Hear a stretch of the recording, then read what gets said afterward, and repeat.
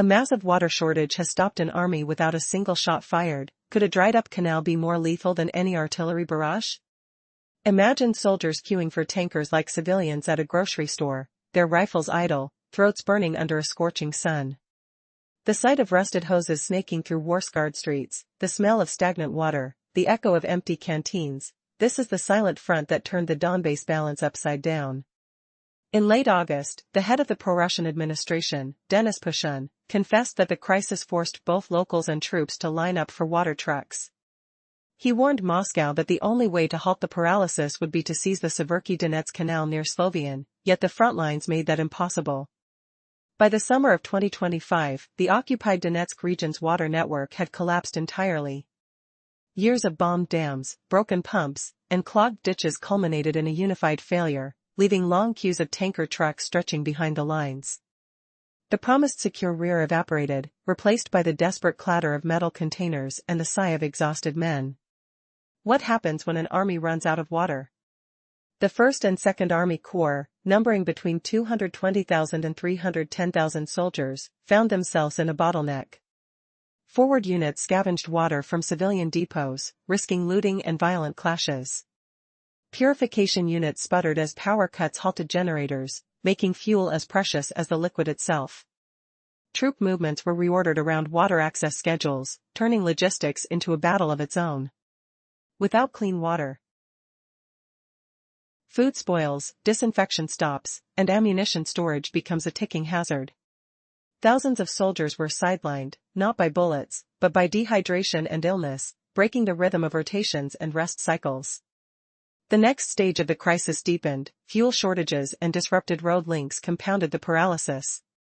Imagine the grinding sound of idle engines, the acrid smell of diesel fumes dying out, and the bitter taste of dust on soldiers' throats as they march without hope of resupply. Water, fuel, and transport, all choked at once, left hundreds of thousands of troops unfit for combat. The front became a desert of longing, where every step echoed the hollow promise of a war that could not sustain itself. As the summer waned, the harsh reality emerged. The Kremlin's invasion plan had collapsed, not in a blaze of gunfire, but in a quiet, parched surrender. What will be the next move for an army that cannot even drink? The answer lies in the shattered canals, the empty tanks, and the desperate eyes of men who once believed in victory. The battle for water has already reshaped the war. Will the next front be fought over a drop of hope or a broken pipe? Previously we noted the unprecedented disruption in water supplies for the 1st Army Corps in Donetsk and the 2nd in Luhansk, with Russian forces numbering between 220,000 and 310,000. What happens when an entire front line runs dry, not from bullets but from thirst? Imagine soldiers queuing for water trucks while artillery sits silent, and a once mighty invasion plan crumbles because the pipes have burst. The hidden war of pipes and pumps is now deciding the fate of hundreds of thousands of troops. The 1st and 2nd Corps soon found themselves trapped in a logistical choke point. Frontline units were forced to tap civilian networks and local depots, exposing them to looting and heightened tension with nearby residents. Security at these depots deteriorated, while contaminated sources left water purification units undersized and ineffective. Recurrent power cuts halted pumps, turning fuel for generators into a commodity as vital as the water itself. In several sectors, commanders began to schedule troop movements around water delivery timetables, essentially turning a basic necessity into a battlefield priority. Water logistics now sits alongside ammunition and fuel on the planning boards of the Corps' heads. Fatigue and illness, spurred by dehydration, have removed increasing numbers of soldiers from combat, scrambling rotation schedules and eroding the Army's operational tempo. Field reports reveal that forward positions rely on civilian pipelines for drinking water, and reinforcement convoys are now loaded with water barrels instead of weapons. This attrition, achieved without a single shot fired, has sidelined thousands of fighters and disrupted rest cycles in rear areas. Without water, food spoils, disinfection stalls, and ammunition storage becomes hazardous. The phrase "the Kremlin's invasion plan has fallen through" is no longer a metaphor, it is a concrete assessment from the summer's end in Donetsk. The collapse of the Seversky Donetsk Canal, once the lifeline delivering up to 94% of the region's water, has turned the front into a desert of thirst, forcing a strategic re-evaluation that may reshape the entire conflict. A quick recap: without water, there is no food, no disinfection, and ammunition storage becomes dangerously unstable. The claim that Moscow's invasion plan had crumbled was more than rhetoric, it was a fact confirmed by reports from Donetsk at summer's end. Now, let's dive deeper into a critical weapon nobody fired, a shattered water canal that brought Russian forces to their knees. The Severky Donetsk-Donbass Canal, in operation since 1958, was the heartbeat of Donetsk Oblast's water supply. Stretching 133 to 135 kilometers, this lifeline connected the Severky Donets and Kalmius rivers, supplying nearly 94% of the region's water before the war. But today, as the front line slices right through its path, the canal's flow is patchy and unreliable. Damage to the infrastructure, caused by relentless shelling, power failures, and fractured control, has turned the canal into a broken pipeline dripping despair. Moscow's proxies scrambled to open emergency reservoirs, but their limited capacity leaves a thirsty region gasping. Water rationing has become routine. In Donetsk and nearby towns, residents get water only a few hours every 3 days. Endless lines of tankers snake through streets, while images emerge of public facilities spraying water to keep greenery alive, fueling outrage among communities left parched. Moscow blames Ukrainian forces for damaging the canal's headwaters, but much of the destruction is collateral damage from the grinding war itself. Meanwhile, bottled water has become a scarce luxury, replacing taps that no longer run, if you can find it at all. At the root of this crisis lies a lethal combination: centuries-old infrastructure shattered by years of combat and neglect. What was once a steady pulse of life is now a drip of desperation, cutting off both civilians and the troops the Kremlin claims to protect. Long ago, donning a uniform in Russia was a symbol of honor and privilege. Being an officer in the Soviet era was a ticket to status, social respect, and a secure future, barracks, pride, the kind of certainty few others enjoyed. But history did its quiet dismantling. The ideals faded. The uniform became a burden rather than a badge.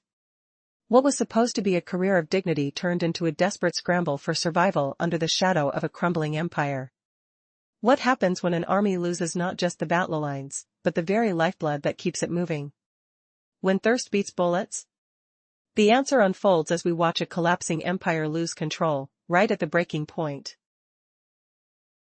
Previously, we saw how the water crisis in Donbass is more than just a scarcity issue, it's a symptom of relentless damage and decay fighting has inflicted on the region. In Russia's past, wearing a military uniform meant more than service, it signified honor, a stable future, and social prestige. It was a prized status, rooted deep in Soviet tradition with its barracks, discipline, and respect. But history has quietly unraveled this noble image.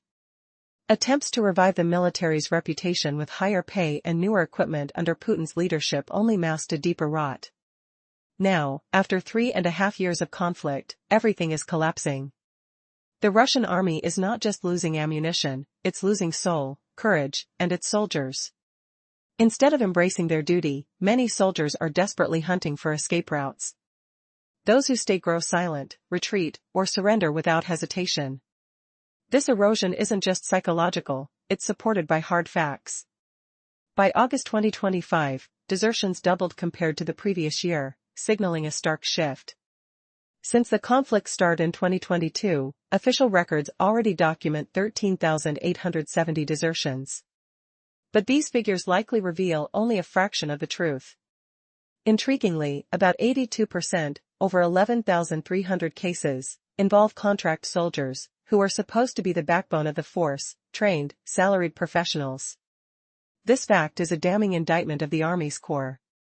The remaining desertions include nearly 2,500 conscripts and a handful of recruits under special conditions. That conscripts desert less seems like discipline, yet it's more a grim reflection. Conscripts face far higher death rates on the front lines. One unit starkly illustrates the crisis: the 30th Separate Motorized Infantry Brigade, part of Russia's Second All-Russian Army. Between April 2023 and March 2025, it recorded 1,988 desertions, a shockingly high number, representing nearly half of its personnel. Even more alarming, desertions surged dramatically from late 2024 into early 2025. What does this unraveling mean for the Kremlin? For the soldiers? the story is far from over. Could this implosion at the heart of Russia's military shift the entire conflict? What happens when the men in uniform stop believing in their cause and start turning their backs one by one? The next chapter reveals chilling signs of collapse on the battlefield itself and the desperate choices troops make amid chaos. Previously, we saw how the seeming discipline of some troops masked a deeper tragedy, their devastating death rates on the front lines. The 30th Separate Motorized Infantry Brigade, part of the Russian Federation's Second Army, starkly illustrates this collapse from within. Between April 2023 and March 2025, nearly 2,000 soldiers, about half this brigade's entire personnel, vanished from their posts through desertion or abandoning their duties. What's chilling is the surge in these numbers during late 2024 and early 2025. Nearly three-quarters of those who fled were contract soldiers, highly trained professionals, while only a tiny fraction, 4.38%, were mobilized conscripts. But this does not suggest loyalty among conscripts. Rather, they are relentlessly thrust into the deadliest battles with little chance of survival.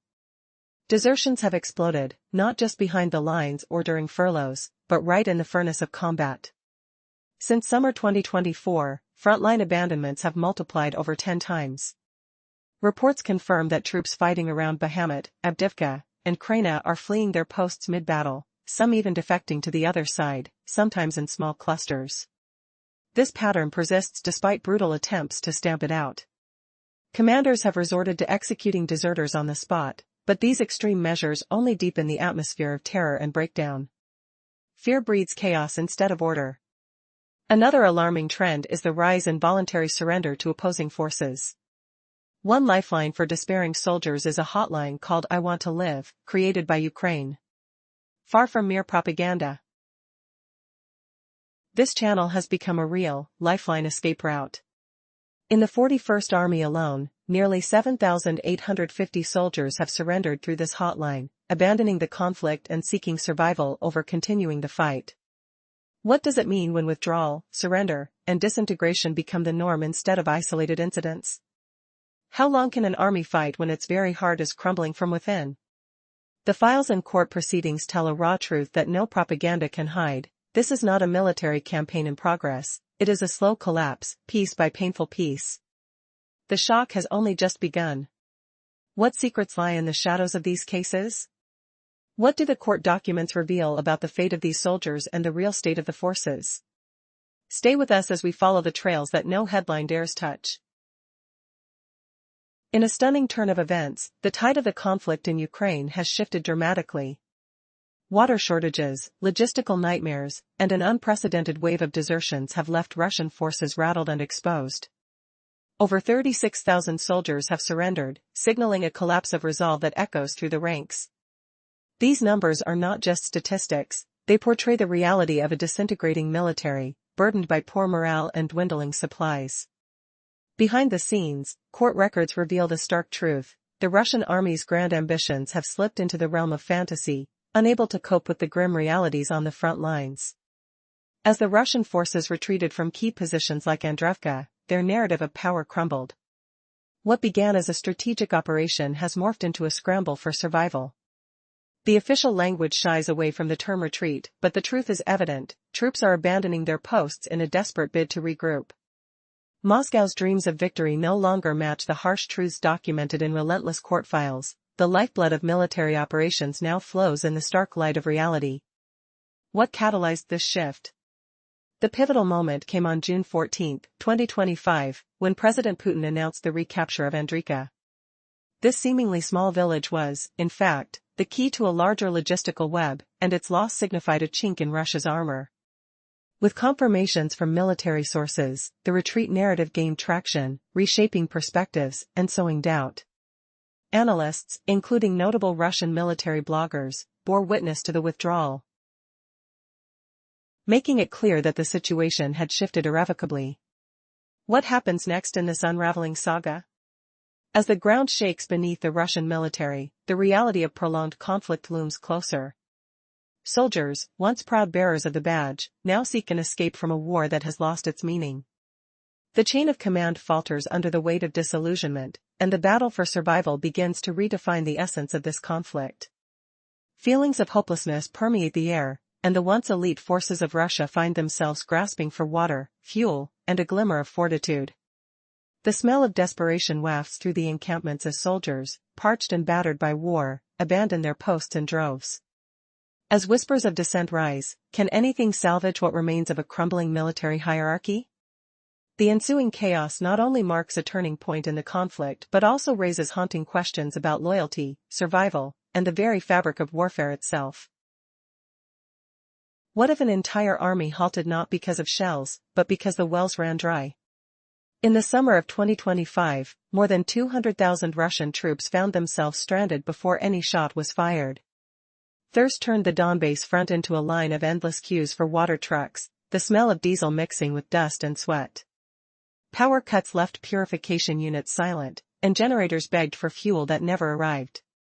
The 1st and 2nd Army Corps, numbers shifting between 220,000 and 310,000 soldiers, found their combat rhythm reduced to the rhythm of water delivery schedules. With contaminated sources, even the rare clean sip became a gamble.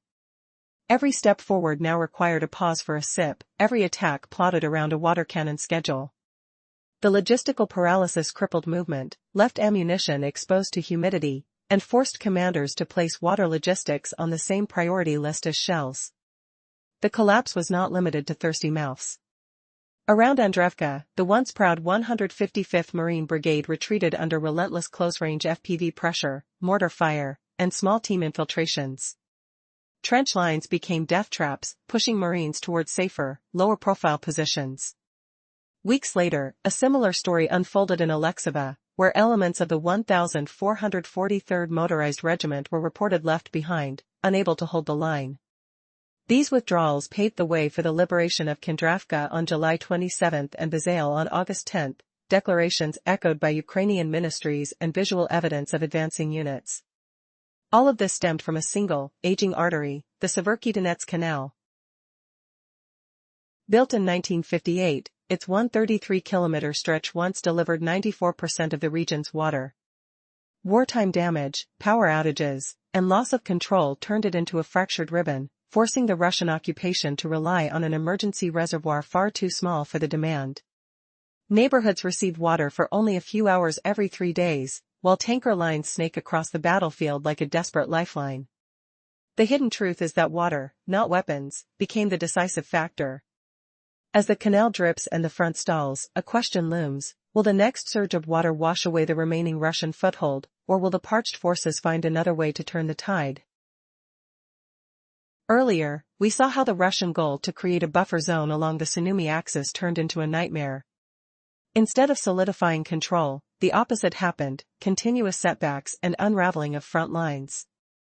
Now, let's dive deeper into these battlefield reversals that stunned observers. Troops pulled back from forward posts one after another. Holding on to key junctions became impossible. Supply routes, already fragile, broke down repeatedly. Moscow had publicly framed this buffer zone as a critical strategic aim, broadcast by official agencies. Yet, the reality on the ground was far weaker than those declarations. The Ukrainian Chief of General Staff announced the halt of Russian advances, confirming the front line had stabilized with no further progress on the Sumy border. News outlets echoed these reports, emphasizing defensive gains by Ukrainian forces, even celebrating the retaking of places like Andreevka. What was meant to be a push forward turned into something else entirely: an enforced retreat. But here's the burning question: was this fallback ordered from high command, or a spontaneous local reaction? Kremlin spokespeople have stayed silent on any withdrawal, and that silence is telling. Despite the buffer zone plans, commanders on the front appeared to shift tactics, choosing to fall back and reinforce stronger defensive lines instead. Moscow hoped to stretch its defensive perimeter, but ended up shrinking it. Maps reveal the truth: lines pulled back from Andreevka to Khandravka, then Oleksivka, and ultimately Vasilivka. When we piece together official statements with open-source intelligence, a clear picture emerges: the Russian push at Sumy did not yield a solid, resilient front. Instead, relentless pressure sparked a frustrating cycle. Narrow infiltration attempts met fierce resistance and led to tactical retreats. Ukraine's forces capitalized on this, restoring control over small towns and villages. And the setbacks didn't stop there. Similar crackdowns unfolded further south, near Velikivka and Novosela, accelerating the collapse of Russian positions. The dream of a secure buffer zone faded as the reality of withdrawal settled in, a pullback masked as defense that revealed cracks deep within the command's strategy. What does this unraveling mean for the broader campaign and Moscow's ambitions? How long can an army maintain momentum when every attempt to hold ground ends in retreat? The next twist comes when looking not just at the lines, but at the lifeblood supporting those troops. Because no matter how many positions you claim or lose, without resources like water and fuel, no frontline can hold. Stay with us as the hidden story behind the battlefield's silent surfaces, a story where thirst and exhaustion force an army to crumble without a single shot fired. In a dramatic turn of events that reshaped the balance of power in the Donbass region, Ukraine effectively immobilized over 200,000 Russian soldiers without firing a single shot. This astonishing breakthrough wasn't achieved through the roar of artillery, but rather through the quiet yet devastating impact of water shortages. The crisis in water supply ignited a series of dire ramifications for Russian military operations, causing chaos along the battle lines. Denis Pushkin, the head of the pro-Russian administration, publicly acknowledged the catastrophic water situation. Long lines of soldiers and civilians waiting in desperation for water deliveries became a haunting image of the Russian military's paralysis. Pushkin lamented that the lack of access to water had crippled operations, leading to a psychological blow that Moscow never anticipated. With troops halted by thirst instead of enemy fire, the overall morale and functionality of the forces rapidly deteriorated. The crisis extended beyond just water. Fuel shortages and transportation failures compounded the problem, leading to logistical paralysis. Estimates indicated that approximately 220,000 to 310,000 Russian troops were caught in a dire web of inadequate supplies, making them combat ineffective.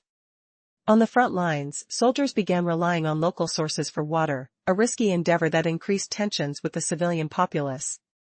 This forced logistical nightmare meant the military had to adjust operational plans around access to their most basic necessities. The staggering reality was that basic human needs became the focal points for military strategy. Reports indicated that troop movements had started to revolve around water availability, creating a situation where vital combat functions were being neglected. While Russia's military might boasted advanced weaponry, the lack of water had undermined their fundamental capabilities. Without access to clean water, soldiers struggled to maintain health and efficiency, leading to a worrying attrition rate that contributed to their inability to mount a significant defense or counterattack. Meanwhile, the critical Severky-Donetsk-Donbass Canal, once the lifeline for the region's water supply, lay damaged and unstable due to ongoing hostilities. The canal, which had once fulfilled nearly 94% of the area's water needs, had become a bitter reminder of the war's toll. As Russian forces scrambled to manage the overwhelmed water distribution system, residents faced a harsh new reality: long waits for water, dwindling supplies, and rising anger over inequities in distribution. The situation rapidly descended into chaos. With bottled water becoming a coveted commodity, urban neighborhoods erupted in frustration. Some even endured water shortages of days at a time. Meanwhile, complaints surged toward Moscow, while local officials hastily pointed fingers at Ukraine for the damage to critical infrastructure. However, much of the devastation was rooted in the war itself. Historical perspectives also reveal a significant transformation within the Russian military's ethos. Once seen as a source of pride and prestige, service in the armed forces became marred by socioeconomic crises and a growing sense of disillusionment. Soldiers lost faith in the carry-forward promise of military life as fatigue and low morale set in. With an unprecedented surge in desertions and surrenders, the very fabric of the Russian army began to fray. In the heat of conflict during 2025, desertion rates soared alarmingly. From January to August, desertions matched the total of the previous year, confirming a grim narrative. Among those deserting, contract soldiers bore the brunt. A staggering 82% had walked away from service. This pointed to a collapsing structure at the core of military stability. One of the most telling instances was the 30th Separate Motorized Infantry Brigade, where nearly half its personnel either deserted or went missing between 2023 and 2025. This troubling trend of soldiers seeking safe refuge only intensified on the battlefield. The fear and anxiety of eventual death made the option to surrender increasingly tempting, especially as evidence mounted showing that many combatants were abandoning their posts during engagements. As the human cost of this conflict rose, the desperation among Russian soldiers deepened, and the threat of punitive actions failed to restore discipline. The psychological warfare waged by despair within their ranks ultimately became a self-defeating cycle. And so, amidst the crumbling hopes of its soldiers, Russia's backing of North Korean laborers in an attempt to fill workforce gaps turned into yet another scandal. Shocking reports revealed that these imported workers were strapped to inhumane working conditions, suffering far worse than anticipated. Their stories, once hidden, began to seep into the world, revealing the harsh underbelly of an alliance built on desperation and decay. Each narrative of escape pulled back the curtain on a mechanism of oppression that transcended borders, echoing through the very foundations of both Moscow and Pyongyang.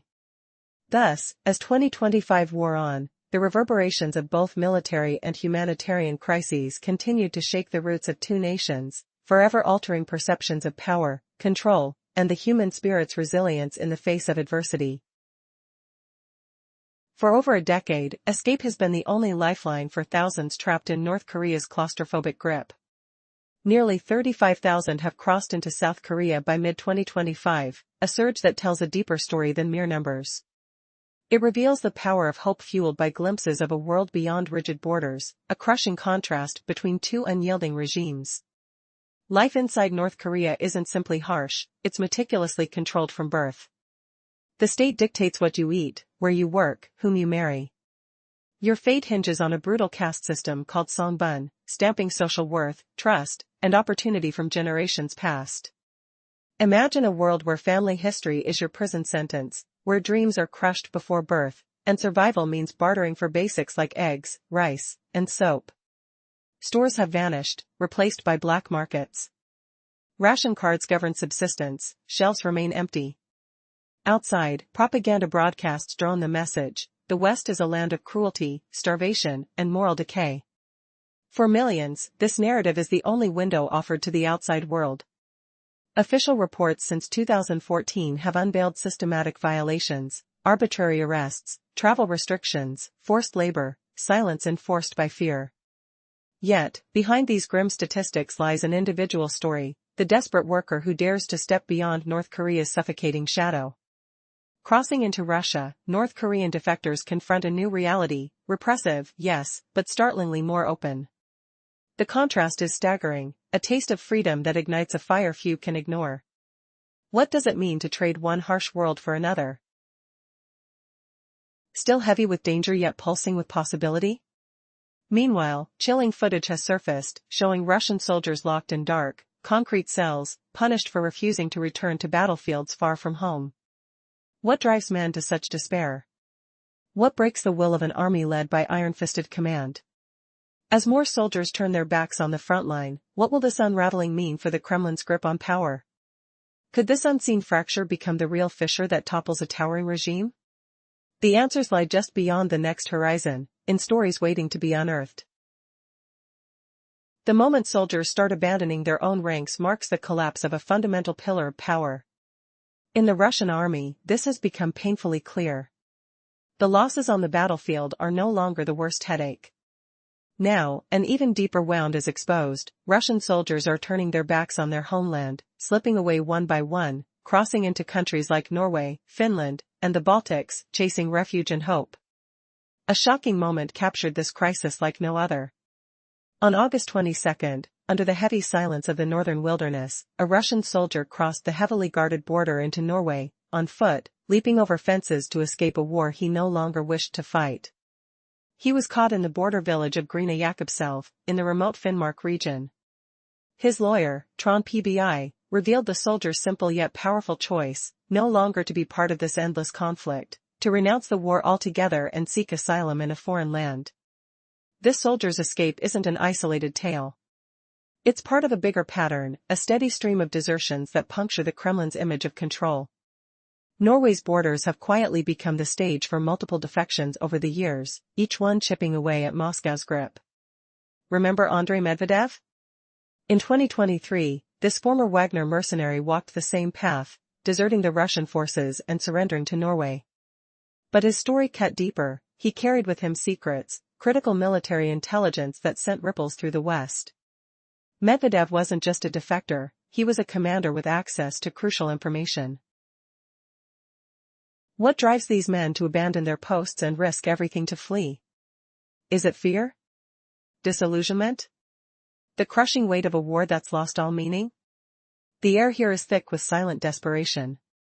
Cold northern winds whisper through the border fences, carrying stories of soldiers who once believed in honor, now haunted by fear and doubt. What happens when the backbone of an army cracks, when those sworn to defend a regime instead seek escape? The question lingers, how long can an army survive when its own warriors turn away? What does this mean for the battlefields of Eastern Europe? The next part will reveal the hidden truths behind these desertions, and unravel the impact on Russia's war effort before the front lines even see a bullet fired. Last time, we explored the shocking journey of Andrei Medvedev, a former commander in the Wagner mercenary unit. In 2023, he fled to Norway, not only escaping the brutal conflicts in Ukraine but also handing over critical military intelligence to Norwegian investigators probing war crimes. His story revealed cracks in what the Kremlin portrayed as an invincible force. But his defection was no isolated case. Now, consider this: why are Russian soldiers risking everything to cross frozen borders into Norway, Finland, and the Baltic states? The answer lies in a deeper unraveling of Russia's military morale. Medvedev, just 28, has been fully cooperating with Norwegian authorities since his arrival at the start of the year. He has willingly taken part in about a dozen interviews with police officials hunting down truths about war crimes. His knowledge goes beyond daily battlefield reports, it unveils the inner chaos of the Wagner forces. But Medvedev's escape echoes across Europe. During the same period, a group of Russian soldiers fled into Finland. They declared plainly, "We don't want to fight. We want to save our lives." This was a blow to Moscow's propaganda machine that claims every Russian citizen pulls a volunteer duty for the war. Suddenly, headlines across the continent exposed a very different reality, one where fear, exhaustion, and disillusionment drive men to desertion. Far beyond Finland, the Baltic countries faced a similar situation. Estonia and Latvia intercepted small groups of fleeing soldiers.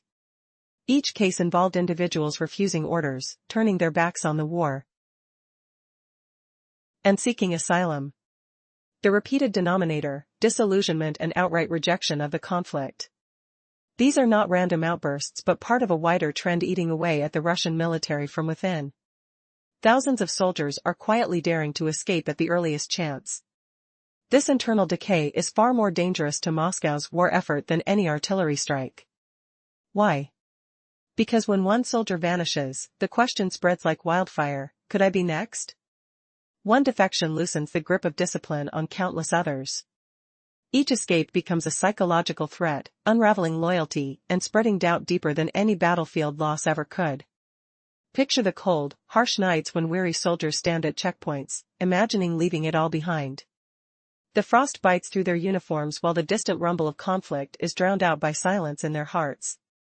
For many, survival outranks duty. This wave of desertion shatters the Kremlin's narrative of unwavering support. It opens a door for many more, breaking down the image of a cohesive, fighting force. Behind the front lines, morale is crumbling, and the soldiers' willingness to fight is fading fast. So, what compels these men to risk everything, often embarking on dangerous treks through unforgiving terrain, to escape? What is happening inside the Russian ranks that twists soldiers' minds into choosing flight over fight? The truth is chilling: the front lines have become a gauntlet not just of bullets and explosions, but of despair. The everyday reality for Russian troops is marked by fatigue, fear, and the growing sense that their sacrifice means nothing. Morale is not just low, it's collapsing. In the next part, we will dive deeper into what this means for Russia's war effort. How does the mass desertion reshape the battlefield? And most importantly, what does it reveal about the unraveling heart of an army that seemed unstoppable? Stay with us as we uncover the story behind the cracks that threaten to swallow an entire military force. In the blistering heat of conflict, the spirit of the average Russian soldier is crumbling. They're caught in a relentless cycle of loss, failure, and despair, as the harsh realities of war unfold before their eyes. While Moscow paints a picture of victory with bold proclamations, the front lines tell a different story, filled with the echoes of drones and the screams of artillery fire.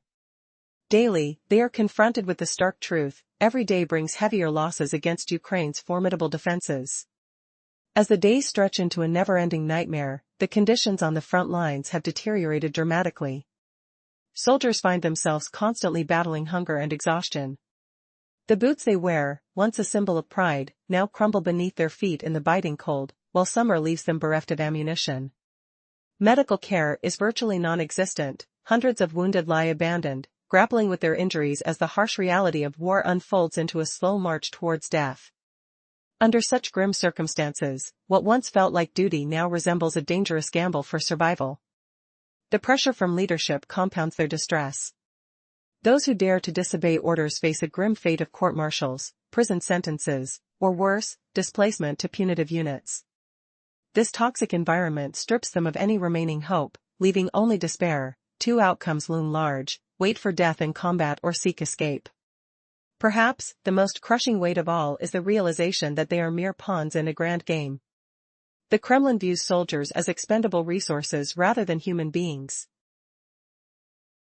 With every unit decimated, new ones are thrust into the same brutal conditions, reinforcing a growing sense of hopelessness. In their minds, fleeing represents the only chance to reclaim their lives. As they contemplate desertion, soldiers also consider the implications of their actions. In escaping, they aren't merely saving themselves, they're taking invaluable intelligence with them. They carry insights about battle tactics, command strategies, and weaknesses within their units. This flow of information poses a significant threat to the Kremlin's hold on power. Ultimately, Russian soldiers are choosing to abandon their posts not just for survival but to resist a system that views them as disposable. Rather than being led to glorious victories, they merely face a grim fate. In this bleak landscape, the quest for life outweighs the call of duty, and surrender emerges as the only rational choice. So why would a soldier risk everything to cross icy borders into the arms of foreign lands? In this desperate world, the answer lies within the daily struggles, where the weight of loss and despair outweigh the bond to their weapon. As they observe comrades succumb to betrayal, hopelessness festers. The Kremlin's losses are not just soldiers, their secrets, morale, and hope, all leaving the battlefield in silence. How can a regime sustain itself when its own warriors abandon their posts? The journey of the reluctant soldier continues, fraught with ethical dilemmas and unyielding pressure. In the previous part, we saw how widespread desertions have exposed the Kremlin's military vulnerabilities to the West. Russian soldiers aren't just fleeing battlefields, they're handing over priceless secrets that unravel Moscow's war strategy. This shift threatens to crumble the Kremlin's carefully crafted image of strength and control. Now, imagine this: soldiers who have been portrayed as fierce patriots suddenly choose survival over loyalty. Hunger gnaws at their bellies, exhaustion weighs down their limbs, the relentless pressure crushes their spirits. For many, the border becomes a lifeline far more appealing than their rifles. This isn't merely about fleeing combat, it's a stunning betrayal of Moscow's narrative. When Russian troops scramble for asylum in Finland and Norway, countries depicted for years as enemies, it shatters the illusion of unity fed by Kremlin propaganda. Russian state television tries desperately to sweep this under the rug, yet on social media, whispers turn into roars. These are not isolated cases, they're cracks widening into yawning fissures. What does it mean when the so-called patriotic soldiers abandon their posts at the deadliest moments?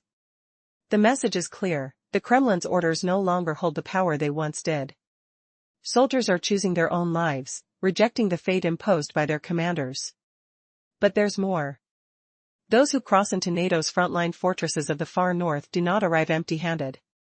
They carry stories and secrets that could topple Moscow's dominion over the battlefield. Each defector is a trove of intelligence, revealing the true state of Russia's units. Which troops are stationed where?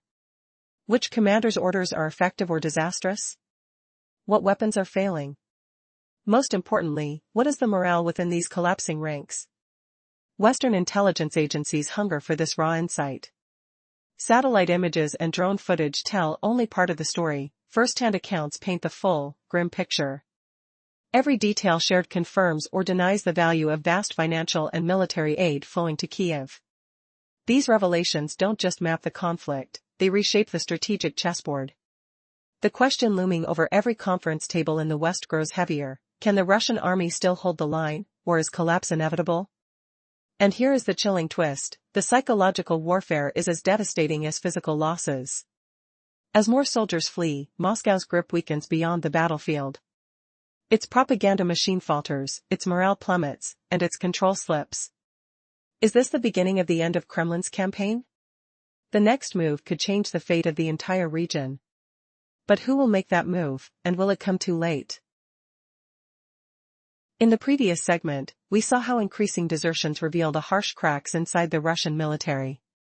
Those fleeing soldiers carry not only truths about technical setbacks but also expose the crumbling morale that Western allies watch closely. The burning question remains: can this wounded army still hold the line? Now, imagine this: every soldier who decides to abandon their post leaks far more than just secrets. These defectors aren't just surrendering themselves, they are handing a treasure trove of vital intelligence to Ukraine and NATO alike. With first-hand knowledge of northern bases, border patrols, and defensive setups, those fleeing soldiers force countries like Norway and Finland to rethink their entire defense strategies. Could it be that a single soldier's choice to escape is silently redrawing borders and shifting power balances? Behind every defection lies a deeper story of psychological defeat. Kremlin propaganda proudly declared that Russian troops fight with unwavering loyalty, hearts full of patriotism. Yet, what the West's media uncovers tells a starkly different tale. It is a narrative soaked in desperation: we don't want to fight, we just want to survive. When these voices break through the official silence, they chip away at Moscow's carefully built facade of strength. The world is watching, and the image of a mighty army is fading into one of fracture and fear. Each defection is more than a lost soldier, it is a devastating blow to the Kremlin's image and strategy. For the West, every one of these soldiers is a double-edged gain, unlocking military secrets while simultaneously delivering a symbolic defeat to Russian prestige. The psychological impact spreads like wildfire. When word spreads that escape is possible, discipline from the front lines to the rear weakens. Commands lose their power, threats lose their sting. Could this be the beginning of a collapse not sparked by bullets, but by disbelief? What once seemed like isolated incidents have transformed into a visible, dangerous trend. Defections aren't rare anymore, they are multiplying and making waves far beyond the immediate battlefield. Even in Norway, Finland, and the Baltic states, stories surface of fleeing soldiers crossing through or near NATO borders, leaving officials scrambling to update their protocols. When the heart of an army chooses flight over fight, where does that leave its leaders? The next question we must ask: if soldiers are abandoning their posts openly and spreading fear within, what will Moscow's next move be? Will harsher punishments tighten their grip, or will they accelerate the unraveling? The answer may shock you, and it might just redefine the course of this conflict altogether. To recap, desertions among Russian troops are no longer rare, isolated events. What once could be dismissed as individual failures has become a widespread crisis. Soldiers leaving in droves now cross borders into Norway, Finland, and the Baltic nations, shattering the Kremlin's image of an unbreakable, patriotic army.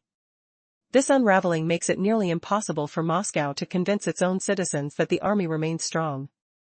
Discipline is fraying under the pressure, harsh punishments intended to stop desertions only fuel despair. Frontline soldiers face a brutal choice: perish in combat or suffer severe penalties. This grim reality sparks a domino effect of psychological collapse among troops. Meanwhile, Kremlin-controlled media struggles to contain the truth. In the era of social networks, stories of fleeing soldiers spread quickly. Ordinary Russians, witnessing their soldiers seeking asylum in the West, start questioning the war's legitimacy.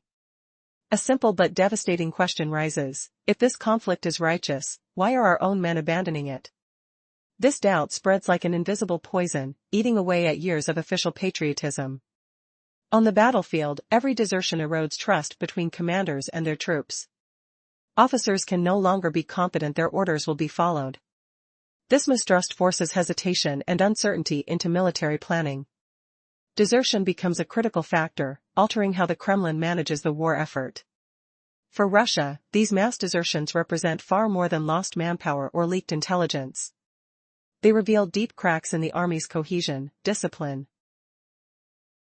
and morale. The fear-gripping Moscow is not just about losing territory in Ukraine, it's about losing control over its own forces. The real vulnerability lies in the growing hopelessness within the ranks. Consider the image of a single soldier crossing into Norway, not just a lone escape, but a glaring symptom of systemic collapse. Each man who deserts signals a fracture far more dangerous than any battlefield defeat. This is the story not of isolated weakness, but of an entire edifice crumbling from within. What happens when the pillars holding an empire together start to fall? The true answer lies hidden behind the lines of shattered discipline and fading loyalty. In recent months, a soldier fleeing across the border into Norway might seem like just another minor incident. However, it symbolizes a far deeper fracture within Russia's military framework. This is not merely an act of desertion, it represents a profound collapse within a system straining under pressure. Each defector is a clear indication that the Russian army is unraveling. Every soldier that abandons their post chips away at the Kremlin's carefully constructed narrative that the military is resilient and patriotic. Today, one soldier seeks sanctuary in Norway. Tomorrow, another may vanish to Finland, and shortly thereafter, reports of desertions near the Baltic Sea could emerge. This alarming trend showcases a scenario that Moscow struggles to manage, the inability to retain its soldiers. Such perceptions strike a serious blow to the Kremlin's prestige on the international stage and erode its legitimacy back home. Internationally, the images and reports of these defections tarnish Russia's reputation. In Western discourse, the narrative is changing, the fervor to fight at the front is wilting. Soldiers are prioritizing their survival over allegiance, which lends further credibility to the support lavished on Ukraine. For Western governments, showcasing the disintegration of the opposing force is a powerful tool in swaying public opinion. Each new desertion fuels the narrative that Russia is weakening. Militarily, this phenomenon is set to create even more significant hurdles for the Kremlin. Every defector does not merely represent a loss, rather, they become a beacon for others still on the front lines. As tales of these brave escapes circulate, doubts begin to echo in the minds of remaining soldiers. Could I do that too? When such thoughts proliferate, they trigger a breakdown in discipline from within. If fresh troops are contemplating escape before even embarking upon their assignments, this could drastically change the course of the war. Politically, the surge in desertions poses an explosive threat to Putin's regime. Historically, the Kremlin has championed the slogan, "Our people stand with us," as a justification for their military endeavors. Yet now, as soldiers slip away to seek refuge in the West, this mantra begins to crack, signaling potential instability not just at the front lines, but eventually resonating through the streets of Moscow. Families are bound to ask, why are our sons abandoning their posts? As such questions rise, societal trust in leadership becomes increasingly fragile, revealing an impending crisis that looms ominously for the future. The Western rallying cry is already cracking, and Moscow's streets will soon echo with mothers asking, why are our sons abandoning us? Society's confidence trembles, and the future of a key airborne regiment teeters on the edge. What if the real weapon in this war is not a cannon, but a dried-up water pipe? By late August, more than 200,000 Russian troops stood idle in Donbass, not because of artillery fire, but because they waited in endless lines for water trucks. Denis Pushkin, the pro-Russian administrator, confessed that the water shortage had crippled the region and stalled the Kremlin's plans. The once reliable Severki-Donetsk-Donbass Canal, 135 kilometers long, delivering 94% of the oblast's water since 1958, now sputters under damage, power cuts, and lost control. Frontline soldiers are forced to tap civilian wells, risking looting and confrontations. Purification units falter as generators run out of fuel, and entire patrol routes are scheduled around water delivery timetables. Without clean water, food spoils, ammunition rusts, and disease spreads. The logistical choke point has turned into a battlefield of thirst, leaving thousands of fighters unable to fight. Desertion numbers confirm the collapse. By August 2025, 13,000-plus soldiers had officially abandoned their posts, an increase that matches the total for the entire previous year. Over 80% of these were contract professionals, the Army's trained corps, only a fraction were conscripts, many of whom have already been lost to combat. In the 30th Separate Motorized Infantry Brigade, nearly half of the personnel vanished through desertion or surrender, with 1,988 cases recorded between April 2023 and March 2025.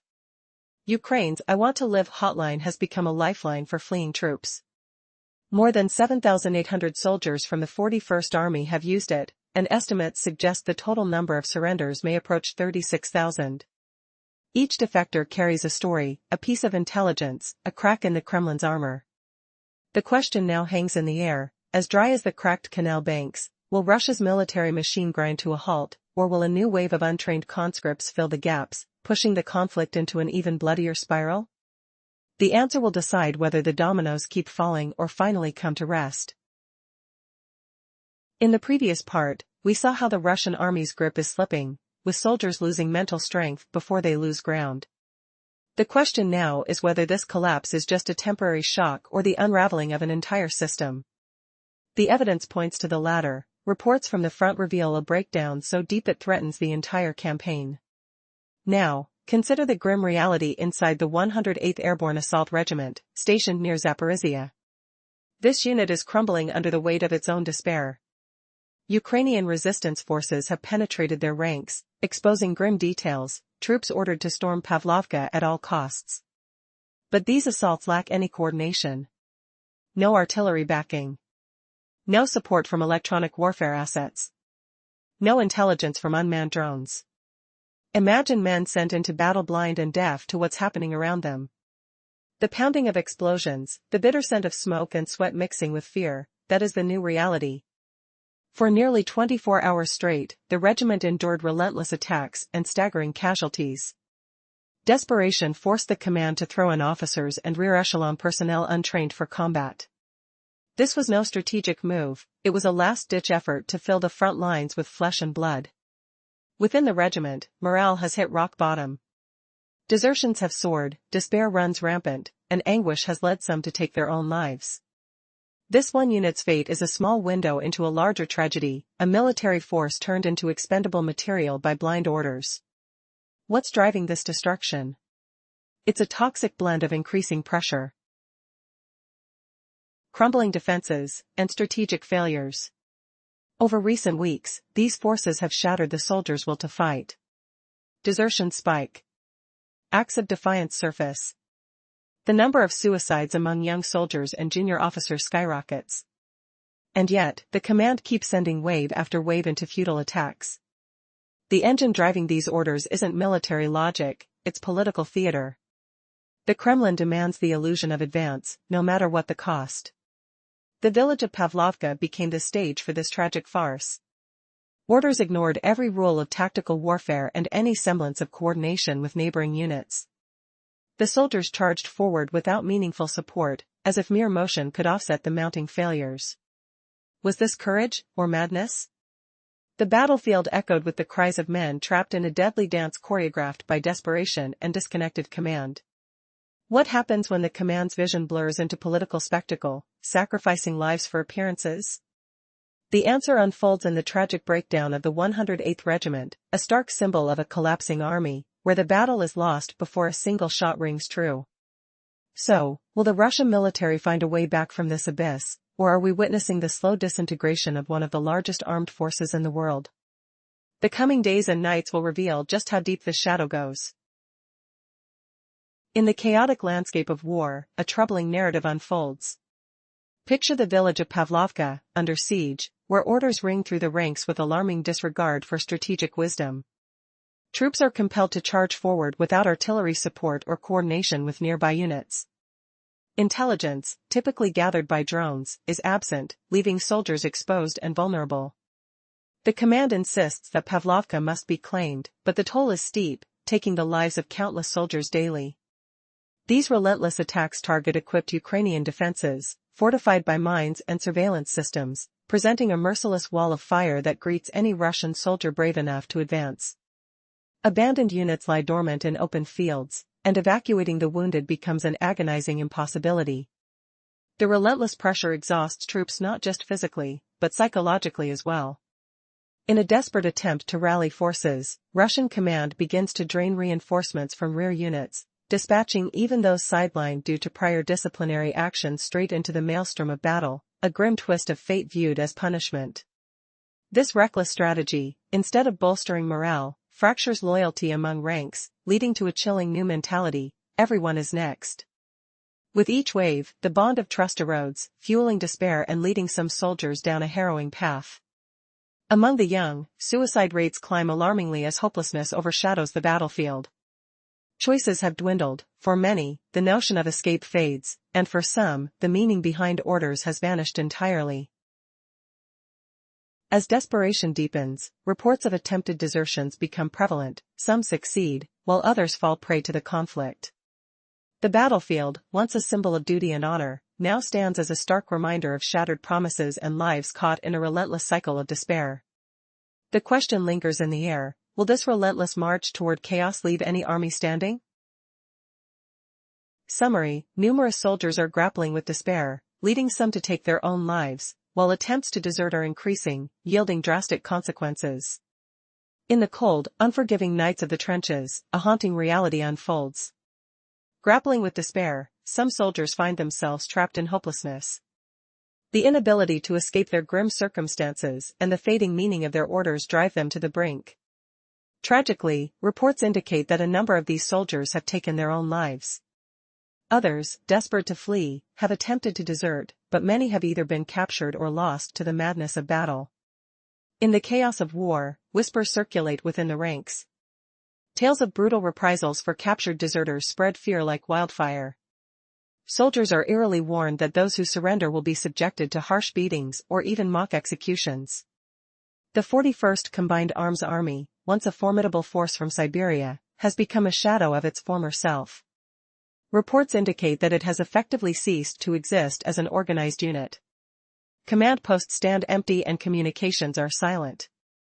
The armored vehicles that once symbolized strength lie either destroyed or abandoned in scrap heaps. Kiev Analytica's assessments reveal a staggering collapse within the 41st Army. 7 lieutenant and major generals have vanished from their ranks, 4 commanders have met their end in battle, and 1 faces life-threatening injuries from a mine explosion. Alarmingly, 2 commanders have disobeyed orders and their fates remain unknown. Field reports echo the dire state. This army once surged towards Kiev with 35,000 personnel, fortified by 350 main battle tanks and over 1,000 armored vehicles.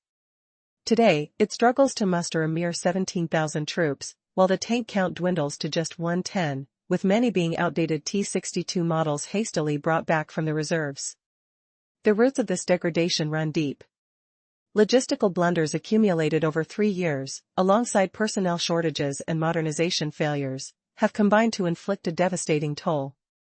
The decimation of leadership doesn't just distort the strategic map, it shatters the very will of the soldiers. Picture a Russian soldier, adorned with the 41st Army insignia, gripping his rifle, yet surrounded by a swirling fog of uncertainty. Should he too retreat? This psychological turbulence has not gone unnoticed by the Ukrainian forces, who exploit it by broadcasting disquieting radio messages across the front, further instilling doubt in the hearts of the soldiers. What will be the cost of such despair when the fires of war burn so relentlessly? As the fabric of the Russian military unravels, the haunting echoes of leaders lost and soldiers adrift resonate for miles. On the battlefield, a soldier from the 41st Army stands with his insignia in his pocket and a rifle slung over his shoulder. Uncertainty clouds his mind. Should he retreat? The Ukrainian forces, astutely aware of the morale crisis among enemy ranks, blare the same chilling message over loudspeakers: if you can't reach your commander, surrender. Hot soup awaits you. Initially dismissed as a mere joke, this psychological tactic began to resonate with soldiers huddled in the bleak, cold trenches as desperation grew. According to data from Ukraine's I Want to Live project, an astonishing 7,846 soldiers from the 41st Army have laid down their arms. But this is just the tip of the iceberg. Court records provide a clearer picture of the ongoing crisis, highlighting a worrying trend. As of late May 2025, there were a staggering 20,662 cases of refusal to report for duty, disobedience, and desertion. A grim 17,721 convictions reflect a systematic breakdown rather than isolated incidents. In some months of 2024, court cases ballooned past 1,000, with daily records reaching over 30 rulings. How long can an army be emptied at this relentless pace? The Russian legal system further complicates matters. A new law introduced in September 2022 classified voluntary surrender as a criminal offense, with penalties between 3 to 10 years. Despite this, scenes of surrender continue to unfold on the ground. In April 2025, the first soldier to voluntarily surrender received a 15-year sentence, displaying the depth of the crisis rather than serving as a deterrent. Is the looming threat of a lengthy prison term outweighing the grim reality of potential death? Adding to the chilling facts is the phenomenon of the voluntary surrender channel, a 24/7 hotline designed for those seeking to give up. In its inaugural year, it reported over 210 cases. By mid-2024, more than 260 cases had been recorded, and by June, that number leapt to over 300. But herein lies a critical distinction: this figure only accounts for formal surrenders facilitated by the hotline. Direct surrenders occurring on the battlefield remain uncounted, supporting the notion that while the number of voluntary surrenders may be modest, it continues to grow steadily. And yet, amid all this chaos, a deeper question lingers. As soldiers grapple with hunger, uncertainty, and a fragile chain of command, what will be the tipping point for the rest of the army? What happens when retreat becomes more appealing than duty? The answers are buried in a slow, creeping silence on the front lines. A desperate silence has settled over the Donbass, where more than 200,000 Russian troops stand idle, thirsting for water while the guns remain quiet. The turning point did not come from artillery fire but from cracked canals and rusted taps. How can a war be won when a soldier's biggest battle is reaching a drinking source? The first paragraph outlined the crippling water shortage that halted Russian advances. Now the story deepens. The shortage spread like a virus, choking fuel lines and blocking road convoys, turning the entire supply network into a dead end. Frontline units were forced to tap civilian wells, risking looting and hostility. Generators sputtered, purification plants fell silent, and soldiers began to schedule movements by the rhythm of water trucks. Could the lack of a single liquid turn the tide of a massive conflict? Next, the narrative reveals the human toll hidden behind the numbers. By August 2025, official reports showed desertion cases soaring to a total that matched the entire previous year combined, over 13,000 soldiers walking away, most of them contract professionals. In one notorious brigade, almost half of its men vanished within 2 years. Even harsh punishments failed. Commanders' gunfire on deserters only fed fear and fractured loyalty. What does a battlefield look like when the echo of footsteps fades faster than the roar of artillery? The final chapter shifts to the "I Want to Live" hotline, a lifeline that has already logged more than 300 voluntary surrenders by June 2024, a figure that excludes countless on-the-spot capitulations. Prisoner exchanges have swelled. In May 2025, 1,000 soldiers swapped sides, and later, an 84484 deal echoed across the front. Drone-guided surrender routes, shouted instructions, and floating water bottles now coax combatants towards safety. Is technology eroding the will to fight, turning war into a series of choices for survival? Each revelation leaves the battlefield hanging on a thin thread of water, hope, and surrender. The next step? A closer look at the Severky Donets Canal, the lifeblood that once fed the region and now drips under enemy fire, threatening to spill the final secret of the silent war. A desert so dry it stopped an army in its tracks. Did the lack of water really silence more rifles than any barrage ever could? Brief recap of the previous clue. Earlier we uncovered the grim experiment of punishment battalions. Special units and convict drafts were rushed through minimal training, sent to the front to soak up casualties. Their shock-filled assaults failed, adding fuel to a rising tide of desertion and open defiance. The eighth clue unfolds when fighting ability faded, discipline eroded in tandem. As order slipped away, the curve of abandonment and surrender surged. Penalties for fleeing or going missing ballooned. Voluntary surrender itself turned into a standalone crime, with some soldiers stripped of rank and handed 15-year sentences. Yet the battlefield did not pause for paperwork. How many seconds of a 10-year term can a soldier count while crouched in mud? The answer rang out in the relentless clatter of boots and the metallic taste of rust in the air. Court files swelled into the tens of thousands. Surrender reports lingered in the hundreds, stubbornly persistent. Prisoner swaps ticked up into the thousands, occurring on a regular rhythm. The legal clamp tightened, but the human mind crumbled faster than any decree. Images from the front revealed cracked helmets, shaking hands, and eyes haunted by the smell of cordite and stale water. An airborne regiment on the southern slope reported a spike in suicides and desertions, forced to charge without drone eyes, electronic shields, or artillery cover. Orders demanded attacks at any cost, yet the cost was measured in lives slipping away. This pattern was no isolated glitch, it was baked into the very model of the campaign. The human element drained, the model sputtered, and battlefield success withered.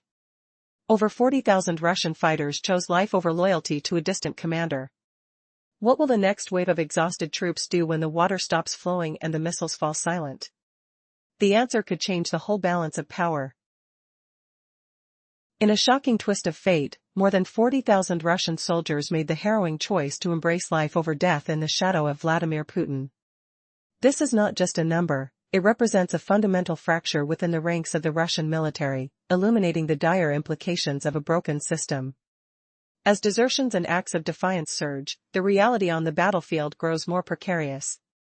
Each defection signifies not just an individual loss but a collective unraveling that threatens the very backbone of military strategy. When discussing the total instances of surrender, we must categorize them into two distinct types. Verified surrenders through official channels number in the hundreds, with the figures surpassing 210 in the first year of the conflict and peaking at around 260 by May 2024. These numbers represent only the incidents systematically processed through designated routes. Moreover, direct surrenders occurring on the ground add to this tally. Many of these individuals are later incorporated into prisoner exchange agreements, with the Ukrainian authorities confirming the return of over 5,000 soldiers. The overall cycle of Russian POWs since the onset of this war, therefore, stretches into the thousands. While voluntary surrender forms a limited but vital component, it steadily erodes the structure from within. Now, let's assess how this pervasive breakdown is affecting the battlefield across three crucial dimensions. First, consider the issue of quality. The hurried recruitment processes, coupled with minimal training and punitive brigades meant to supply troops rapidly, are leading to tactical blunders. In an era dominated by drones and precise artillery strikes, the costs of such mistakes are alarmingly high. Next, we must examine rhythm. The necessary rotation periods for troops have been compromised, significantly disrupting essential rest cycles. Fatigue is settling in, starkly impairing clear decision-making during critical moments. Lastly, there's the issue of trust within the ranks. A chain of command eroded by punitive measures undermines the very essence of justice. This loss of integrity directly translates to diminishing loyalty. Without a foundation of justice, how can errors be rectified and morale maintained? To complicate this further, intelligence reports reveal an aggressive recruitment campaign, with monthly aims reaching into the tens of thousands. But while contracts are relaxed, bonuses increase, and the threat of prosecution eases, the mere influx of numbers fails to guarantee quality. Instead, this surge in quantity without corresponding quality leads to greater risk on the battlefield. Are we merely adding 30,000 new soldiers, or 30,000 new vulnerabilities? As the equation balances on the brink, the future of the military hangs by a thread, and the specter of defeat looms larger. Previously, we saw how increasing bonuses and relaxing contracts have boosted numbers in the ranks. But more soldiers don't mean more strength if their quality is lacking. Could these 30,000 new recruits become liabilities instead of assets? How far can a force stretch before pushing too many risks onto the battlefield? Now, consider the fate of those captured in battle. Reports have surfaced alleging executions of prisoners who surrendered. This raises a chilling question among soldiers: if I give up, will I even live to see another day? The fact that so many still choose surrender despite this danger reveals a crisis far deeper than fear. It signals a collapse of trust and morale. What does it mean when surrender becomes more attractive than survival under fire? From Ukraine's perspective, this psychological breakdown creates clear strategic advantages. When exhausted soldiers break, local units fall apart. This is not just about losing a position, it's the opening for technology to dominate. Drones, artillery, and electronic warfare exploit weakened defenses ruthlessly, triggering a cascade of prisoners. Each new wave of captives is a bargaining chip in prisoner exchanges and, perhaps more importantly, buys precious time. In war, time can be the steepest edge of all. For Russia, the outlook is grim. The answer to decline isn't just harsher punishments or more severe legal crackdowns. These measures might scare some, but they won't restore shattered spirits. The relentless hunt for replacements rolls on, but fresh recruits can never match the value of seasoned troops. Without experience and cohesion, attacks become flashy but hollow gestures, exacting a heavy price in lives and hope. Morale is the fragile thread holding the front together. When it snaps, desertions and surrenders skyrocket. How can this vicious cycle ever be broken? The key lies in rebuilding the human core of the army, justice for lost souls, genuine rest to heal bodies and minds, and tactical planning rooted in reality, not propaganda. Political showmanship can mask problems, but it can never fix them. If troops do not receive the necessary artillery support, drone surveillance, and electronic warfare protection, disintegration begins, not on the battlefield only, but in the minds of those sent to fight. What appears as delay, collapse, or retreat is merely the visible symptom of a deeper mental defeat. Ask yourself, how long before this invisible fracture shatters the entire front line? And what happens when the mind breaks before the sound of war? In the midst of chaos, the true cost of the war in Ukraine is becoming painfully clear. It's not just the firepower or the fleets of drones that determine success on the battlefield, it's the morale and spirit of the troops that ultimately count. When an army lacks artillery support or electronic warfare systems, it risks crumbling under the pressure of enemy fire. This disintegration starts deep within the soldier's mind, revealing itself in how they perform under fire.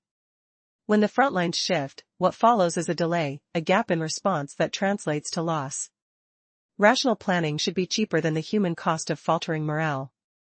The pressing question remains, who can redirect this downward spiral? Interestingly, criminalizing voluntary surrender hasn't deterred soldiers wishing to escape. The fear of punishment is overshadowed by the terror of combat. Many soldiers find themselves under the ever-watchful eye of drones, leading them to either flee or surrender when faced with imminent danger.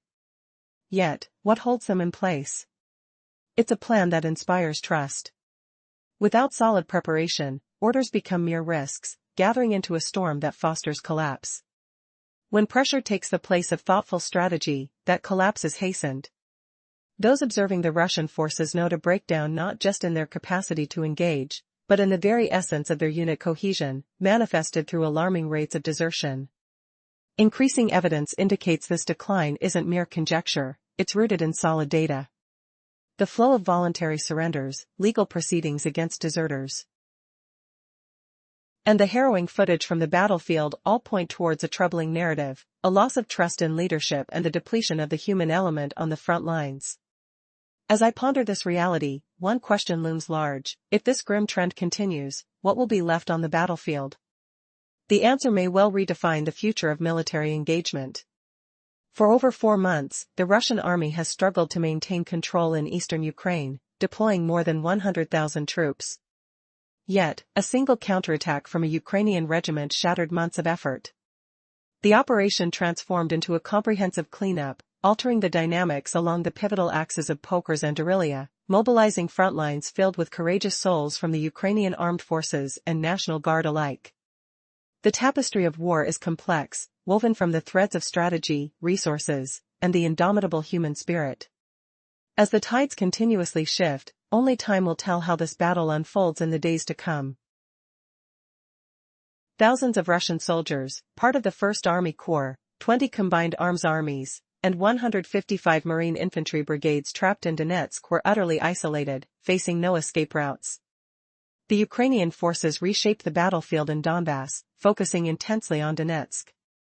The initial breakthrough quickly became visible, 6 settlements retaken, and thousands of opposing troops pushed out from around Pokrovsk. What changed the tide? It wasn't raw firepower alone.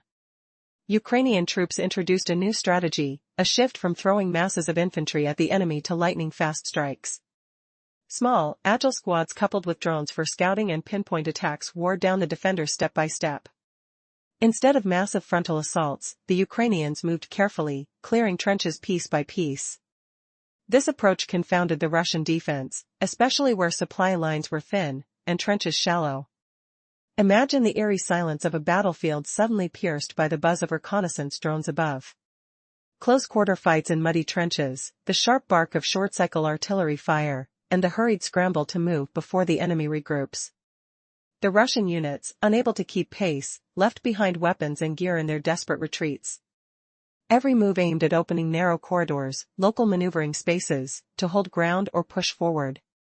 The terrain around Pokrovsk was simplified, as Ukrainian soldiers snuffed out critical supply lines and defensive positions.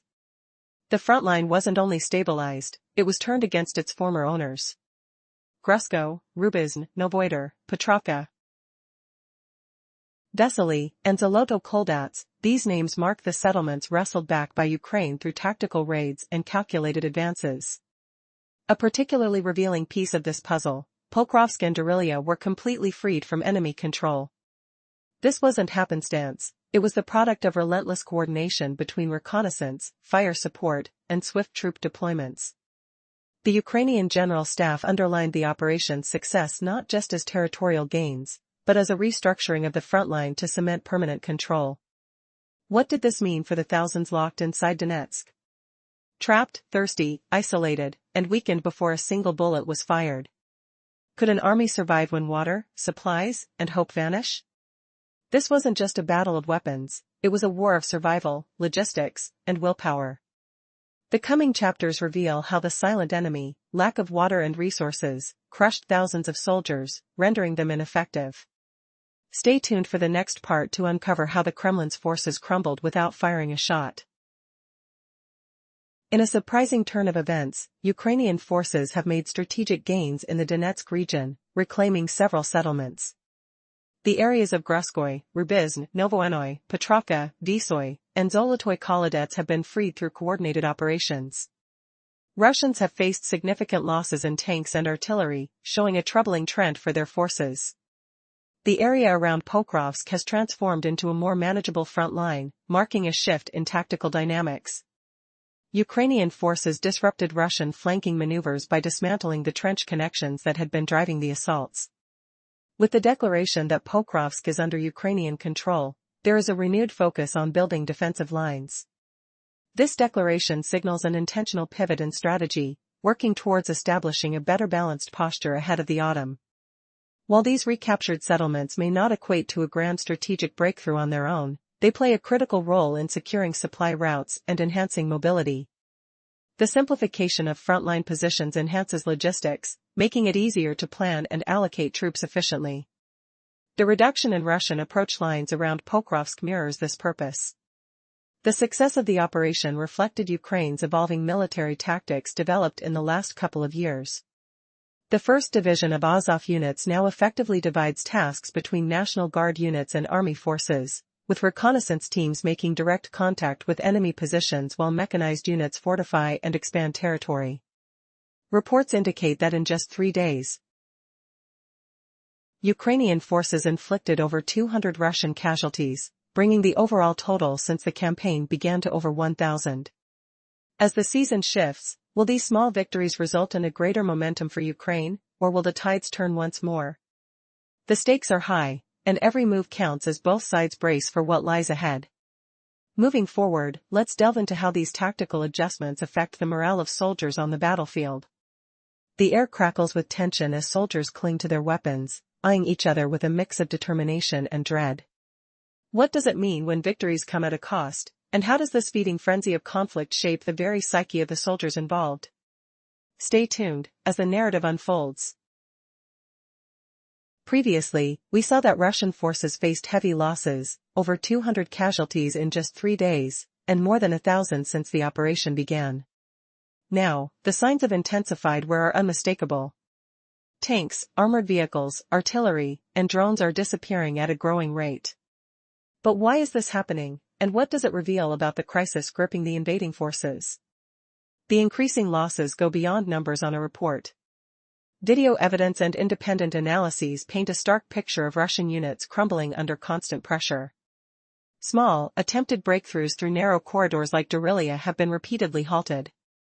Ukrainian defenders and their allies, including Azov units, have not just held ground, they have reclaimed lost positions, pushing Russian lines back to where they began. This isn't just fighting, it's a strategic collapse of momentum. One of the key problems lies in the uneven quality of Russian troops. Some units appear poorly prepared, rushed into battle, and poorly supported by their command structures. Others show signs of inconsistent rotation schedules, causing gaps in frontline strength. Ukrainian sources are quick to point fingers, accusing Moscow of poor planning and weak coordination between the front lines and rear logistics. Even as fighting intensity sometimes dips, unmanned systems, those relentless drones, keep pressure relentless, making these weaknesses devastating. What's more, the terrain plays a crucial role. The trenches and battlefield around Dorylia are fragmented, favoring defenders who maximize every defensive advantage. Attacks depend largely on overwhelming numbers rather than precision maneuvers, wearing down attackers without gaining significant ground. When Russian attempts at encirclement fail, it triggers a consumption effect. Forces get depleted in futile efforts, creating a mounting toll that benefits those defending. Every failed infiltration forces Russian commanders to reconsider plans at higher levels, draining precious manpower and ammunition. The hope for quick victories fades as the reality of grinding, attritional warfare sets in. What does this mean for the future of this conflict? Will erosion of Russian frontline capabilities continue until defenses buckle? Or can Moscow find an unexpected way to break free from these mounting pressures? Listen closely to the sounds along the front, distant drone hum, the echo of artillery, the silent tension among exhausted soldiers. Each element tells a story of a battlefield shifting beneath the feet of those caught in its grasp. The question remains, how long before the weight of these failures brings the entire operation to its knees? In a theater of war where conventional battles usually reign supreme, an unexpected yet monumental shift occurred.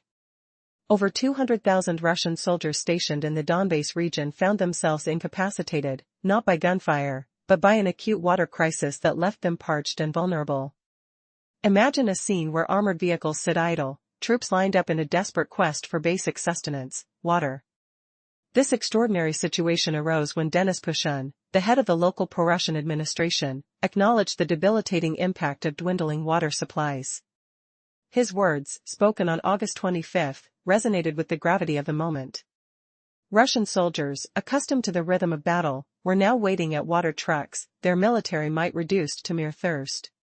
As summer melted into autumn in 2025, Russian forces faced logistical paralysis. Their sprawling military organization, which included nearly 310,000 troops across two critical army corps, now wrestled with acute shortages of essential resources. The once thriving lifelines connecting their supply routes had become vulnerable to neglect and destruction, rendering hundreds of thousands unfit for combat. A chilling thought emerged: this massive army, without firing a single shot, was effectively immobilized. What compounded this crisis was the sheer depth of the problem. The water crisis was just the tip of the iceberg.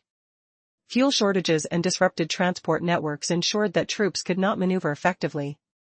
Imagine standing on the battlefield, the sounds of artillery reduced to silence. The smells of burning oil replaced by the acrid scent of despair. Soldiers, once proud bearers of the Russian flag, were now anxiously calculating when their next drop of water would arrive. Intriguingly, the most viable strategic response was hindered by the very essence of military strategy, the prioritization of logistics.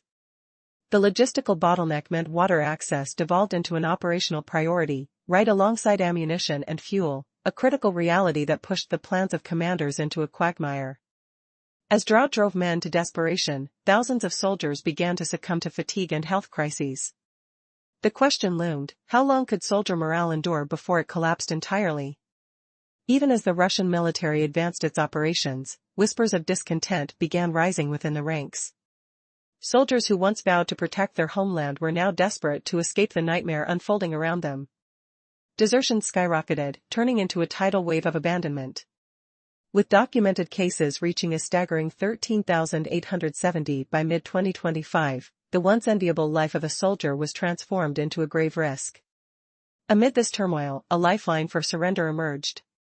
Soldiers faced with disillusionment found hope in the Want to Live hotline established by Ukrainian forces, a beacon guiding them towards safety. To date, nearly 8,000 Russian troops have seized this route, symbolizing not just a tactical defeat for the Kremlin, but a critical psychological turning point.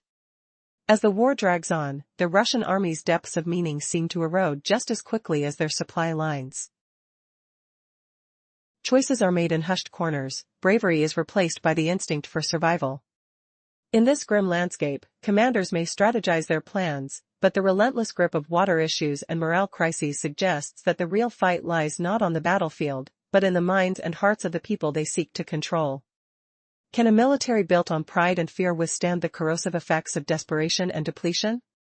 Only time will tell. A sudden, crushing silence swept across the Eastern Front. More than 200,000 Russian troops stood idle, their rifles untouched, while lines of water trucks stretched for miles like a desperate parade. How could a war be halted not by artillery but by empty taps? The answer lies beneath a ruined canal, a hidden battlefield of thirst that turned soldiers into parched refugees. The opening scene flashes back to a sweltering August night in Donetsk. The air smelled of diesel and rust, the distant hum of generators flickered, and the metallic clang of a broken pump echoed like a dying heartbeat. Residents and soldiers alike queued under the harsh glow of floodlights, clutching empty bottles as if they were talismans. The local pro-Russian leader, Denis Pushkin, admitted on August 25 that the water shortage had crippled the region, turning the front line into a human river of desperation. In the wake of that confession, the front collapsed. The Severky-Donetsk Donbass Canal, built in 1958 and once delivering 94% of the oblast's water across a 133-kilometer stretch, now sputtered and stalled. Power cuts left purification units silent, forcing troops to tap civilian wells that often ran foul with oil and mud. Every step forward became a march timed to the arrival of a tanker, the hiss of its engine a cruel metronome for a stalled offensive. The lack of water rippled into a full logistical nightmare. Fuel convoys stalled, roads turned to mud, and the 1st and 2nd Army Corps, home to between 220,000 and 310,000 soldiers, found themselves scavenging for a drink. Their ration cards listed water quotas measured in hours, some neighborhoods receiving a drip once every 3 days. The smell of chlorine mixed with burnt rubber as generators failed, and the tense whispers of civilians grew louder, accusing the occupiers of sabotage while the troops stared at empty cans, their morale evaporating faster than the summer heat. Desertion numbers surged like a tide. By August, the recorded desertions matched the total for the entire previous year, with over 13,800 soldiers walking away. Shockingly, 82% of those were contract professionals, trained, paid, and once the backbone of the force. The 30th Separate Motorized Infantry Brigade alone lost half its men to abandonment, a stark indicator that the Army's core was disintegrating from within. Soldiers abandoned positions on the Bakhmut, Avdiivka, and Krayna fronts, some even crossing the wire to surrender through Ukraine's I Want to Live hotline, a lifeline that turned into a silent exodus. The final twist comes as the once formidable Russian rear, praised for its supposed security, crumbled under the weight of queues and empty barrels. Without water, ammunition could not be stored safely, without fuel, generators could not run, without morale, rifles could not fire. The front line now reads like a ghost town, where the only sound is the low grumble of a distant tanker and the soft sigh of a soldier who has finally surrendered to thirst. What will become of a war halted by a simple, everyday need? The answer lingers in the cracked concrete of a canal, in the empty cups of countless soldiers, and in the uneasy silence that now defines the Donbass front. To catch you up, recent reports reveal how the situation on the Donbass front has stalled. Russia's hopes for a swift breakthrough have been dealt a harsh blow, as efforts to regroup for a new offensive hit unexpected obstacles. The pace of attacks is slowing. Visual and audio intel confirm growing chaos on the ground, with key elements of an effective assault falling out of sync. Now, let's dive deeper. Russian forces tried to push forward at Pukhovsk-Andrelia. Yet doubts swirl around their capacity to mount another rapid offensive after such a severe setback. What really makes an attack sustainable in this battlefield? Three factors: a steady supply of trained troops, deep and reliable fire support, and accurate reconnaissance. The grim truth is that these pillars are far from balanced for Russia right now. Enemy reconnaissance drones are relentless, probing and disrupting before attacks even start. This drone pressure forces constant repositioning, costly moves that drain both time and manpower. On top of that, fire support is no longer steady. Counter-battery strikes and electronic jamming have turned the front line into a deadly game of cat and mouse. This erratic fire rhythm prevents Russian forces from coordinating effective barrages. Yet the biggest weak point remains manpower rotation and replenishment. Soldiers are exhausted, fresh troops are scarce and hard to get where they are most needed. Instead of rushing for immediate gains, commanders face the grim necessity to pause and breathe, to regroup and restore forces. So, what choices remain? The most logical step would be moving units from quieter sectors to the pressure point in Donbass. Rumors swirl about possible transfers from Kursk, Belgar, and Bansk regions. But this solution is a double-edged sword. Pulling troops away risks opening cracks in other front lines, making them vulnerable to enemy raids and devastating strikes. Another catch: funneling forces into Donetsk tightens supply lines dangerously. A single route for fuel, ammo, and provisions creates a choke point. If the opponent targets it, the flow could halt, leaving troops stranded and exposed. Worst of all, assembling mixed units from various sectors stresses command structures to the breaking point. Different experience levels and equipment types don't mesh smoothly. Commanders struggle to maintain control and orchestrate coordinated strikes. Fractured communications and mismatched fire plans create confusion where precision is crucial. This unraveling picture begs the question: can these setbacks turn into a full-blown collapse of operational capability? Or will Moscow manage to patch up the cracks before the enemy exploits them fully? The days ahead will reveal whether Russia can prepare for another decisive push, or if the shattered rhythm of their offensive efforts signals a longer-term struggle to hold their ground. What weapon can halt an army without a single shot? The summer of 2025 saw over 200,000 Russian troops in Donbass stalled by a hidden enemy: water. The region's lifeline, a 133-kilometer canal built in 1958, once supplied 94% of the area's needs. Bombed sluices, power cuts and sabotage turned the water flow into a fickle stream. Trucks became the new artillery, forming endless queues that stretched behind the front. Civilians and soldiers alike lined up for scarce water, while the Kremlin's promise of a secure rear dissolved. As tanks idled, the front line trembled, waiting for the next drop.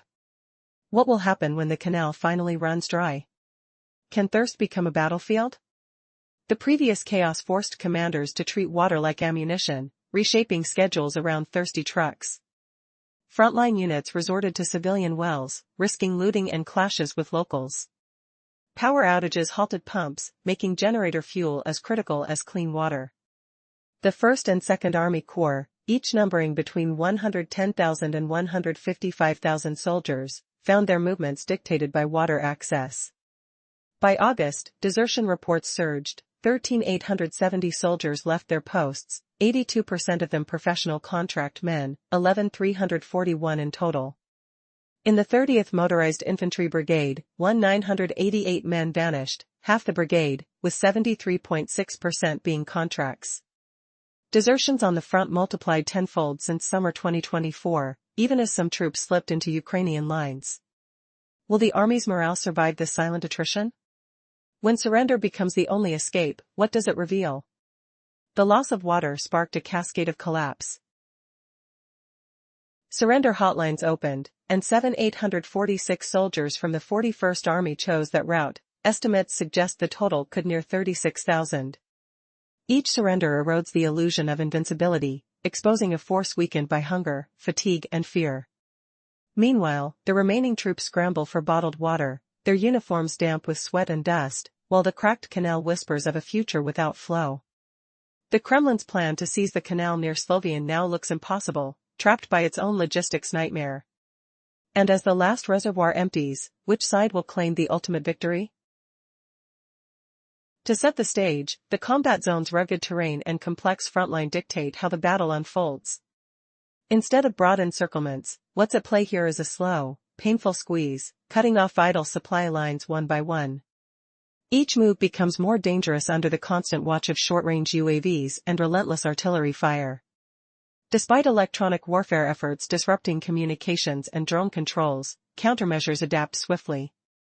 But when supply routes narrow to a single artery, delays and breakdowns become inevitable. This logistics choke threatens to erode Russian plans before bullets even fly. Now, here's where it gets intense. Ukrainian forces have smartly divided their tasks and synchronized their firepower. Russian attempts to skirt around the edges of the front line were met not by vast armies but by small, prepared units lying in wait on a second defensive line. Every infiltration attempt flipped into a tactical trap. This wasn't a one-off, it became a repeated pattern, turning audacious Russian maneuvers into costly blunders. Meanwhile, as Ukraine's ability to surge forward slows, Russian forces try risky buildups, which ironically only become clearer targets. Every visible concentration invites precise reconnaissance strikes, making each buildup riskier than the last. Ultimately, these threats force Russian forces into costly fortifications rather than advances. In the hotspot around Pokrovsk, Ukraine's recapture of 6 settlements not only tightened the front line but also strengthened its negotiation power on the battlefield. Holding solid ground sends a clear message to external backers: we're reliable. And reliability here means steady ammunition and system supplies. This flow keeps the defense balanced and enables limited counter-pushes. In Donetsk's context, the careful, settlement-by-settlement sequence of gains is crucial. If this chain breaks, the opposition can exploit gaps and break through. So, rather than massive offensives, Ukraine opts for small, continuous clearing and holding maneuvers, chipping away at the enemy's grip. The artillery versus UAV dynamics added deadly rhythm to the fight. Reconnaissance strikes disrupt target continuity, making it a tactical chess match where every move risks heavy losses. Russia's dilemma here is stark: press the offensive now with soaring human costs or pull back and lose ground, and face political fallout. The soldiers' quality and their fatigue reveal the real cracks in this grinding conflict. The heavy toll on personnel and the difficulties in managing rotations make the cost of sticking to the offensive unsustainable. So, will the pressure of this tactical squeeze and logistical collapse break the tension? Or will desperation drive forces to reckless, costly actions? The story unfolds with every attempt to hold or gain ground becoming an explosive gamble, where the cost is measured not just in territory, but in lives and resolve.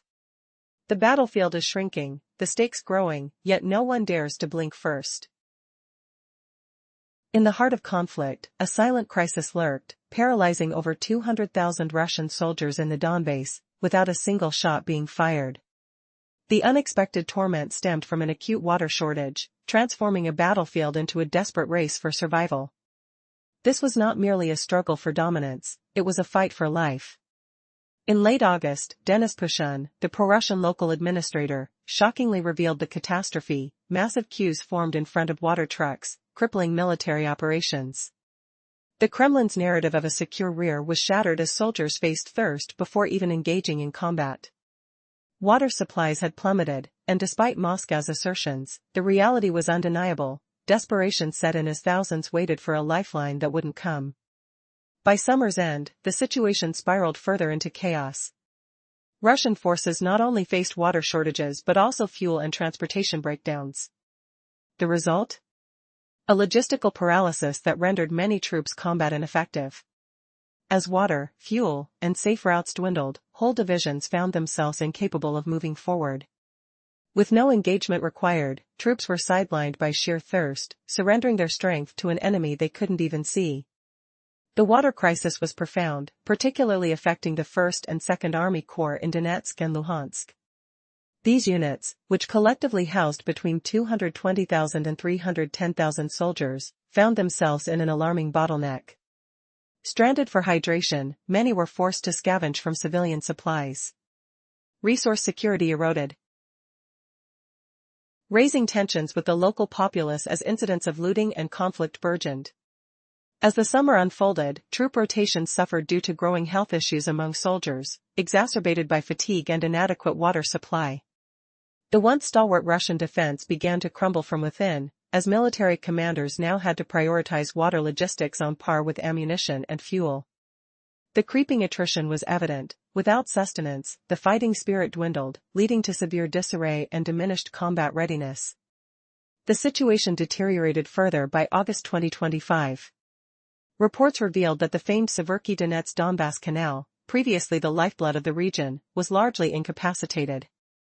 Once operational, supplying up to 94% of Donetsk's water needs, its disruptions laid bare the infrastructure's dilapidation caused not only by conflict but by years of neglect.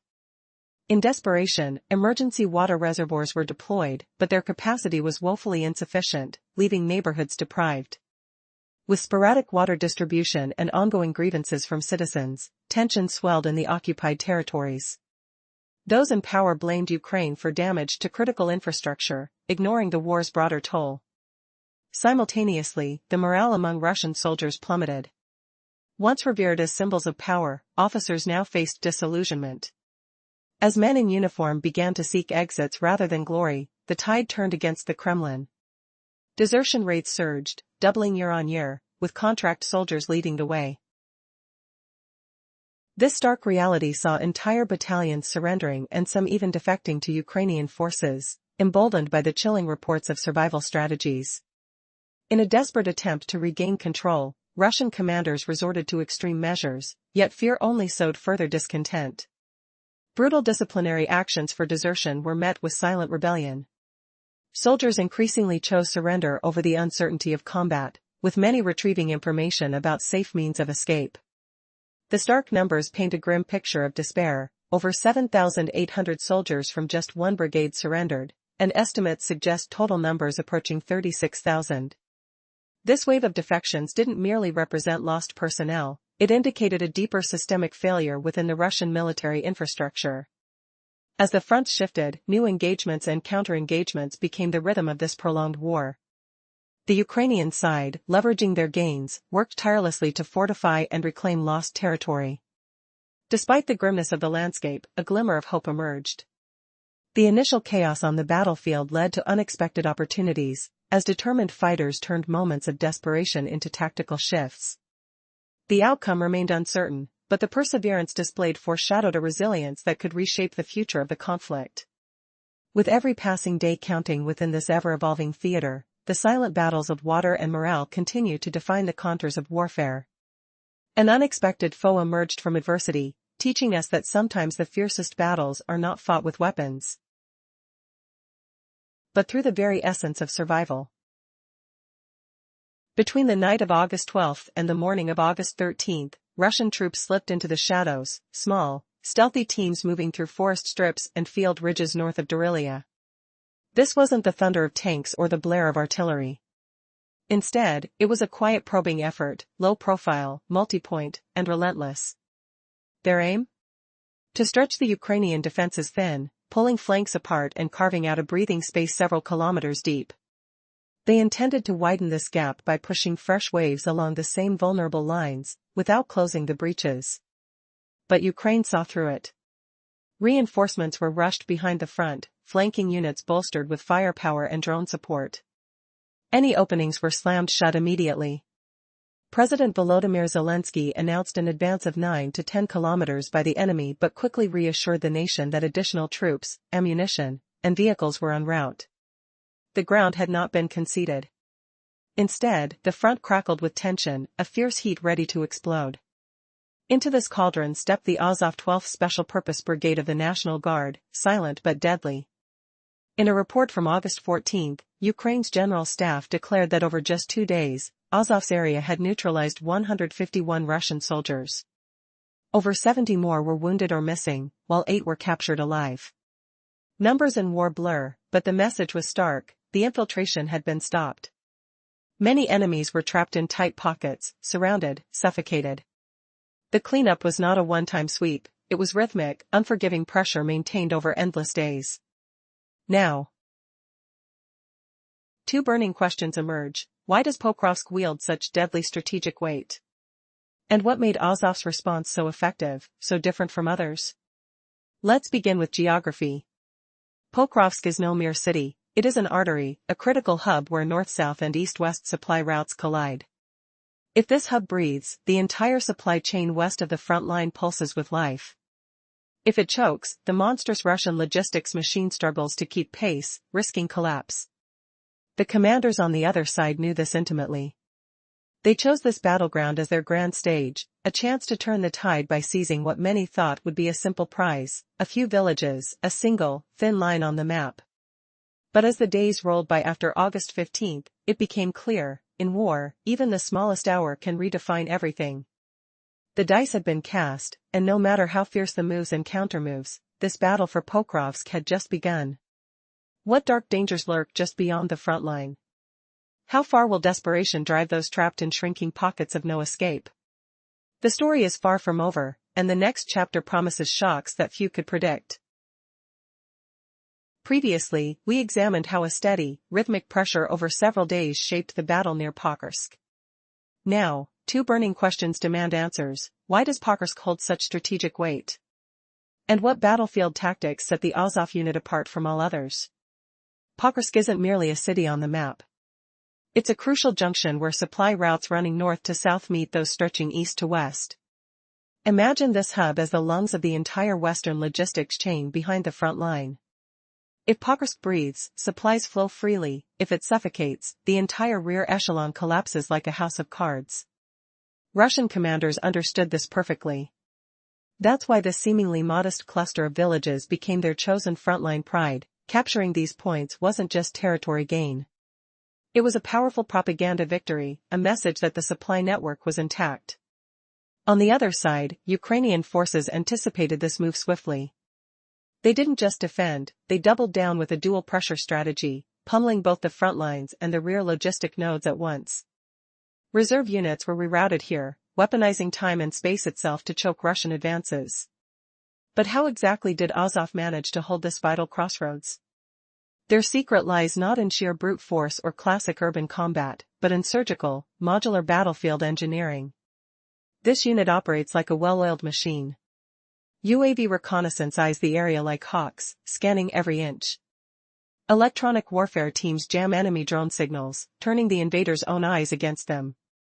Then, swarms of small FPV drones swarm the battlefield, saturating the air with chaos, forcing enemy forces to scatter and lose cohesion.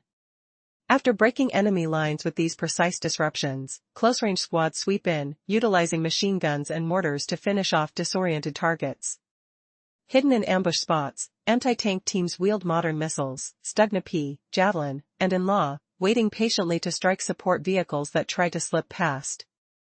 Meanwhile, artillery and short-range rocket launchers close the kill zone, their barrages carefully mapped in accordance with intelligence.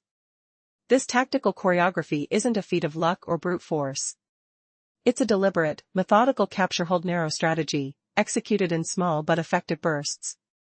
The result? Real gains in a narrow time window of sometimes just 2 days. By mid-August, reports confirmed limited Russian incursions along the Doriliya axis.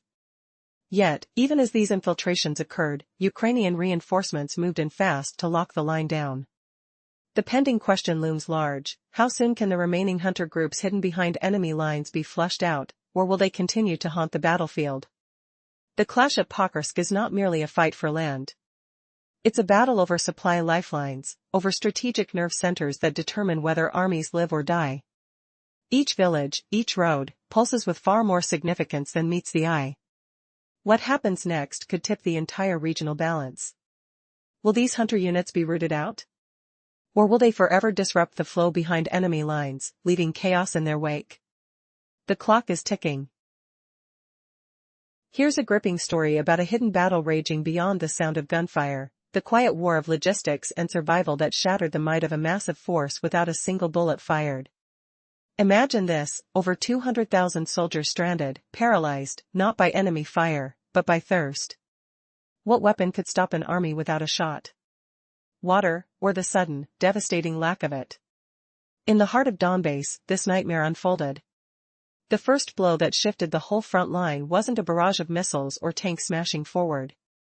It came through shattered canals, dried taps, and lines of people and troops waiting desperately in the burning sun for water trucks that never seemed to arrive fast enough. The pro-Russian administrator Denis Pushkin openly admitted on August 25 that this massive water crisis crippled both civilians and soldiers. The Kremlin's forces were stopped not by Ukrainian fire, but by the cruel hand of logistics failing them on every front.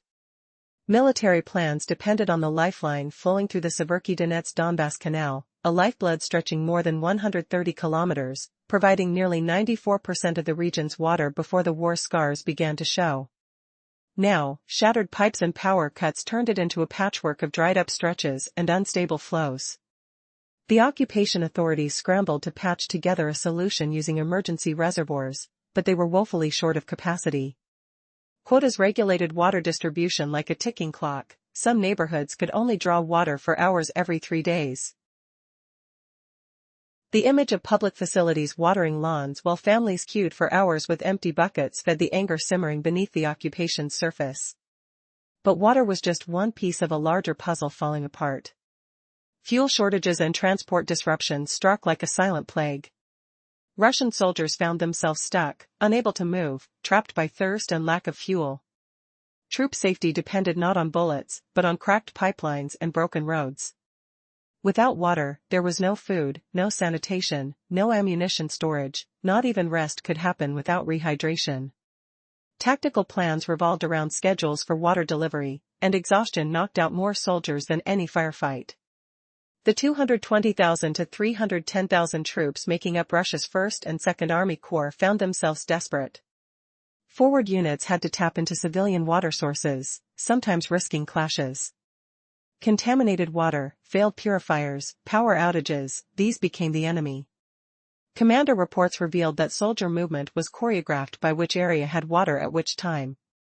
This slow attrition led to staggering losses, quiet casualties that never made headlines. Worse, morale crumbled alongside infrastructure. Once, wearing the uniform was a badge of honor and a path to a future. Now, thousands of soldiers sought escape rather than battle. Desertion reached unprecedented levels by mid-2025, doubling from the previous year, with nearly 14,000 confirmed cases since the conflict's start. The vast majority, over 80%, were contract soldiers, professional troops expected to hold firm. Even entire brigades, like the 30th Separate Motorized Infantry, saw close to half their members desert between April 2023 and March 2025.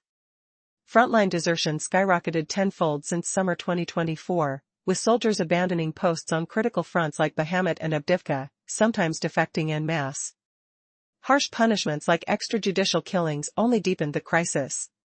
Fear clouded discipline, undermining command structures. Adding to this chaos, a Ukrainian hotline emerged as a lifeline for those seeking to surrender, a real, organized route out. Thousands, including 7,846 soldiers from a single army, chose to lay down arms through this channel. So how did the enemy's trap unravel so completely? Here's where it gets even more revealing. According to Ukrainian sources tracking the battle from August 12 to 14 near the Dorylia axis, a rhythmic cycle of attack and counterattack emerged.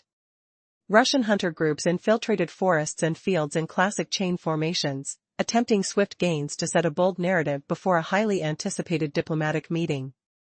Yet Ukraine's forces, each movement choreographed like clockwork, cut off these units by severing connections with concentrated fire and guiding drones. These drones, buzzing low and sharp, intercepted retreat paths and laid mines at culverts and road junctions, turning forest shadows into lethal traps. The Russian advance was caught in a ruthless 48-hour cycle of infiltration and cleanup. As night vision goggles scanned the dark, the stealthy advance was met by mortar and artillery strikes guided by drones during daylight.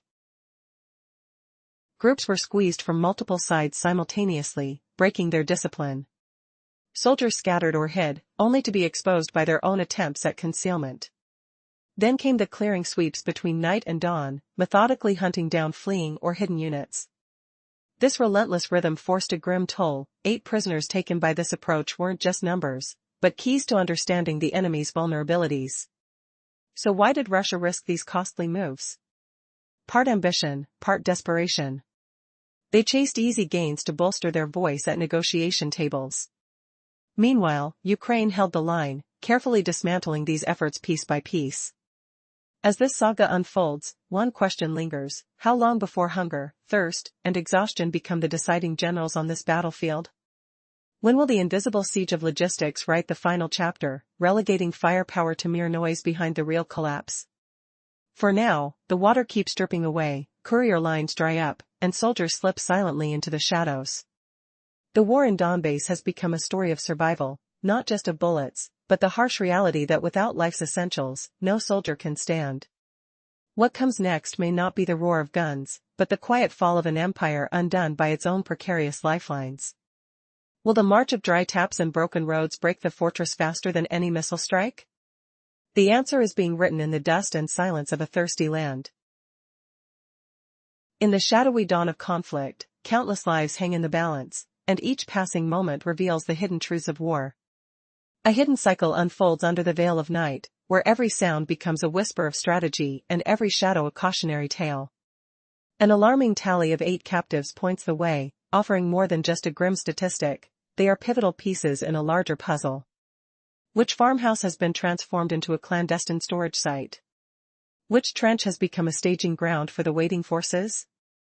Amidst the silence, critical information streams between units through desperate channels, swift communications that transform the battlefield into a map of opportunity and peril. Commander Zelensky's choice of words, "The line is difficult but under control," echoes with a calculated gravity. It crafts a narrative of stability for allies while preventing panic among civilians. The external language of war involves no breaks in reports, each bit of intel carries weight, revealing the pressing necessity of action. In this relentless pursuit, the stakes soar. For 2 days, the tactical ammunition budget feels almost indulgent, reflecting the urgency to seal any gaps before catastrophic fallout ensues. Secondarily, the focus zeroes in on high-value targets with ruthless precision. The clock ticks as artillery units prepare to strike. When targeting an enemy battery or electronic warfare station, the protocol is clear: silence it on the first attempt, and if necessary, finish the job with precision drones. The rhythm of fire becomes a crucial lifeline. Achieving speed and accuracy means the difference between success and chaos. As strategies unfold, so does the financial web supporting them. On the European front, initiatives are emerging to anchor funds to U.S. military production cycles, ensuring that resources are secured well ahead of marred political headlines. The upcoming deployment of systems hinges not just on their immediate readiness, but on the intricate dance of financing, where dominance in the production line proves to be as vital as bullets and missiles. This comprehensive strategy, positioning funds according to priority, transforms the economics of warfare into a calculated artillery of its own. What does this mean for the combatants navigating through turmoil? It means a revolution in how battles are fought in the shadows, where discipline must meet opportunity, where each moment is a potential game-changer. As the events of these hours develop, the rhythm of war becomes a force of its own, pulsating at the heart of strategy, waiting to be harnessed for the next bold move. In a shocking turn of events, more than 200,000 Russian soldiers found themselves immobilized in the Donbass region, not due to enemy fire, but because of an unexpected and severe water crisis. This seemingly mundane issue dramatically shifted the balance of power and disrupted military operations. Denis Pushkin, a local authority loyal to Russia, admitted that the overwhelming demand for water had created a logistical nightmare for Russian forces, forcing soldiers to scramble for water supplies while the sound of bullets was eerily absent. Imagine soldiers lined up, not for weapons but for water, waiting for trucks to arrive. The crisis peaked in late summer 2025, pushing Russian troops to rely on civilian resources as their own supply lines crumbled. The means of quenching their thirst became as crucial as securing ammunition. The situation had escalated to a point where planners had to align troop movements with water access rather than strategic objectives. Russian commanders were forced to confront an unsettling truth: soldiers were becoming casualties of thirst instead of combat. The collapse of water supply systems was not an isolated disaster but a culmination of years of war that had left infrastructure in tatters. Cities were rife with complaints, as residents waited hours for minimal water rations.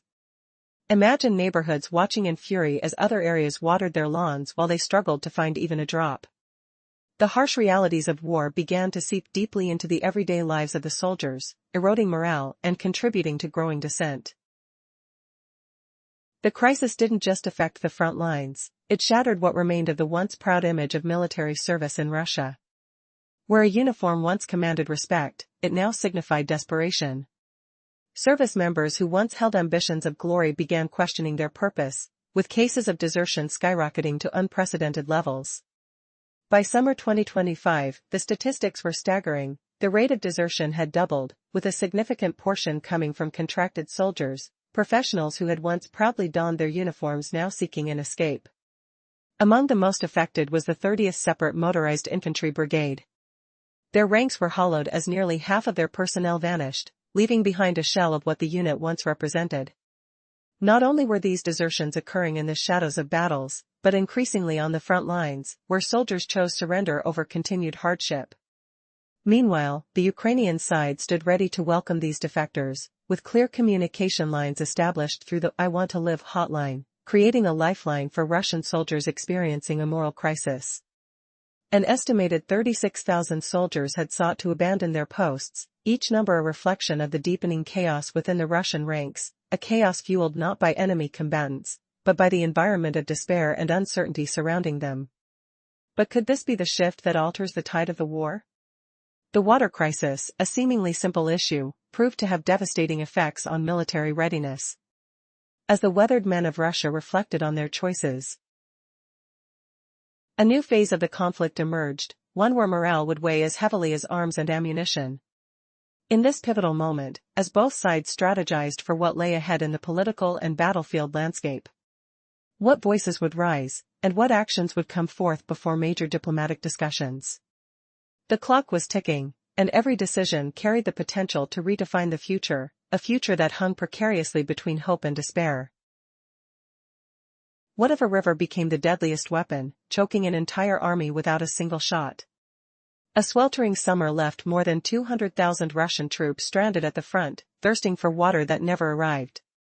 On August 25, the head of the occupied administration, Denis Pushkin, confessed that endless queues of civilians and soldiers formed before water trucks, grinding the region to a halt. The once reliable Severky Donetsk Canal, a 133-kilometer lifeline delivering 94% of Donetsk's supply, now sputters, its flow broken by damaged pumps and blacked-out power stations. Hourly quotas dictate who receives a few sips, while entire neighborhoods wait 3 days for a single drip. Frontline units have been forced to tap civilian wells, exposing them to looting and bitter clashes. Generators sputter, fuel runs low, and each movement is timed to the water truck schedule. The result? Soldiers collapse from dehydration, ammunition rots, and the Kremlin's promise of a secure rear crumbles beneath the scorching sun. Will the lack of water tilt the balance in Kiev's favor? Yesterday's chaos echoes a deeper decay within the Russian ranks. By August, desertion tallied 13,800 cases, a figure that eclipses the whole of the previous year. 82%, over 11,000, were contract soldiers, the professional corps of the army. Only a few thousand conscripts vanished, their numbers likely hidden by higher battlefield losses. The 30th Separate Motorized Infantry Brigade alone recorded 1,988 absences. Roughly half its strength, with contract troops comprising 73% of those who fled. Since the summer of 2024, desertions on the front have surged tenfold, some troops abandoning positions outright, even crossing lines into enemy hands. Executions of deserters only stoked fear, not obedience. Meanwhile, Ukraine's I Want to Live hotline has drawn 7,846 surrenderers from the 41st Army, estimates hinting at 36,000 across the war zone. Can a crumbling morale survive another winter of thirst and mutiny? The battle for resources extends beyond water. An air defense site on the southern front fell after a half-hour artillery barrage, then 2 drones delivered decisive blows, each timing revealing how many platforms were needed. Missed accuracy would have cost an extra drone, a perfect strike would have wasted the second. This dance of precision and tempo illustrates Ukraine's relentless pressure. Across Europe, Germany pledged $500 million to bolster Patriot systems, while the United States earmarked $5 billion for defense contracts, $3 billion for Raytheon, $2 billion for Lockheed. These funds reserve production slots now, ensuring equipment arrives before political winds shift. The war's rhythm may pause, but every dollar, every drop of water, every soldier's resolve writes the next chapter. What will the next flash of artillery reveal about the fragile balance of power? Imagine halting billions of dollars in defense contracts overnight. What if the flow of $5 billion, earmarked to fuel the engines of the defense industry, suddenly hit a dead end? It's not just a political gambit, it's a full economic break. Factories brewing lethal machines suddenly stumble, representatives and senators watch as the gears slow. And all eyes fix on who really holds the steering wheel. Germany's additional $500 million to the so-called pro-patriot axis isn't just a purchase. It's insurance. An operational lifeline tethered tightly to politics and industry alike. As the U.S. edges toward an election year, this insurance becomes the language spoken in backrooms, where politics, money, and war intersect. European leaders like Starmer, Merz, Macron, Meloni, and Stubb don't just nod along. Their active involvement reveals a clear message: no ceasefire is expected. Territory negotiations? Off the table. Yet, the tension remains thick in the air. Putin will read the signs as clearly as a newspaper's front page. The Kremlin plays with optics, the fog of perception, where images carry heavier weight than words. Why focus on optics? Because the battlefield is not just physical. It's a psychological arena where propaganda merges with strategy. The longer visible pauses and slowdowns last on the front lines, the more cracks appear in the narrative. The 48 hours in pokers wore down these illusions. The facade began to crumble. Here's a glimpse inside the engine driving this change, the ISAC unit. It's no longer just a name. It's a fully operational, honed force within the National Guard. Imagine swift reconnaissance, combined arms choreography, electronic warfare weaving alongside first-person view drones, and tactical precision measured down to microns. This is not about old brands and glorified names. It's about modular, adaptable forces boasting harmony and speed. Where these elements unite, victory follows. Today's success with ISAC isn't luck. It's a blueprint. Tomorrow, another brigade using the same tactical modules can replicate it. The battlefield is evolving, and so is the way wars are fought. But what about the brakes? Who truly pulls them? And just how deep does this disruption go? The war's pulse is no longer just measured by bullets fired or territory won. It's gauged by factory lines halted, by billion-dollar contracts throttled, by the invisible tides of politics pulling the strings far from the trenches. And the next 72 hours? They might just decide if these forces can break free, or wither in the chokehold of supply and strategy. Can a war be lost before a shot is fired? The answer is closer than you think.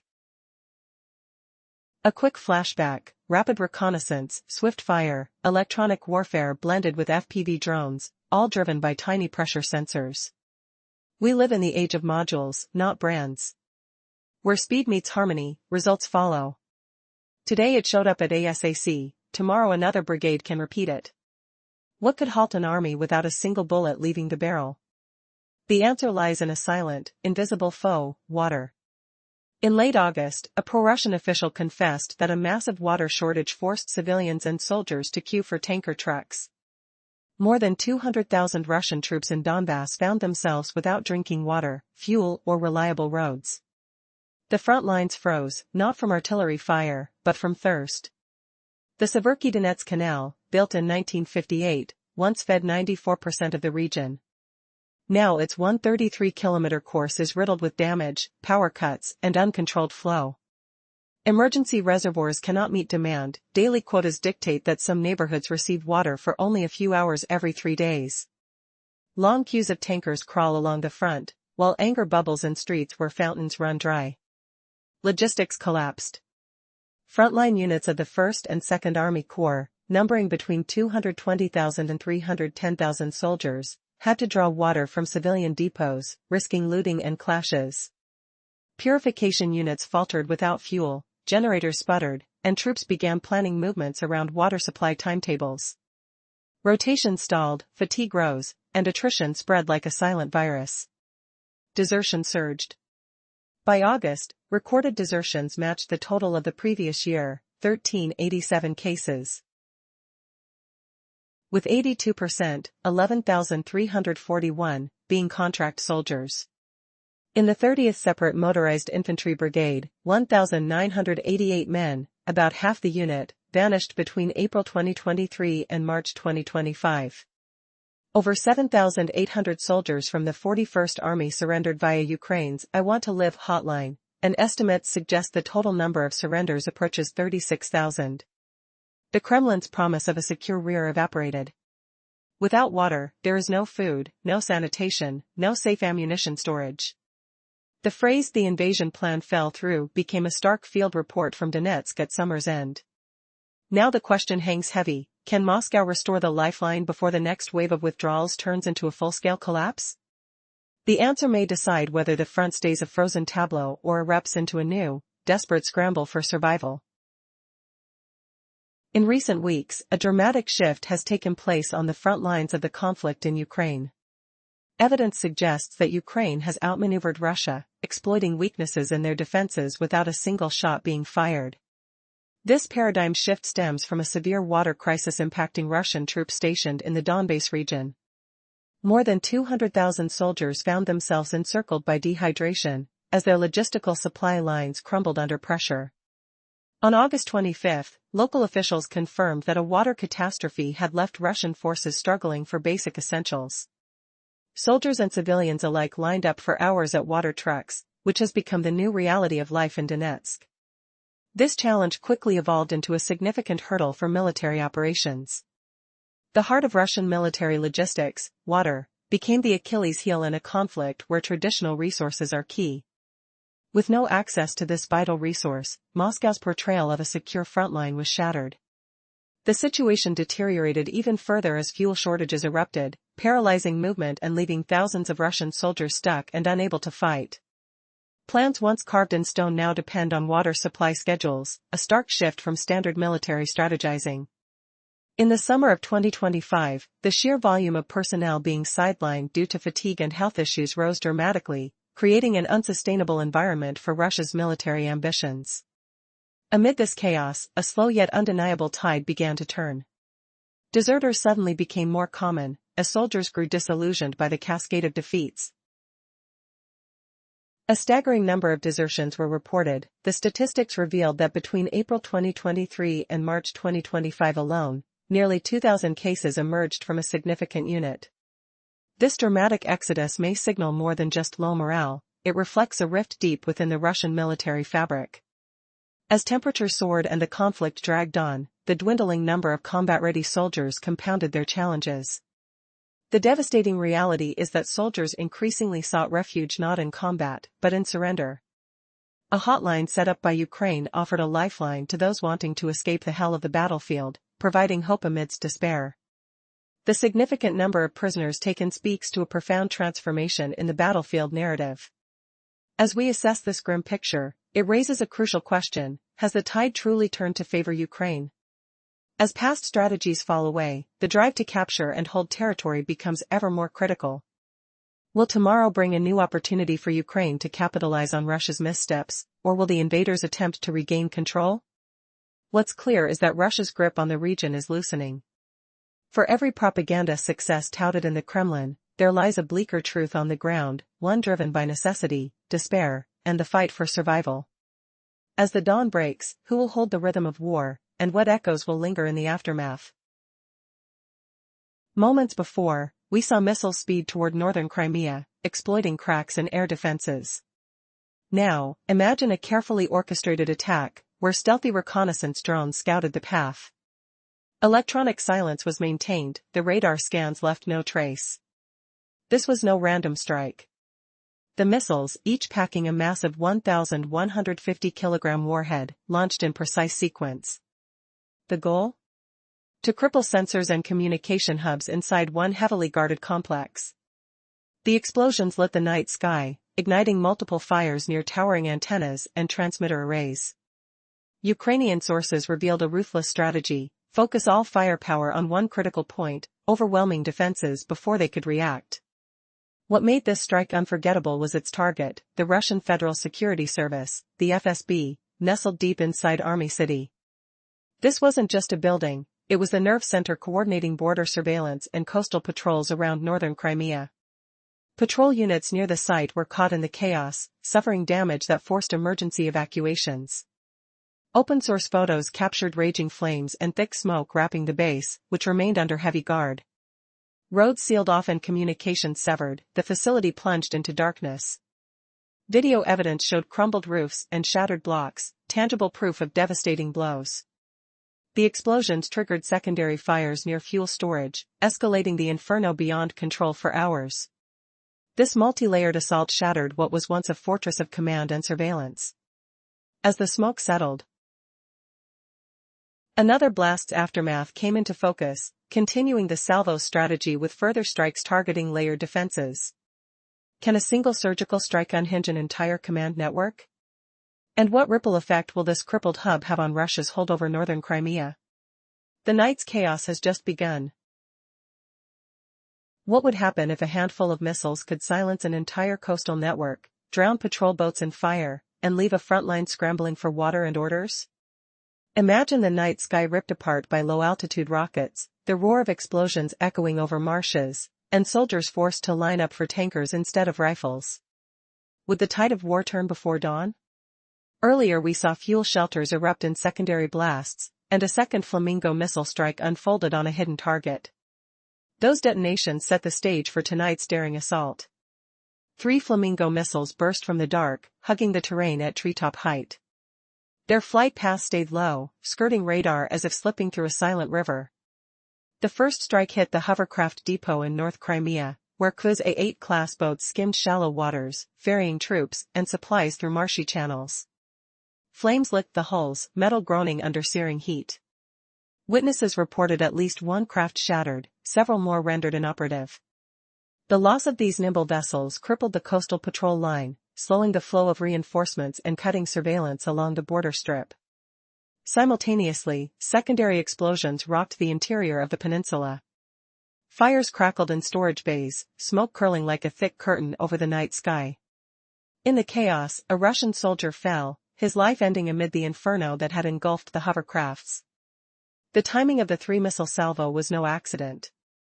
By staggering the launches, attackers forced defenders to split their attention, stretching thin the already strained response chain. Each impact sparked multiple fires, ensuring the blast energy dispersed across several structures rather than a single target. Communication towers shuddered, antenna fields sputtered, and a brief blind spot flickered over the command network. With electronic eyes darkened, local commanders were forced to coordinate manually, a slow, clumsy process that widened the window for further disruption.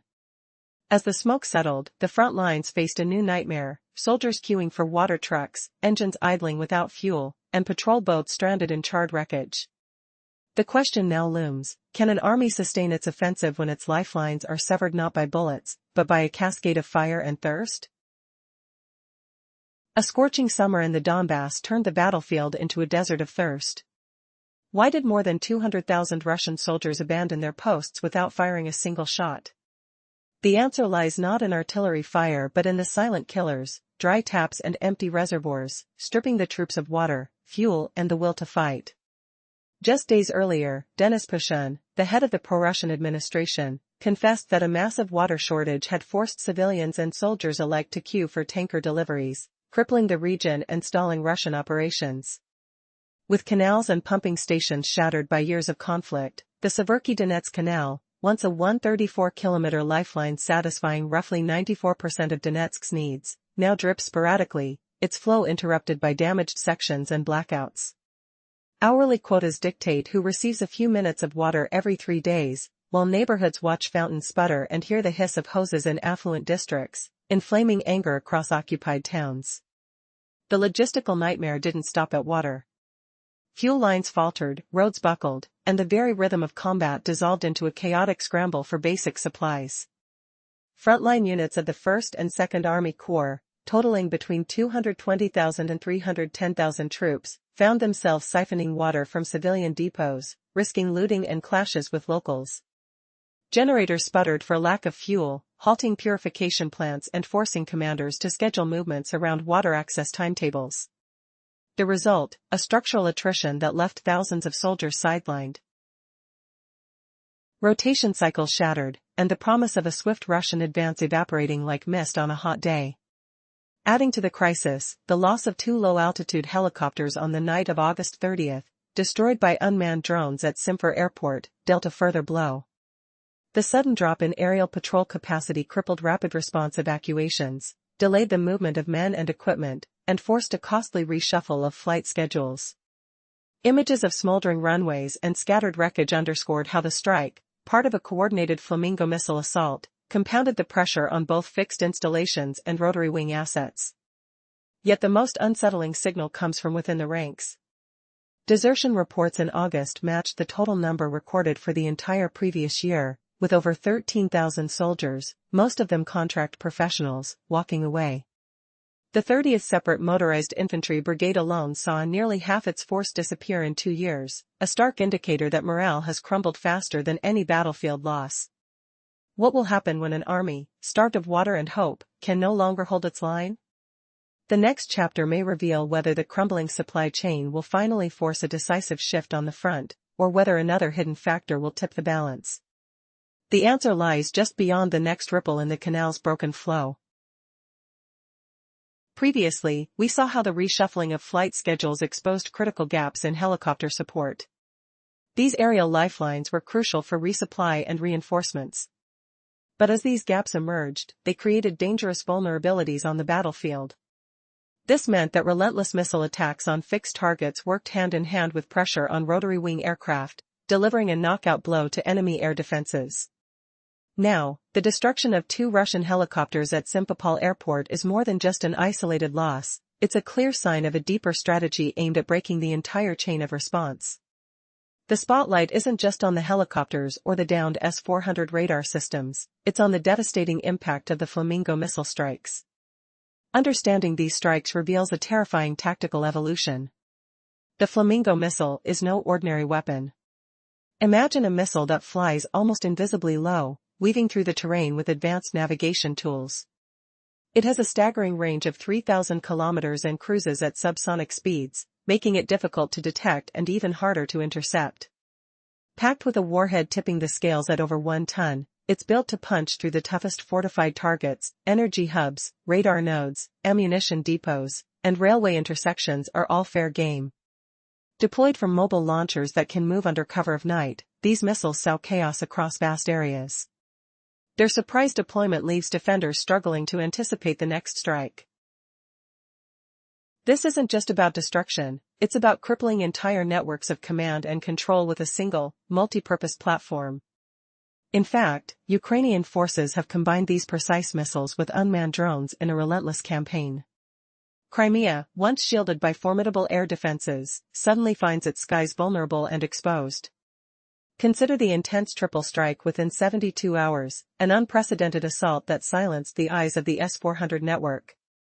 On the night of August 28, Ukrainian military intelligence scored a surgical hit on the critical 91 N6E long-range radar, the core sensor of the S-400 system. The impact was so severe that the radar was rendered inoperable, leaving air defense blind. This reveals a chilling shift. It's no longer just a game of missiles versus missile defense. It's strategic warfare that targets the very senses of an enemy's airspace. Losing control over those eyes means an impossible challenge of detecting incoming threats, allowing attacks to follow without warning. But what comes next? If the backbone of air defense can shatter so suddenly, how will forces adapt? Will the loss of these key components trigger a domino effect throughout the entire defensive network? The true scale of this disruption is only beginning to surface, and it could change the course of conflict forever. In recent military operations, the events of the past 72 hours depict a startling shift in the landscape of conflict. On the night of August 28, Ukrainian military intelligence launched a targeted precision strike, effectively blinding the long-range radar capabilities of the S-400 Triumph defense system in Crimea. They successfully hit the 91 N6E detection radar, a vital component in identifying aerial threats. By the morning of August 30, this disruption had cascading effects. 2 Russian helicopters, Mi-8 and Mi-24, were destroyed at Simferopol Airport by unmanned aerial vehicles. This loss dealt a significant blow to the Russian forces' ability to patrol low-altitude airspace effectively. On the same day, intelligence revealed that a border facility and a patrol boat base near Army were struck by Flamingo cruise missiles, crippling the already frail coastal security and reconnaissance capabilities. As daylight faded on August 31st, elite special forces announced their success in taking out critical radar and communication systems, including essential elements of the S-400 network such as the 96L6AP radar and various command nodes like the MR-10 and GLONASS dome complex. When considered together, these coordinated strikes illustrate a strategic onslaught disrupting every aspect of the detection, command, and engagement framework that supports Crimea's air defense. For the first time, major layers of airspace defense suffered significant losses. This is significant because these advanced systems, primarily the S-400 and S-300 units deployed through the 22nd Army Corps, are fundamental to Crimea's defense architecture. The 91N6E and 96L6AP radars are responsible for creating a comprehensive air picture to detect threats from great distances. Meanwhile, S-300 S-400 launch units and other short-range sensors, like the MR-10 and M1, fill crucial gaps. The recent strikes not only impaired long-range radar capabilities but also weakened the entire system's ability to detect and intercept incoming threats. A dramatic transformation is unfolding as military strategies shift, revealing vulnerabilities within what was once considered a formidable defense. Gaps have emerged, and defensive lines are now under unprecedented scrutiny. The implications of this blinding could change the course of military engagements in the region. What happens when the watchful eyes of an empire are suddenly shut? Can such a renowned fortress stand firm when its defenses are compromised? As the echoes of these strategic assaults reverberate through the military corridors, the true impact on the battlefield remains to be seen. Imagine an invisible corridor where deadly cruise missiles slip through, flying just meters above the ground, evading the watchful eyes meant to protect the skies.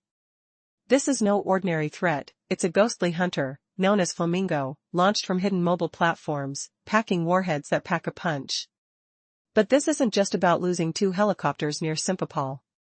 Those helicopters were the guardians of the low-altitude skies, quick responders to sudden threats, filling blind spots that radar couldn't see. When they fell under fire, that safety net tore open wider. The same day, the heart of coastal vigilance cracked, as the Flamingo missiles struck the FSB border station and a patrol boat base near Army. This shattering blow knocked out critical surveillance, shrinking early warning times against stealthy threats creeping in from the sea. Then on August 31st, an act that tipped the scales even further, the 96L6AP radar and its communication nodes were taken offline. The northern central front of Crimea slipped into a delicate silence, its upper layer radar drops like a fated heartbeat. The network that usually blends the 22nd Corps with airspace defenses was strained to the breaking point. When the enemy vanishes from sight, you lose precious seconds, the window to act tightens dangerously. Narrow windows mean fewer chances to intercept a barrage or catch missiles attacking from multiple angles. Is Russia left powerless against these low-flying hunters? Not exactly. The response unfolds like a cat-and-mouse game, predictable yet desperate. Decoys are launched to confuse, false targets to mislead. Radars become a messy sea of clutter, and mobile defense units scatter to avoid detection. Flying early warning planes like the A-50U offer some relief, scanning the skies to patch the gaps below. But these aircraft aren't endless, maintenance, flight safety, and dwindling numbers limit their presence. Covering vast airspace demands a balancing act every night, deciding which sectors demand more focus and which are left vulnerable. Each adjustment creates new weak spots, sought out mercilessly by opposing forces.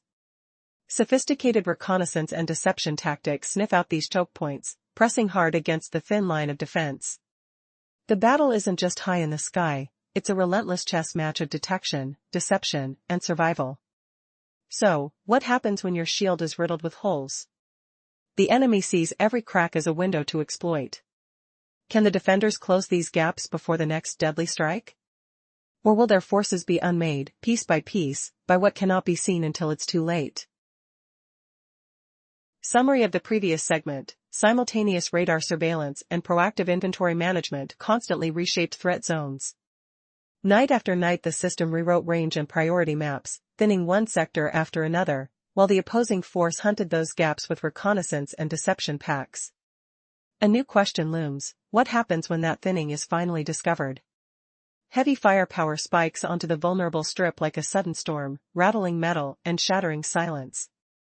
The cost of defense climbs, while its bite weakens. From the Russian side, several countermeasures could be deployed, and the attacker already factors them in. First, second-line air defense radars can be rushed forward, scrubbing the sky for incoming threats. Next, the Russians might scramble to jam the final approach of cruise missiles, flooding the spectrum with noise and even denying GNSS signals regionally, hoping to blur guidance that relies on inertial navigation. Such steps by only limited success. The attacker reshapes its intermediate and terminal flight paths, slipping through the disrupted corridors. An opening wave of unmanned aerial vehicles saps radar and electronic warfare resources, paving the way for a second wave that carries heavier warheads designed to breach the repair threshold of a target. Once that threshold is passed, a facility can stay out of service for weeks, a delay that ripples forward and seals the attack window. In Russia's own arsenal, missiles comparable to the Flamingo include the Kh-101 and the 3M14 Kaliber. Both fly low, subsonic, and strike with long-range precision. Yet Ukraine's homegrown production grants it freedom from external schedules, allowing rapid target selection that maximizes military gain, catches defenses off guard, and erodes the narrative of foreign support that once bolstered Russian deterrence. What will happen when the next thinning is spotted? Will the added radars and jammers hold the line, or will the relentless UAV waves finally break through? The answer hangs in the balance, waiting for the next pulse of radar. What if an entire front line collapses while the only sound is the endless rumble of water trucks? In the last segment we saw how freedom in choosing targets reshapes surprise, how the loss of a convenient narrative weakens deterrence, and how the political balance tilts when armies can no longer claim invisible support. That erosion of confidence spreads to the home front. The once proud image of a secure rear is cracking, forcing extra troops and budget to shield factories and power plants. Those resources are pulled away from the battle line, tipping the long-term grind toward the attacker. Now picture the Donbass in the heat of summer 2025. More than 200,000 Russian soldiers line up for water, their rifles idle, their throats raw. The Severky Donetsk Canal, once a 133-kilometer artery delivering 94% of the region's water, has become a broken seam across the front. Bomb sluices, flickering power, and frozen pumps leave neighborhoods with only a few gallons every 3 days. The scent of diesel mixes with dry dust as endless queues of trucks crawl like slow-moving rivers. Local complaints reach Moscow, yet the occupying administration can only offer a tiny emergency reservoir that barely eases the thirst. Desertion figures tell an even darker story.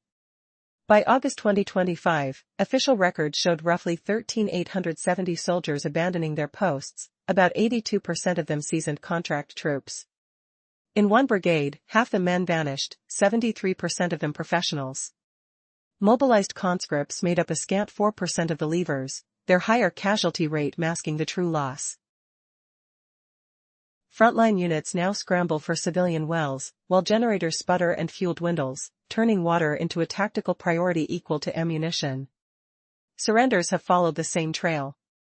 Ukraine's I Want to Live hotline recorded 7,846 defections from the 41st Army alone, with estimates edging toward 36,000 across the whole front. Soldiers trade gunfire for a chance at safety, leaving the Russian chain of command hollowed out. All these threads pull toward one stark conclusion: the rear is no longer untouchable, and a side that can decide its own targets will keep pushing deeper into the heart of the war. When every pipe bursts and every soldier walks away, can any strategy survive the cost of endless attrition? The answer may reshape the entire conflict, and the next move could change the map forever. In an astonishing turn of events, the water supply crisis has crippled over 200,000 Russian soldiers stationed around Donbass, all without a single shot being fired.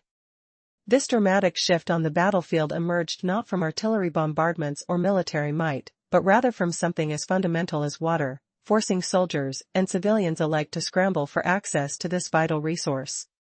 On August 25, Denis Pushkin, head of the local pro-Russian administration, highlighted a troubling reality: the water crisis had paralyzed military operations, leaving troops desperate for hydration. Imagine long lines of soldiers waiting before water trucks, their parched lips cracked and dry, a scene reminiscent of a desolate post-apocalyptic landscape.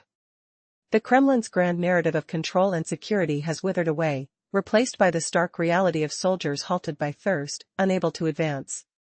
The documented collapse of the water supply in the occupied Donetsk region laid bare a critical vulnerability, a gaping hole in their operational strategy that had nothing to do with the sound of drumbeats of war. The summer of 2025 has brought not only water shortages but also fuel crises and transport disruptions, creating a logistical nightmare for Russian forces. With the Russian army's strength in Donbass estimated between 220,000 and 310,000, access to water has become as critical as ammunition.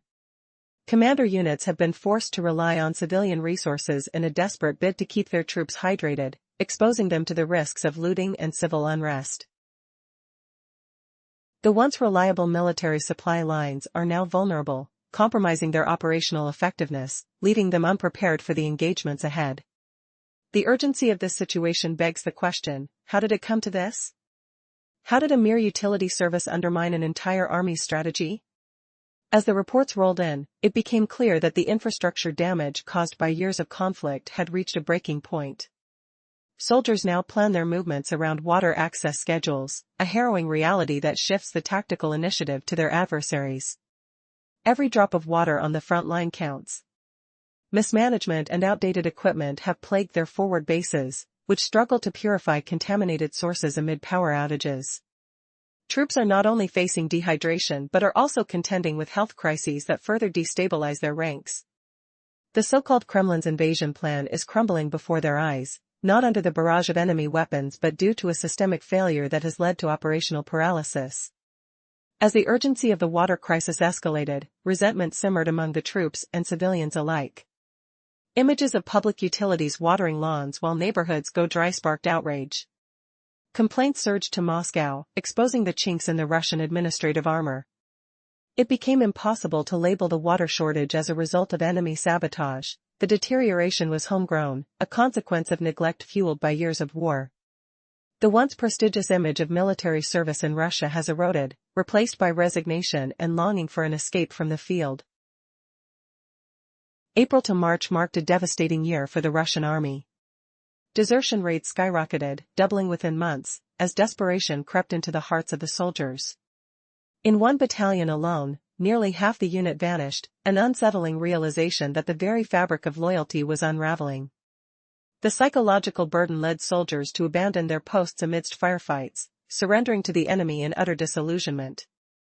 This abandonment was not merely an emotional response, but an organized retreat born out of necessity. With every documented case of desertion, the underlying issue became harder to ignore. The Russian military is not just losing men, it's losing its very essence. Morale has disintegrated, and the fervor that once drove these troops into battle has shifted to a desperate desire for survival. Surrender has become an option, even a lifeline, as soldiers turn to support hotlines to escape their grim reality.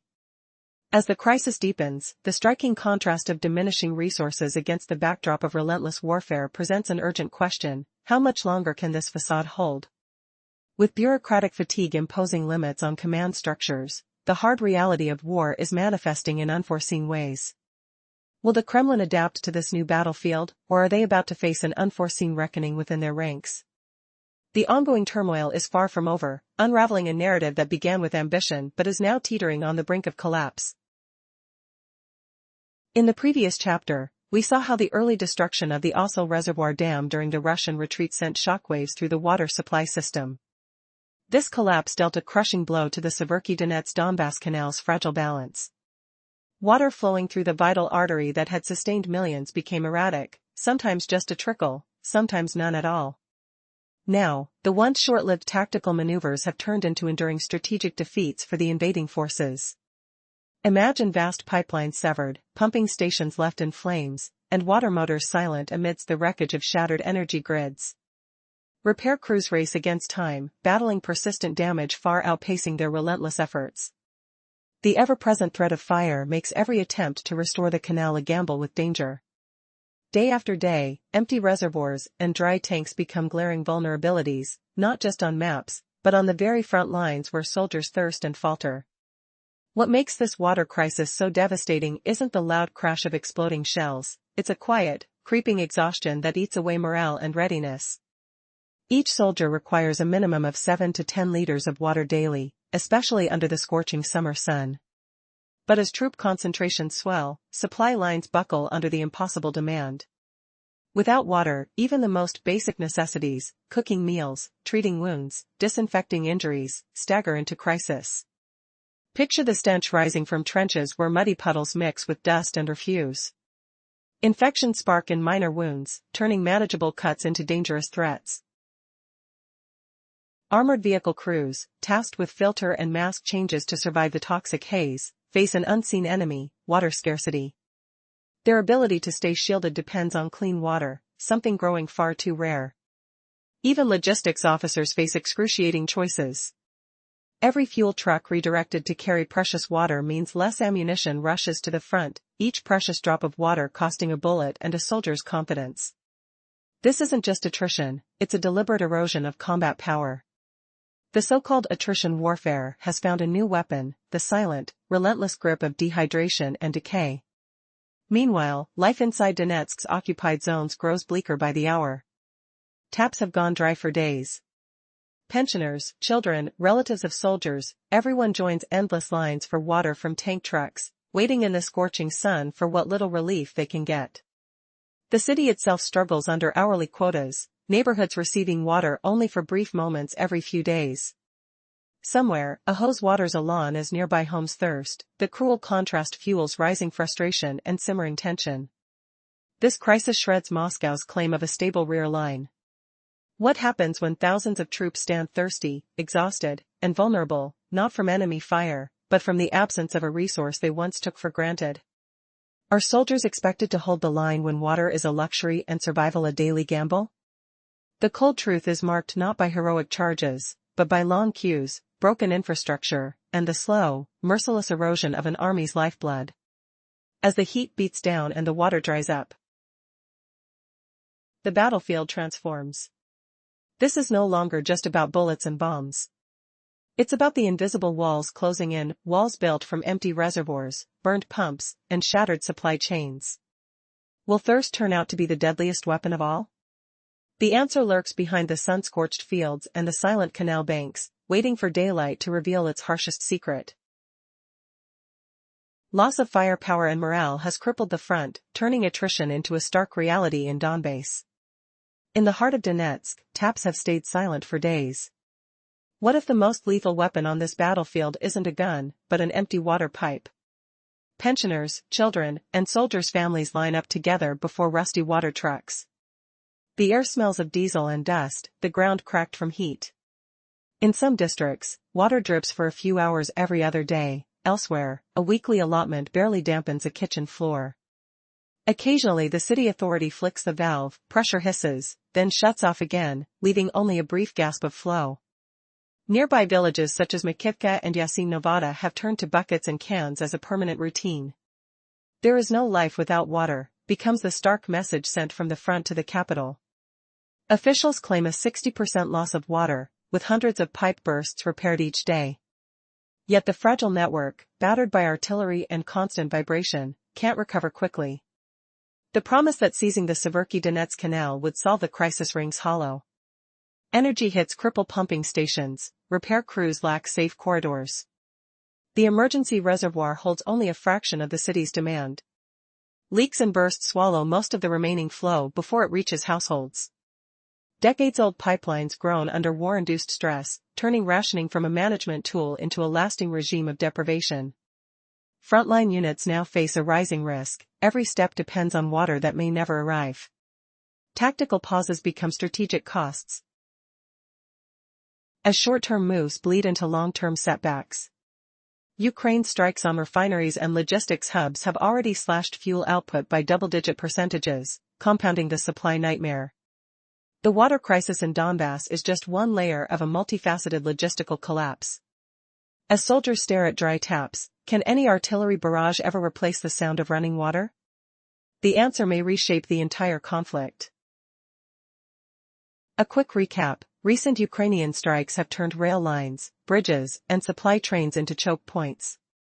Fuel and water now share the same fragile routes.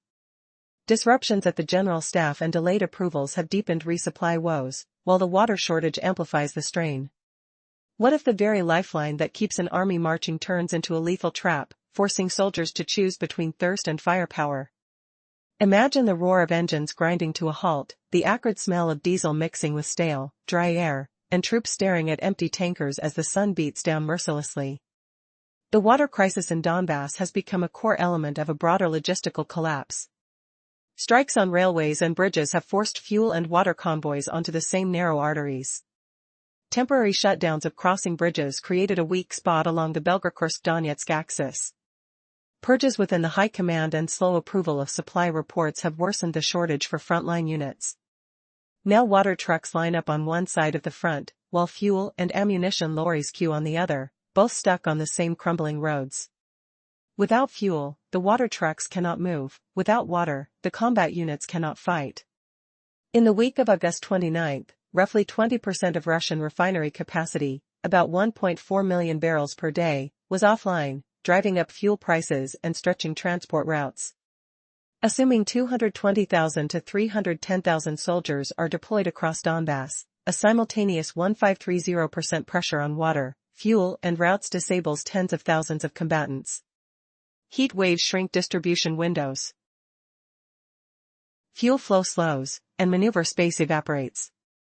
Field commanders now face a grim calculus: deliver water first or ammunition first? Each decision leaves another vulnerability exposed, inviting counterattacks. Civilians feel the ripple too. Families in Donetsk and Makiyivka plan meals around tanker arrivals. Hospitals constantly beg for water to sterilize equipment. The front's civilian fabric frays under the weight of military logistics. A sudden knock at the supply depot: who will answer, and what will they find when the next convoy finally rolls in?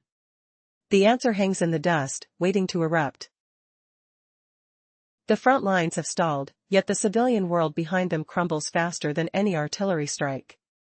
Residents of Donetsk and Makivka now map their lives to the slow crawl of water tankers, while hospitals beg for extra sterilization crews. That fragile civilian front feeds the tension bubbling at the troops' side. How could a simple water shortage cripple an entire army without a single shot fired? In factories, sudden water cuts halt production, leaving machines silent and workers sweating in stifling heat. Schools scramble, swapping classrooms for makeshift water stations, while public offices improvise with bottled water kiosks that empty faster than cash registers. For many families, buying a bottle of water has become a luxury, a price too steep for low-income households. The Kremlin's promise of a swift return to normal fades under the harsh glare of empty taps. The military feels the squeeze too. Units now camp only where water flows, sacrificing tactical flexibility for a basic need. This predictable positioning gifts enemy reconnaissance clear targets. Tanker routes and staging areas become magnets for drones and artillery. To hide, commanders must scatter supplies, demanding more vehicles, more guards, more soldiers. Each hour spent ferrying water is an hour lost from combat. Engineers race to repair shattered pipelines, but their armored escorts clash with tanker guards over priority, leaving both missions vulnerable. In scorching days, troops awaiting water for 3 days rest in medical tents, their morale sinking as planned offensives dissolve into defensive postures. What happens when the front line runs dry and the soldiers begin to choose survival over orders? As the water crisis deepens, the next convoy may carry a secret that could turn the tide. In the searing heat, soldiers caught at positions with water access delayed by as much as 3 days find themselves drained, forced to rest endlessly, many under medical watch. Some units, crippled by the lack of water, have abandoned planned offensives and taken refuge in defensive stances, even shifting their lines just to cope. This grim reality sets the stage for the deeper crisis festering behind the scenes. As troop rotations tighten and fatigue seeps in like poison, morale crumbles. Behind the front lines, desperate families of soldiers crowd into endless queues at water tankers, their anxious faces etching new pressure points far from the battlefield. The water crisis isn't confined to soldiers, it has torn open a wound in Moscow's grand mobilization tale. While occupation officials insist that securing the damaged canal would restore order, reality tells a harsher story. The technical obstacles are daunting: and no quick fix lies ahead. At the same time, international aid groups face harsh restrictions, trapping them between frontline military demands and the urgent humanitarian needs of civilians. This tug-of-war inflames internal conflicts within the occupation administration. Rising tension twists command decisions into dangerous missteps, risking catastrophic choices driven more by survival panic than strategy. Looking ahead, 3 stark paths emerge from this crisis. The first, limp along with minimal water flow through patchwork repairs and makeshift tanker convoys. This grim scenario locks both army and civilians into a chronic shortage trap, normalizing deprivation and throttling military efficiency. The front becomes a grinding war of attrition over dwindling water, fuel, and ammunition supplies, a zero-sum game with no winner. The second path risks everything on a bold, hazardous assault to seize control of the canal's critical headwaters. A short surge of fighting might reopen the flow, but ongoing skirmishes threaten any repairs, trapping the region in an endless cycle of destruction and desperation. The final option hints at fragile hope, a negotiated local ceasefire to create windows for repair and recovery. Yet with front lines tense and mistrust deep, even this fragile solution teeters on the edge of impossibility. If the first scenario holds, Donetsk will forever live under water rationing, turning life and war into an exhausting balancing act. The zero-sum struggle for water, fuel, and ammo will dictate whether one side manages to seize the initiative, or sinks into permanent stagnation. Only bold, coordinated technical and administrative efforts can break this vicious spiral. But will those in power act decisively before thirst becomes the fiercest weapon of all? What happens when water, not bullets, becomes the deadliest trap on the battlefield? The answer will shape the fate of hundreds of thousands, in a war no one expected to be won with taps and canals. In the previous part, we uncovered a harsh truth: the fight for control at the front isn't just about bullets or bombs anymore. It's a brutal struggle over the very basics: water, fuel, ammunition, and that zero-sum battle leaves no room for mistakes. The side that loses grip on this triangle finds itself at a deadly disadvantage. Now, what steps can possibly break this cycle of collapse and chaos? Imagine a war zone where water is as precious as gold. Local purification plants are overwhelmed. Tanker trucks line the roads, vulnerable and slow, guarded jealously by armed escorts. The desperate scramble to deliver water, fuel, and ammo means every second counts, and every breakdown risks disaster. To stem the tide of failure, experts argue that fleets of tankers must diversify routes and strengthen protection. But safety doesn't end there. A centralized system to track every equipment failure and prioritize repair sounds like a simple solution. Yet, in the middle of a war, managing broken pumps, ruptured canals, and shattered dams requires not just data but safe windows for engineers to work, moments of calm that are increasingly rare. Without these, every fix is temporary, the system creaks and groans on the verge of collapse. Meanwhile, coordinating energy supply and water pumping becomes a tactical chess game. Separate schedules for moving water, fuel, and ammunition might minimize bottlenecks, but every move demands precision and trust. On the front line, small mobile filtration units and water kits can ease the burden, giving troops rare moments of relief. For civilians, off-grid solutions funded by small grants provide a sliver of hope in a shrinking world. These measures won't end the crisis, but delaying civilian suffering can buy time needed for survival. Yet, beyond logistics, an even thornier obstacle looms: trust. The only way to build stability is through honest communication. People thirst not only for water but for truth.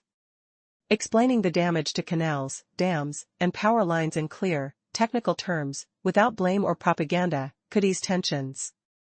Imagine communities receiving timely, transparent water schedules instead of cryptic orders and short-lived promises. Weekly briefings that include civil society and health officials could cut through the fog of misinformation. But here lies the bitter twist. Instead of transparency, the ruling administration doubles down on blame, pointing fingers at the enemy while millions queue for hours under the scorching sun, waiting for a chance at a drop of water. This denial only fuels anger, mistrust, and unrest. Without openly accepted criteria for distributing water, tensions spiral. The crucial line between military necessity and civilian survival blurs, breeding resentment and conflict within communities. What happens when the delicate balance of survival is overturned by secrecy and denial? Will the cycle of scarcity and suspicion deepen, or can this broken system find a way back from the brink? The future of Donetsk's people, and the soldiers who fight with scarce water in their hands, now rests on whether this fragile trust can be forged amid destruction and despair. But time is running out. And every moment of silence risks tipping the scales toward irreversible collapse. The previous part showed how Moscow's refusal to clarify water distribution worsened tensions in occupied Donbass. The fragile balance between military and civilian water use became a powder keg. Now, clear communication could ease the crisis, but the Kremlin chose silence instead. This summer, water became the battlefield's invisible weapon. Donbass's crippled canals and shattered dams didn't just spill destruction, they drowned hopes and fueled chaos. The damage wasn't random, it was war's cumulative ruin revealed through drying taps and empty reservoirs. For the Russian 1st and 2nd Army Corps, water shortages were no minor inconvenience, they disrupted every operational plan. Imagine troops waiting hours in the sun, dusty lips cracking, thirst gnawing like a relentless enemy. Meanwhile, neighborhoods struggled with water arriving only a few hours every 3 days. The occupation's propaganda shield cracked under this reality. Promises to seize the canal and fix everything collided with the brutal truth. Engineering and security tasks made this impossible. Emergency reservoirs and tankers became the grim new normal, barely keeping the parched lines alive. 3 lifelines held the Russian forces afloat: water networks, fuel pipelines, and supply routes. When all 3 narrow simultaneously, the battle morphs into something silent but lethal. Social media and regional reports revealed a stark reality: water rationing dominated Donetsk, a city gasping under this siege. The Kursk front witnessed fierce clashes all summer, but combat was overshadowed by something more insidious. Refinery output slumped to just 20%. 5 major refineries, dead silent, offline. Repeated strikes pummeled the Druzhba pipeline, strangling fuel supplies. Here lies the crux: Donbass's Russian forces numbered between 220,000 and 310,000 strong. Yet, when 30% are crippled by shortages of water, fuel, and access, hundreds of thousands become combat ineffective without a single bullet fired. Can an army fight when its soldiers thirst? When vital resources vanish? The silent collapse of logistics may be Moscow's deadliest defeat yet. But how far will this paralysis push the front before cracks explode into chaos? The coming days might answer that, if the water runs out first. Previously we learned that the Donbass front hosts roughly 220,000 to 310,000 soldiers, and a sudden shortage of water and fuel could immobilize upward of 30%, leaving hundreds of thousands unable to fight.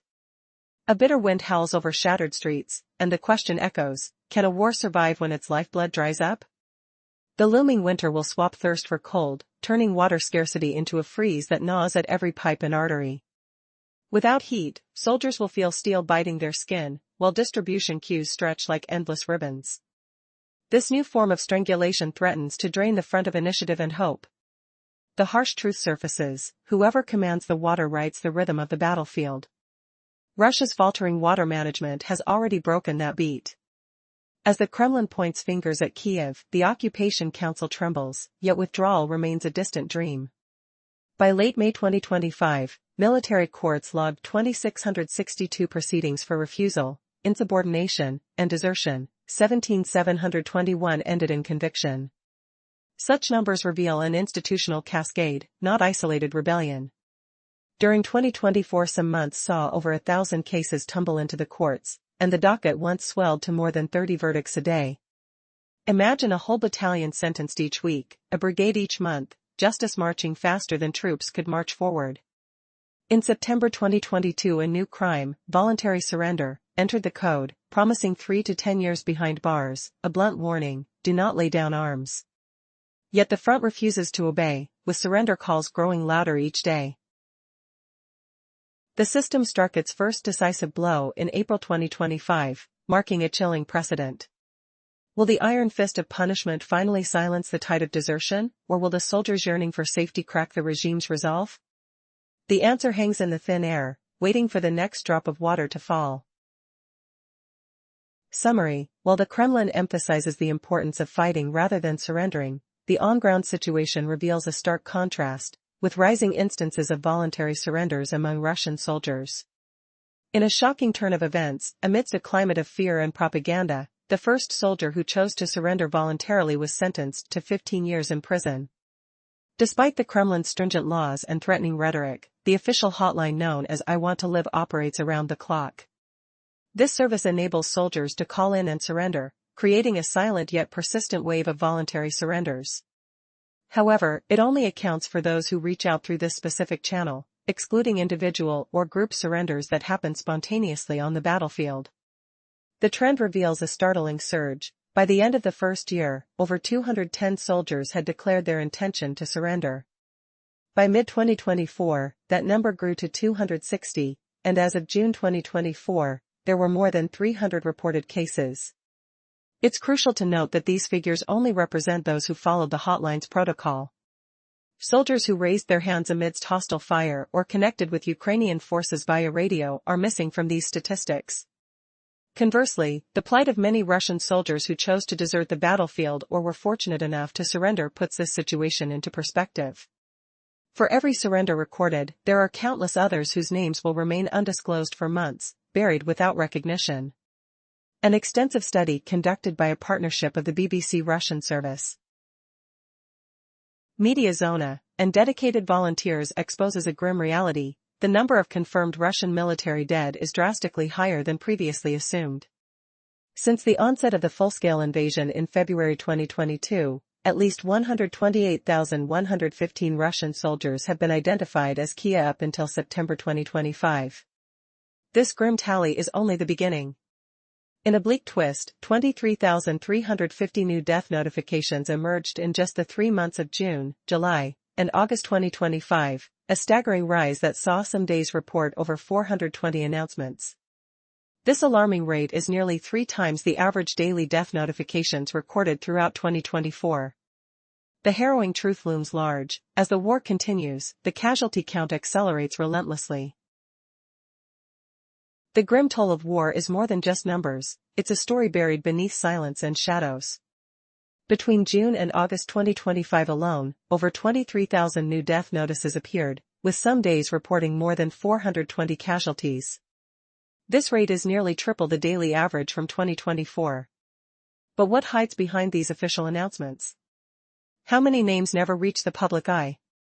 These figures come from a painstaking mosaic of sources: obituaries, local news, declarations on social media, and family disclosures. Yet, this careful tally only scratches the surface. Behind layers of bureaucracy and delayed notifications, thousands more losses remain unrecorded. Families without the resources or knowledge to claim social benefits or inheritance are often invisible in official counts. Investigators analyzing mortality patterns among military-age populations suggest an even darker truth: the number of fallen soldiers could approach 220,000 by August 2025.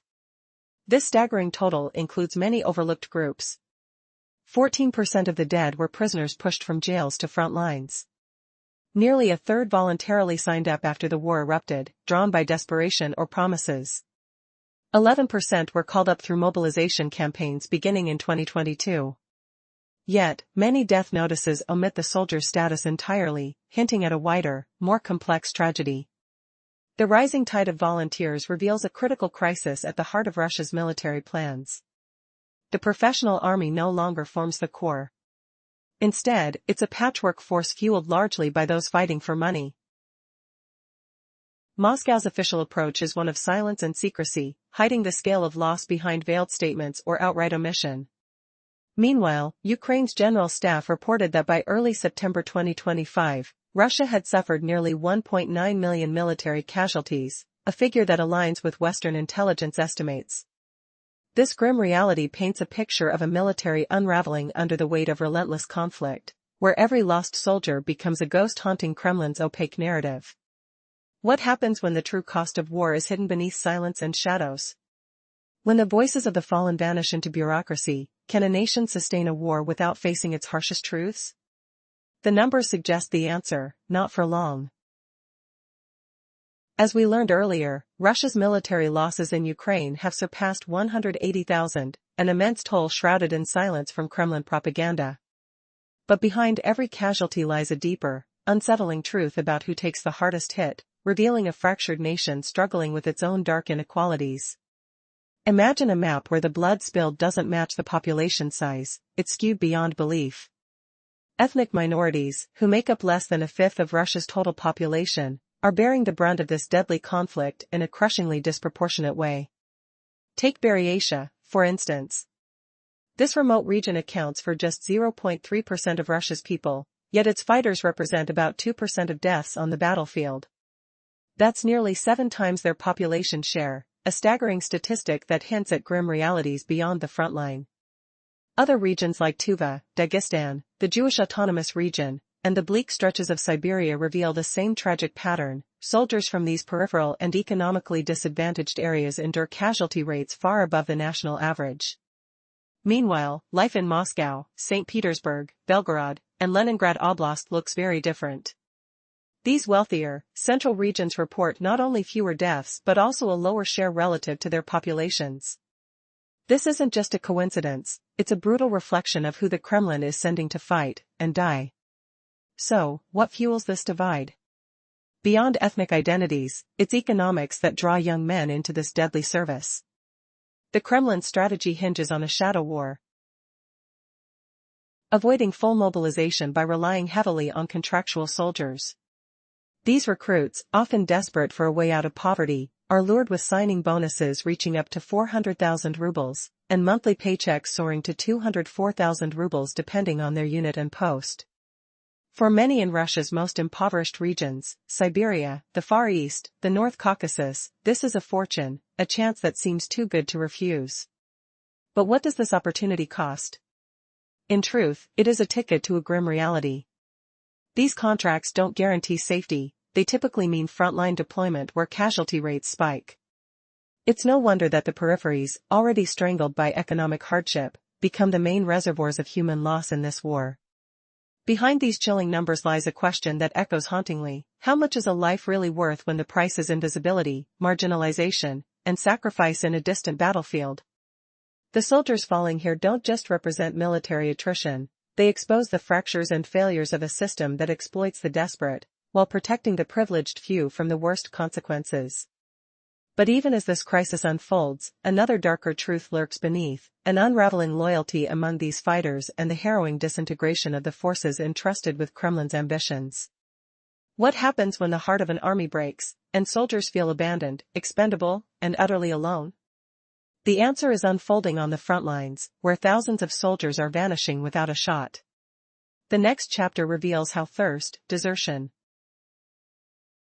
and shattered morale are eroding Russia's war machine faster than any battle. Stay with me as we dive into the tragic collapse of supply lines and the secret struggle behind one of the most strategic waterways turned battleground. The war you think you know is far from over, it is mutating into something far more terrifying. What do water shortages, empty roads, and silent retreats tell us about the future of this war? The story that follows may shock you. Previously, we explored the generous contracts Russia offers to young men in the farthest corners of its lands, signing bonuses as high as 400,000 rubles and monthly incomes up to 204,000 rubles. On paper, this seems like a golden opportunity. But in places where the average salary barely reaches 35,000 rubles, what appears as hope is often a one-way passage to disaster. Imagine the stark contrast between a small Siberian village at dawn, the cold biting at your skin, the silence pierced only by the distant cry of a lone bird, and the battlefield rife with uncertainty.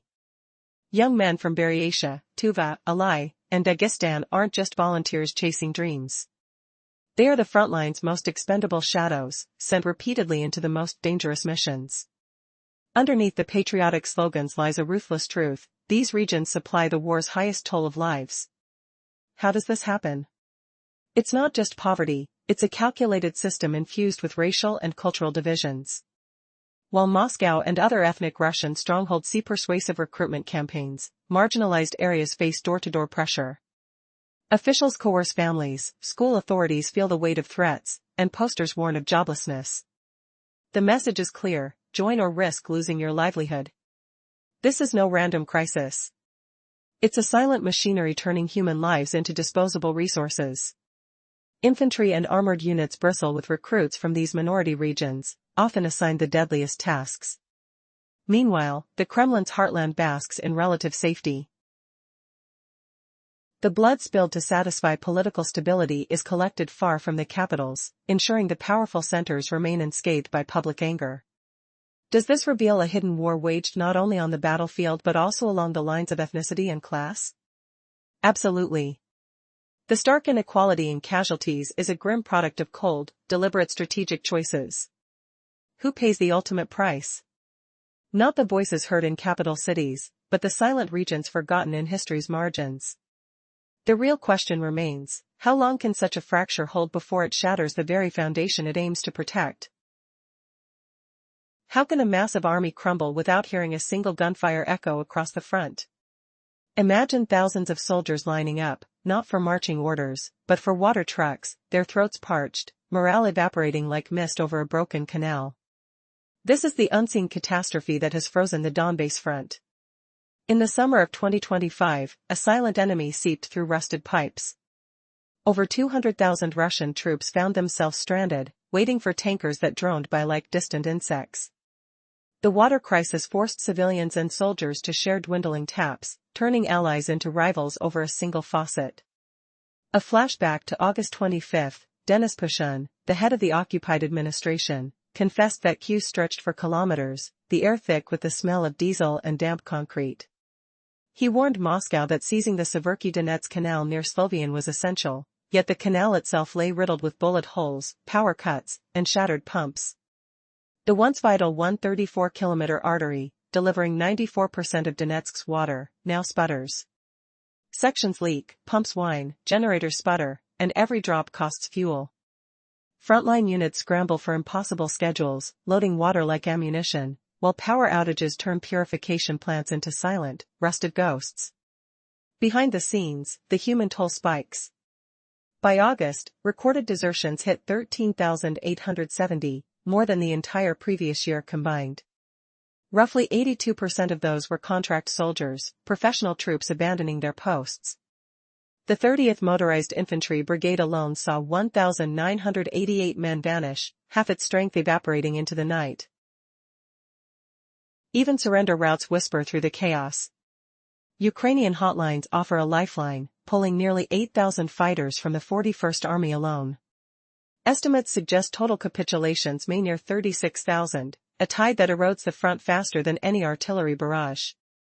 The final picture is stark, a war fought not only with shells, but with empty reservoirs, exhausted engines, and a generation disappearing behind water-stained glass.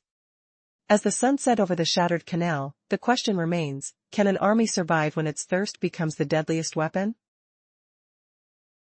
Let's recap what we covered earlier. Both sides are locked in a deadly stalemate. One side strains to push armored vehicles into open terrain but fails. Instead, it presses forward using infantry and lighter forces. Yet enemy sensors and strike units are so dense, they block any real breakthroughs. The front teeters on a knife's edge, close combat, slow progress, occasional withdrawals. So, why is Moscow struggling to solidify its buffer zone? The answer sounds simple, but carries deep consequences. Holding a buffer zone means more than just seizing ground. It demands holding those gains for days, weeks even. Every settlement lost becomes a lifeline for the enemy to regroup and counterattack. Look at Andreyka and Kindrativka, both taken, then lost again. Most recently, Bezzelivka fell into the same trap. This endless pattern not only twists the lines but chips away at morale and command confidence. Here's the hidden toll. Courts have confirmed over 20,000 cases of unauthorized absence among Russian troops within just 3 years. This isn't simply about discipline breaking down, it's the crushing pressure of continuous combat cycles wearing soldiers thin.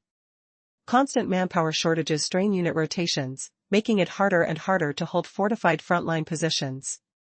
The cracks widen most sharply where the fighting is heaviest but the positions are smallest, short-range hotspots along the border break frequently. Now, zooming in on Pikarsk, the city caught in this brutal tug of war. Reports swirled in late July about daring sabotage and reconnaissance teams infiltrating its southern neighborhoods. Some whispered that Russian forces had stepped into parts of the city. But control? Not yet. The Russians failed to capture and hold a significant area. Meanwhile, Ukrainian defenders fought fiercely for months, slowing the invaders with relentless drone attacks and elaborate fortifications. In a clever twist, Russian forces tried to outsmart their foes by deploying fiber-optic guided munitions designed to bypass electronic jamming. This cat-and-mouse game shows how both sides escalate technology to gain even a slight edge. But this grim reality raises a chilling question: how long can Moscow's troops endure such slow, grinding attrition before everything unravels? The battle for ground has turned into a battle for resilience. The buzzing of drones above mixes with the distant sound of artillery fire. The smell of smoke and dust hangs oppressive in the air. Soldiers move with heavy steps, every breath a reminder of the war's toll. Each tactical inch gained risks disappearing the next day. Behind that, in the shadows, the fight for survival is even harsher. Desertion and exhaustion tighten their grip. Will this fragile front line collapse under its own weight? Only time will tell. But right now, the struggle rages on, and the outcome remains uncertain. The clock is ticking, and another desperate retreat could change everything. Brief overview: more than 200,000 Russian fighters stalled in Donbass without firing a shot. A crippling water shortage forced civilians and soldiers to queue for tankers, halting operations. The canal that once fed the region now drips, and logistics collapsed. Fuel, roads, and morale crumbled, leaving troops idle as the front froze. What happened before? Fighting in the city dragged on for months. Ukrainian drones and fortifications slowed the advance. Russian forces tried to defeat jammers with fiber-optic guided rockets, while Moscow promised a buffer zone that never materialized. The story unfolds: a shocking question haunts the battlefield: what bruises an army more than bullets? The answer is water, dry throats, cracked lips, the metallic taste of desperation. Pressure tightened around the city, yet no decisive breakthrough emerged. Both sides suffered heavy losses, gaining bits of ground while strategic results remained flat. When the northern line surrendered, fresh troops had to surge southward, intensifying the fight. That shift acted like a multiplier, amplifying the overall strain. Weeks unfolded as a rhythm of tiny gains, then sudden pushbacks. Ukrainian forces reclaimed the hamlet of Pish, then Kotlin, just south of Poko.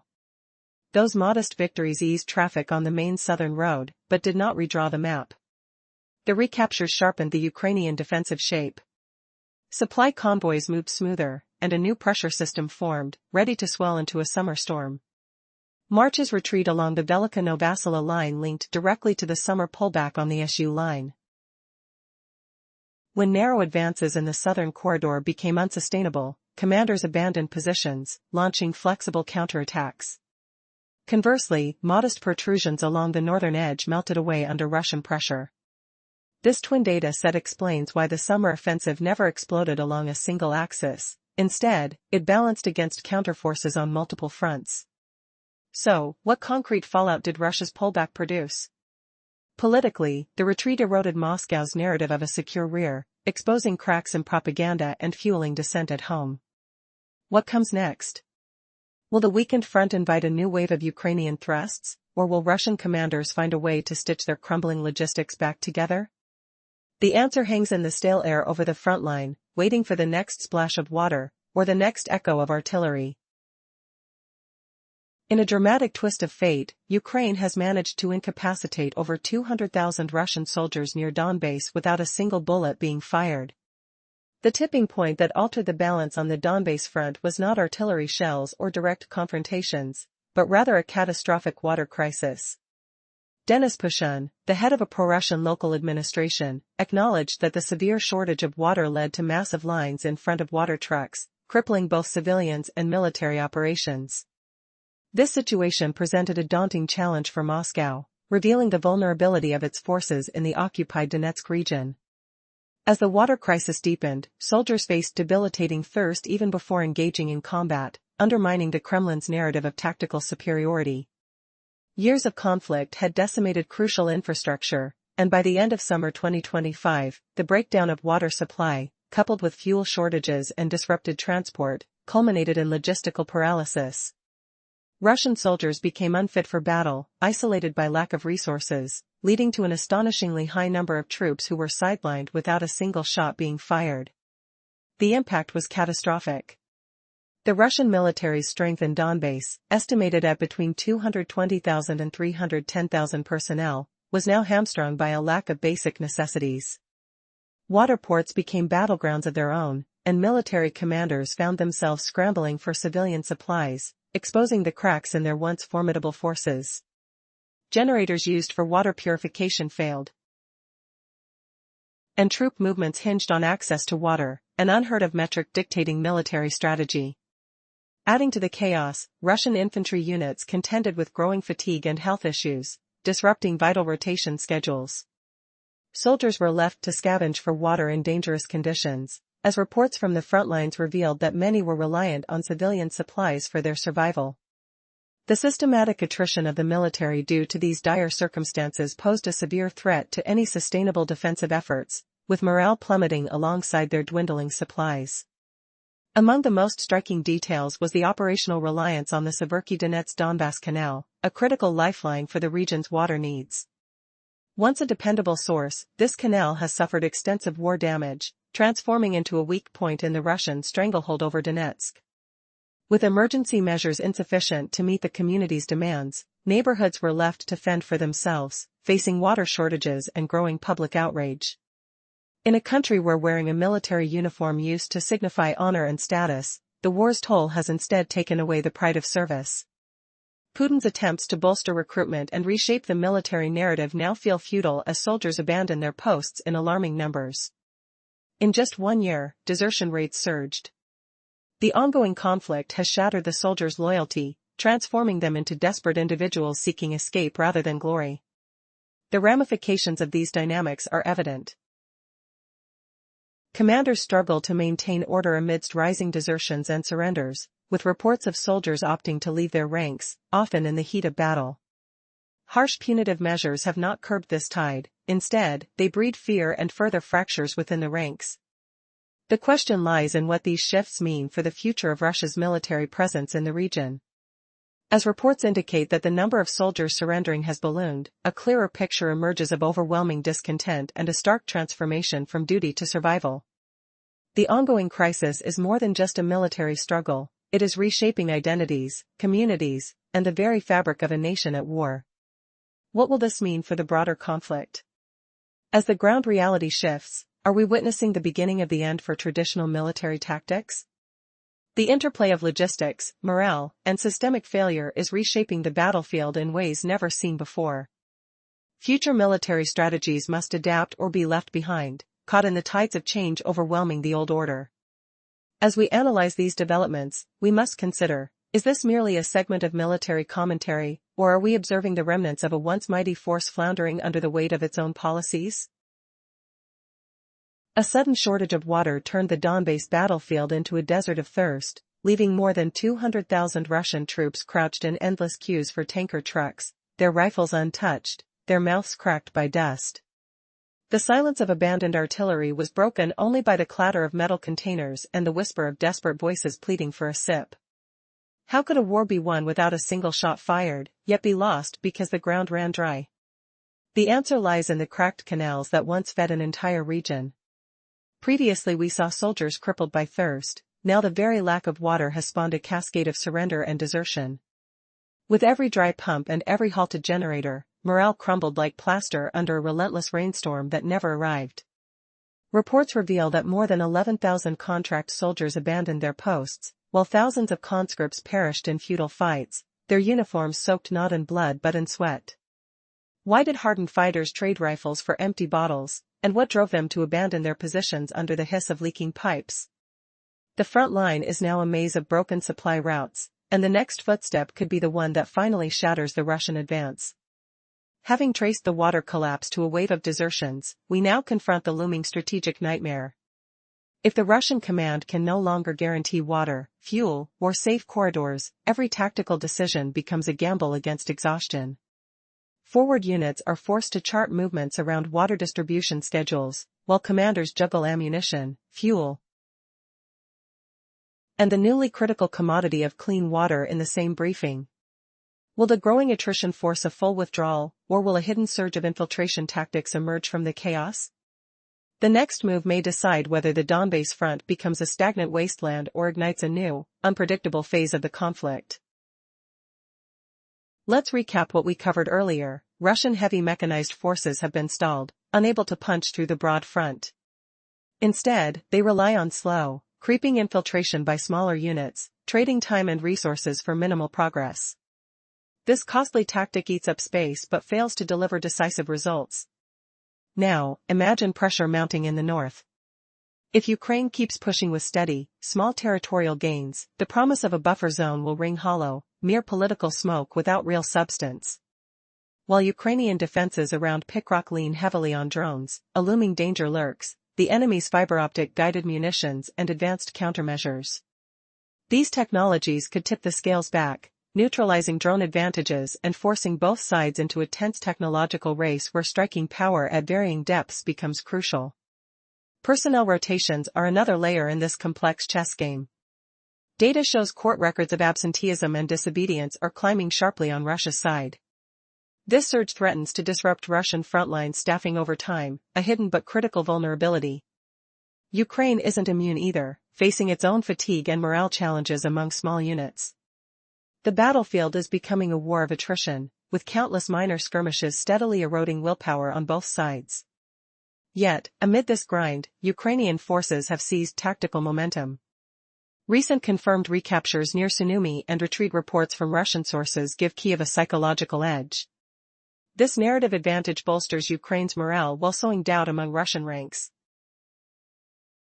Visualize the map, a narrow but persistent Ukrainian-controlled blue zone stretching from Andrivka and Kondretka towards the Oleksiva line, moving west-northwest.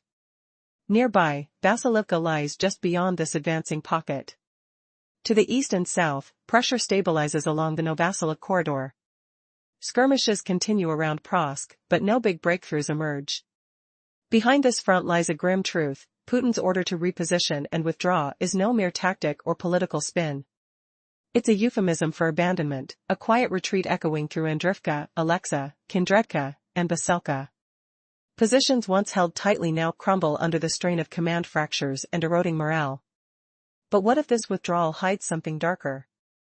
How much longer can this fragile line hold without reinforcements? And with morale sinking and discipline fraying, who will be left to hold the next line when the next wave hits? The ground shifts beneath their feet, and the cost of silent collapse might soon become impossible to contain. In the previous segment, we saw how retreating to more defensible positions isn't just a tactic, it often means abandoning entire sections of the front. This happened in places like Andrivka, Oleksiva, Kondretka, and Baselka. These withdrawals signal cracks in the chain of command, a silent collapse echoing across the battlefield. Now, the bold target set for the buffer zone near Sumy is stuck in limbo. Why? At the end of July, fierce fights erupted around Pokrovsk. Simultaneously, Ukrainian forces launched small but critical rescue missions in Sumy, countering Russian moves. The timing here is crucial.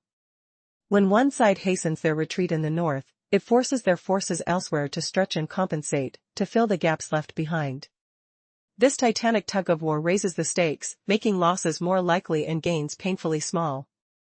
But is slow progress alone a weakness? Not necessarily. The real danger is relentless pressure without any pause.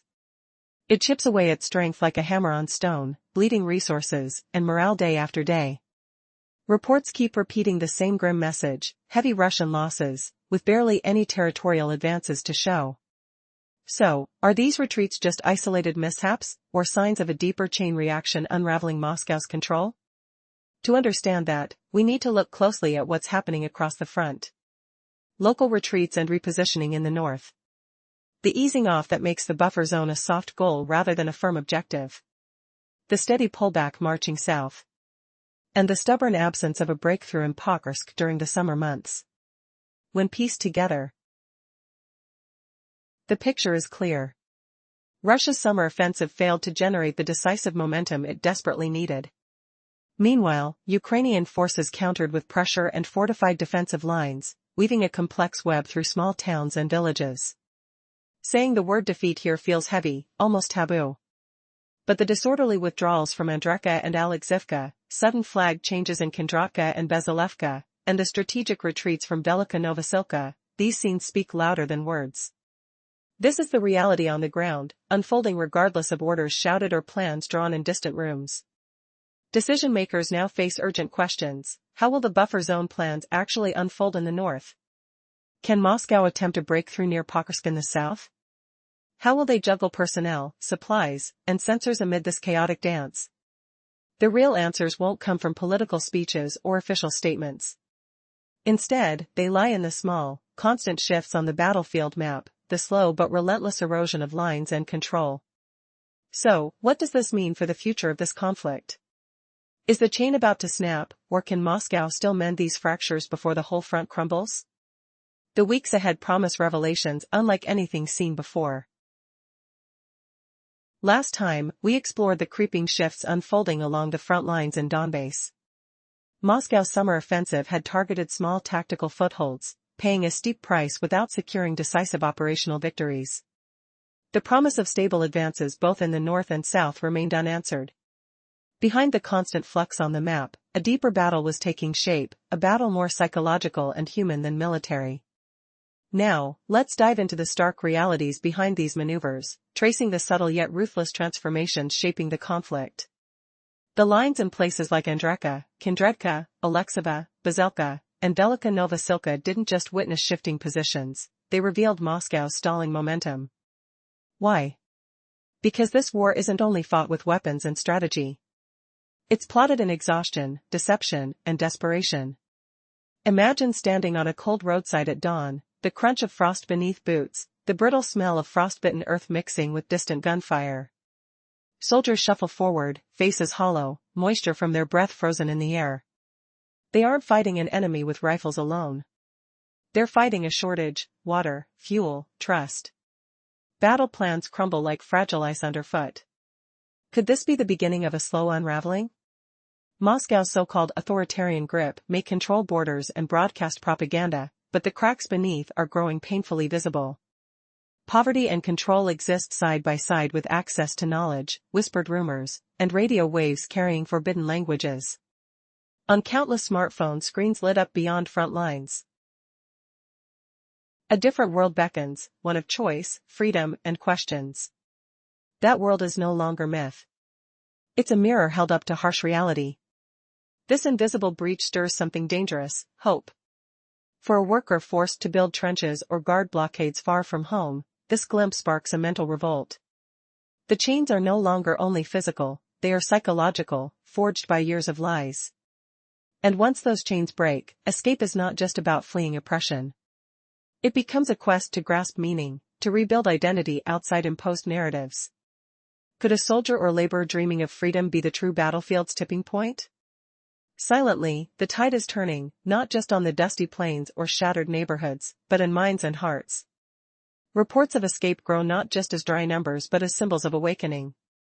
Every departure is a quiet explosion, detonating hope and nervous fear alike. Yet, the unsung victims are those left behind, the wives, children, and parents confined in shadows. In cities like Pyongyang, a mother's whispered fear becomes a dangerous secret. The simple question, "Where is my son?" cracks the silence like a rifle shot. To speak is to risk more than disgrace, it is to gamble with safety for an entire family. Here, silence is survival, and survival is a prison of muted grief. So, what becomes of those caught between two worlds? The open wilderness beyond borders or the smothered darkness of home? This clash, between captivity and liberty, between what is known and what is hoped, is the true battleground, far beyond maps and trenches. What will shatter first, the advancing lines on the map, or the invisible walls within souls?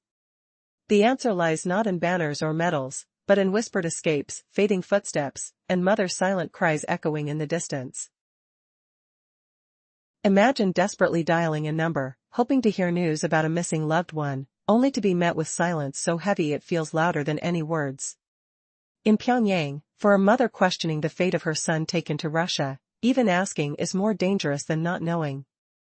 This silence, cold, unyielding, is a barrier designed to suffocate hope. The truth slips out only in whispers. Human rights groups have pieced together grim accounts of those who disappeared. Men pulled away one morning, never to return. Brothers labeled traitors at youth, their absence marking a family's doom.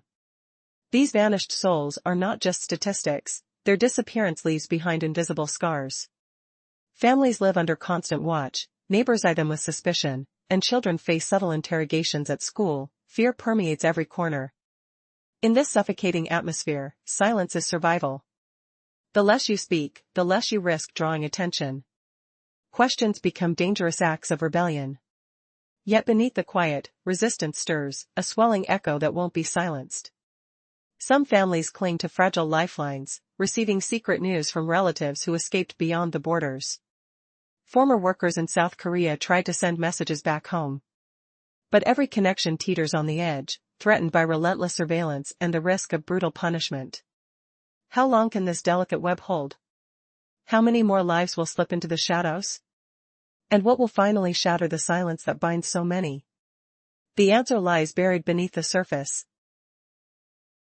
In a place where fear and hope collide, where even a whisper becomes a daring act of defiance. In a world where silence often reigns, whispers of resistance emerge as families in North Korea desperately seek word of their loved ones. As they lean on fragile connections, some try to send messages across treacherous borders yearning for any news.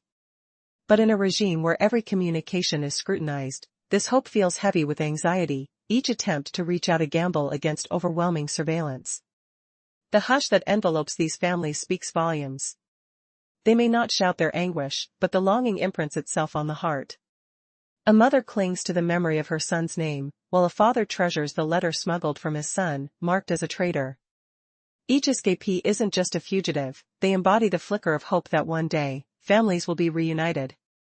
This hope transcends individual salvation, becoming a silent revolt against an oppressive narrative that insists on total control. Yet beneath this tender facade lies something ominous. North Korean soldiers have begun emerging not just as laborers but as combatants on foreign soil. This revelation is no longer speculative, evidence has surfaced, supported by intelligence reports and images revealing their presence. In the fall of 2024, whispers turned to confirmation as South Korea's National Intelligence Service reported the deployment of North Korean military units to Russia, disguised as engineering support. These forces are now positioned dangerously close to frontline operations. The impact accelerated when in October 2024, Ukrainian officials unveiled the names of 3 North Korean generals, asserting their role as command figures on Russian territory. Kim Yong-bok, Ri Chong-ho, and Sinkim Cha serve not only as military leaders but as ideological overseers, tightening the grip of control even as families reach for hope. As the narrative unfolds, the question looms, will the whispers evolve into a roar potent enough to challenge the iron walls of this totalitarian regime? In a climate where soldiers may choose defiance or surrender, the fate of many hangs in the balance, teetering between the struggle for freedom and the weight of an oppressive past. The essence of hope remains audacious and resilient, igniting a flicker of revolution amidst the shadows of despair lurking within the regime's tight grasp. Imagine tens of thousands of soldiers trapped in a frozen nightmare, soldiers clad in a foreign uniform, far from home, caught in a deadly alliance between 2 iron-fisted regimes. These are not tales from distant history, but the grim reality unfolding on the eastern edges of Russia and the brutal battlefields of Ukraine. Previously, we learned how North Korean generals served not only as military commanders but also as ideological overlords for troops deployed on Russian soil. This grim partnership was no mere political posturing, it was a chain binding 2 locked cages. Now, satellite images reveal a chilling truth, sprawling new camps and hastily built barracks rising near Vladivostok hide a gathering storm. Thousands of North Korean soldiers, engineers, and laborers live and work in what survivors call a prison without bars. Their orders? To transport ammunition, erect fortifications, and fight alongside Russian forces in Ukraine's hellscape. Reports estimate that by March 2025, tens of thousands had been deployed with devastating costs, nearly 4,700 casualties, including at least 600 fatalities. Another 2,000, gravely wounded, were sent stumbling back to North Korea. Despite these losses, the majority remained trapped in these endless shifts, pushed to the brink of human endurance. What fuels this cruel mechanism? A secret pact forged in the shadows between Vladimir Putin and Kim Jong-un, binding not only armies but also a ruthless system of exploitation. Under harsh 18-hour workdays, passports stripped away, and supervisors policing every movement. Prisoners in uniform are treated as expendable labor. Can you hear the heavy boots marching through the snow? The relentless clang of construction, mixing with the stifled whispers of despair? Each man dreams of escape, but the fear of capture looms larger than ever, because fleeing means exposing vulnerabilities that could tear apart this fragile alliance. As days stretch into months, resistance grows quietly beneath the surface. Will these desperate souls break free? Or will this unholy pact grind them down to dust before their stories are told? The fight is no longer just on the front line, it's inside minds and hearts shackled by more than bullets. The next chapter peels back the layers of this secret war, revealing who truly holds the strings, and whether the shadows harbor a surprise no one saw coming. What does betrayal look like when trust is nowhere to be found? Stay close, because this is far from over. Earlier, we saw how grueling 18-hour workdays, constant surveillance, and stolen wages pushed North Korean workers in Russia to the brink. Now, exposed to a world so different from their own, their yearning for freedom explodes into quiet acts of defiance, small escapes that ripple far beyond individual lives. This growing wave of flight is shaking the very foundations of control in two of the world's most closed regimes. It's not just about breaking free from harsh labor or bleak conditions anymore. It's about the unbearable gulf these workers perceive between their trapped existence and the freedoms they glimpse beyond. These escapes unravel a fragile alliance between two authoritarian powers, whose plans relied on total domination and obedience. Imagine living every day under watchful eyes, where every step is counted, every word guarded. Then, suddenly, catching a glimpse of the outside world, bright, open, free, sparks a hunger no chain can hold. This revelation hits like a hammer against the iron. We left off discussing the heavy toll of war costs and the limits of personnel quality and rotation. These factors strain Russia's ability to maintain offensive momentum. Now, let's dive deeper into another battlefield challenge that is silently reshaping the conflict: electronic warfare and supply line vulnerabilities. Imagine this: on the front lines, soldiers rely on unmanned drones to spot enemy positions and guide artillery strikes. But electronic jamming, like an invisible fog, periodically scrambles communications and drone controls.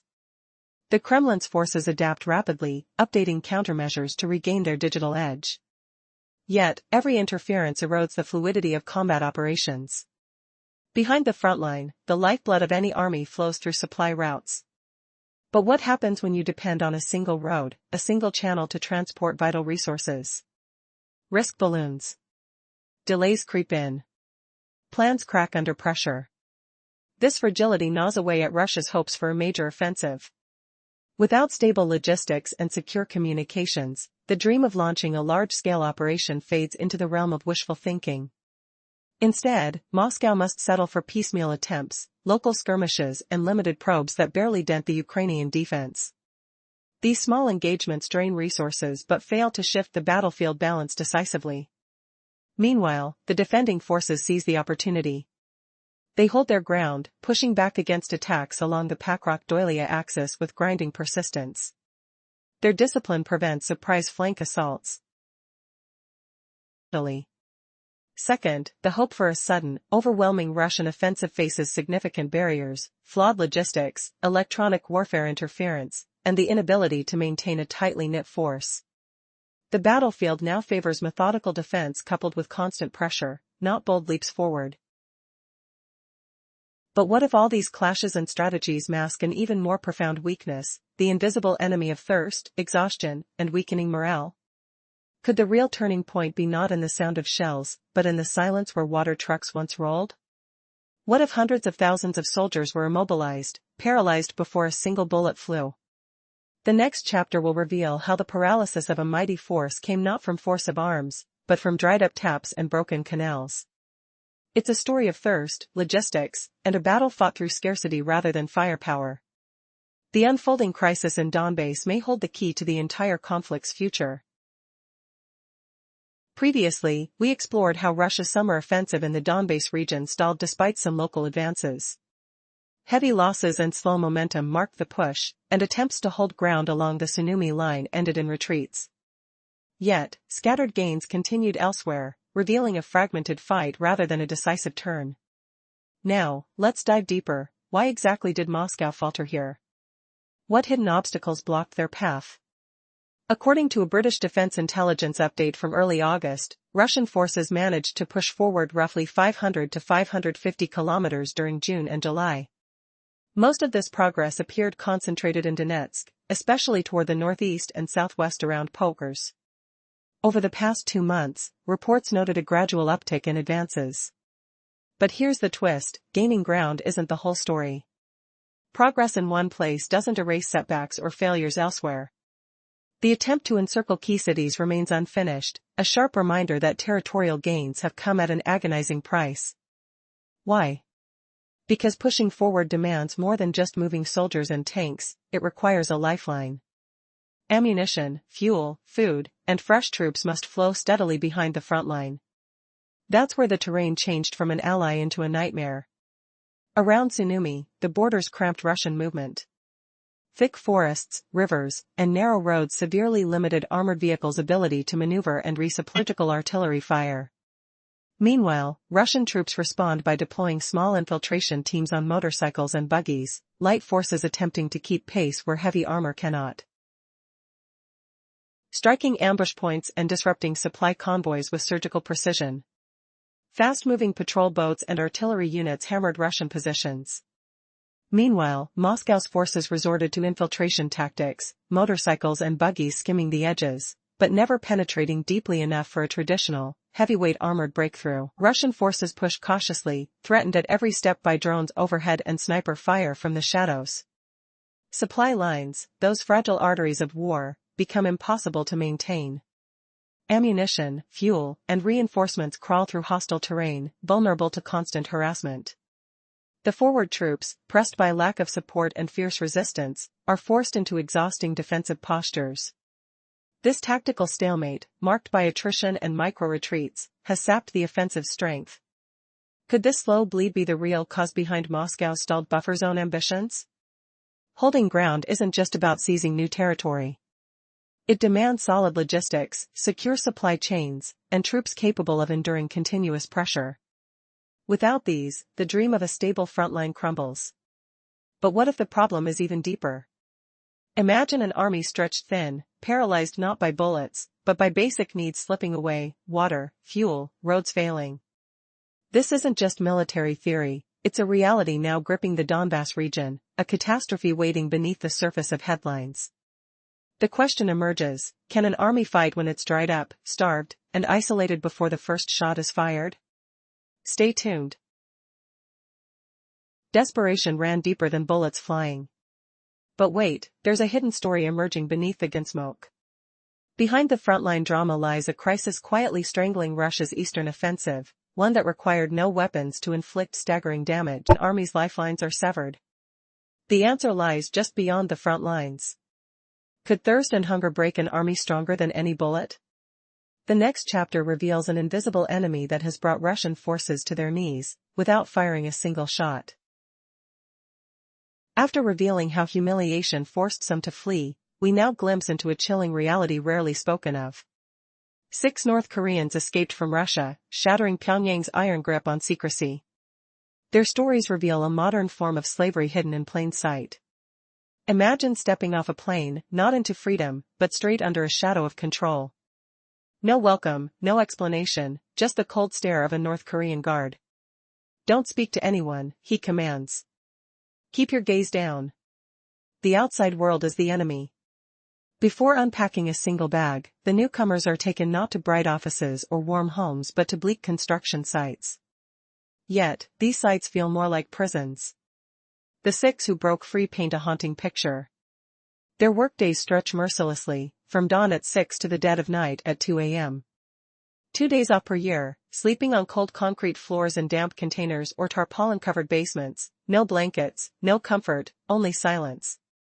Any worker caught dozing during an 18-hour shift faces brutal beatings. Desertion numbers exploded, matching the total of the entire previous year in just months. Official records listed 13,870 cases by August 2025, over 80% contract soldiers. In the 30th Motorized Infantry Brigade, half the troops vanished, many abandoning posts during combat. Frontline surrender hotlines whispered promises of safety, drawing thousands toward the other side. Analysts warned that this silent exodus might be the decisive blow. What will happen when an army loses its will to fight before the gun even cracks? Amid this chaos, data from the South Korean government reveals a startling rise after a pandemic lull. In just the first 6 months of 2025, over 34,000. Upon arrival, a stern guard barked, "Do not speak, keep your eyes down." Within hours, they were shackled to concrete, toiling 18-hour shifts from dawn to past midnight. Only 2 days off per year, blankets absent, nights chilled in damp containers.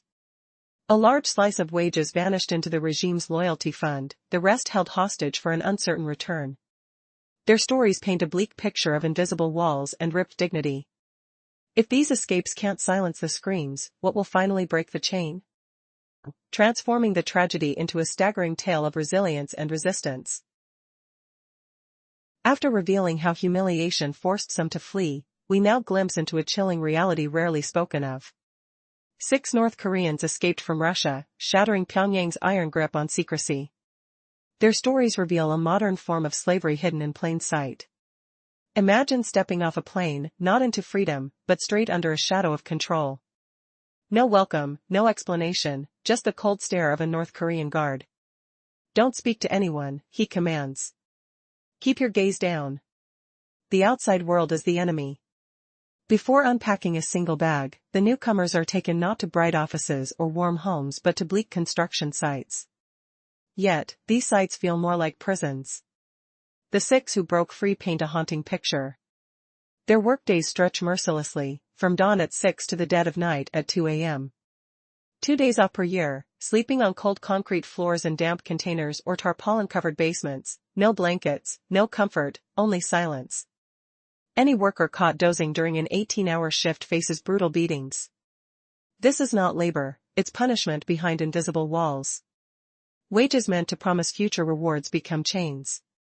A large portion is siphoned off for the regime, labeled as a loyalty deduction.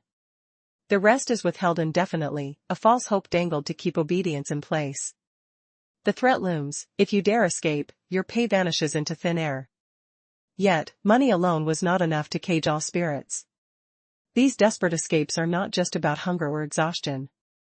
They are desperate acts of survival, calls for salvation. Cracks. Amid this chaos,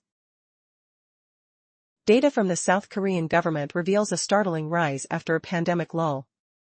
In just the first 6 months of 2025, over 34,000. Upon arrival, a stern guard barked, "Do not speak, keep your eyes down." What drives a person to risk everything against such merciless control? Why does the promise of prison, pain, and endless toil spark defiance rather than submission? The answers echo with the quiet roar of human will, stronger than walls or chains. But the story doesn't end here. What happens to those left behind? And how does this silent insurgency ripple through the fragile balance of power, both in Russia and beyond? The next revelations will shock you, transforming the tragedy into a staggering tale of resilience and resistance. A desperate thirst is crushing an army without a single shot fired. By late summer 2025, more than 200,000 Russian troops in the Donbass found themselves queuing for water trucks. The front line turned into a human tide, civilians and soldiers alike lining up under a scorching sun, demanding the life-saving liquid that never arrived. The water canals that once fed the region were shattered, power outages left pumps silent, and emergency reservoirs held only a fraction of the demand. Frontline commanders began to schedule attacks around water delivery timetables.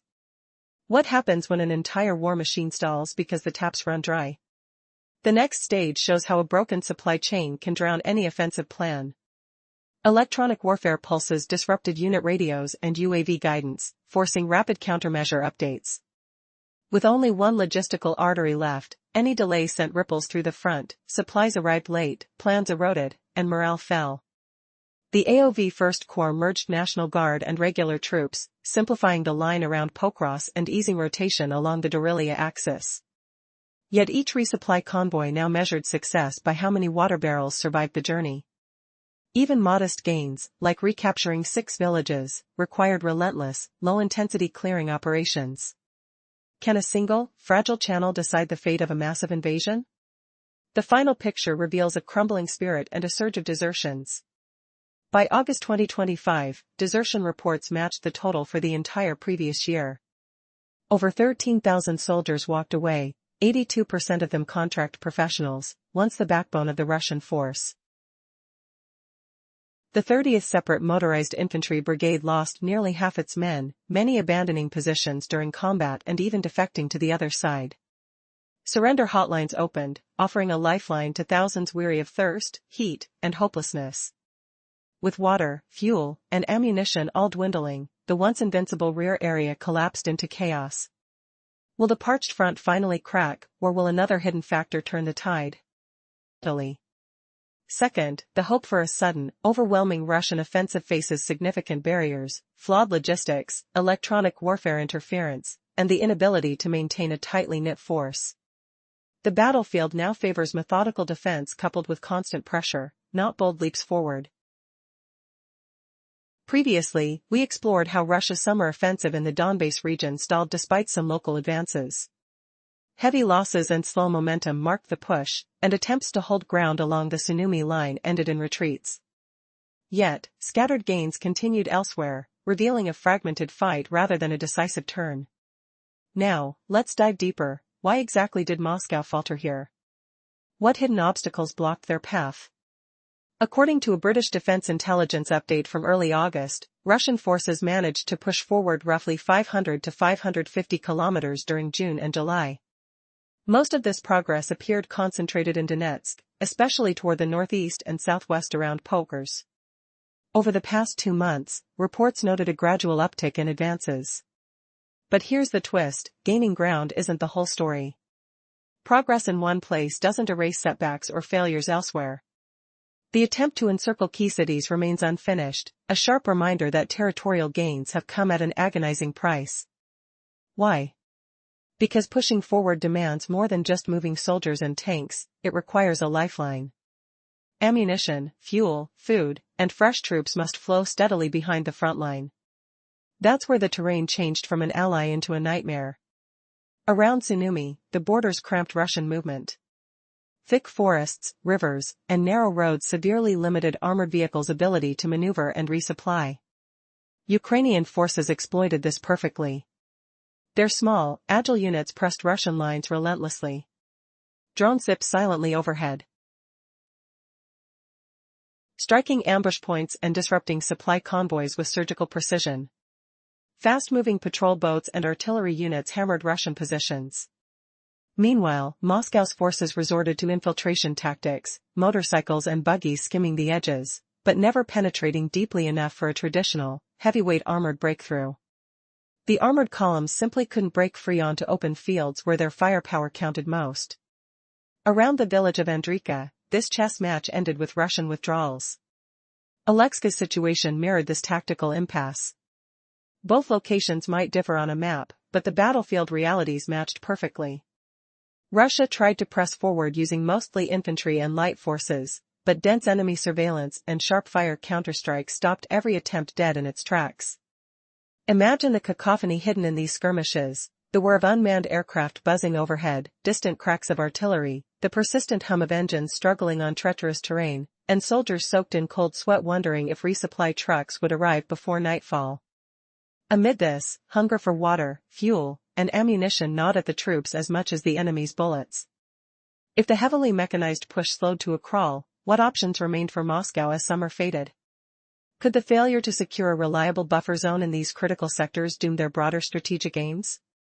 The answer lies not just in firepower, but in resilience, the ability to feed, fuel, and rotate troops in a relentless, grinding conflict.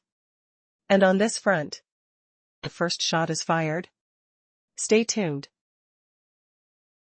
Desperation ran deeper than bullets flying. But wait, there's a hidden story emerging beneath the smoke. Behind the frontline drama lies a crisis quietly strangling Russia's eastern offensive, one that required no weapons to inflict staggering damage. What if the deadliest shots fired were those never heard? What if bureaucracy and broken infrastructure, not Ukrainians on the opposite side, created the deadlock? Stay close, because the next chapter reveals how thirst, silence, and empty roads turned into Russia's worst adversaries. What force could stop hundreds of thousands of battle-hardened soldiers without firing a single bullet? The answer exposes vulnerabilities no battlefield tactics can hide.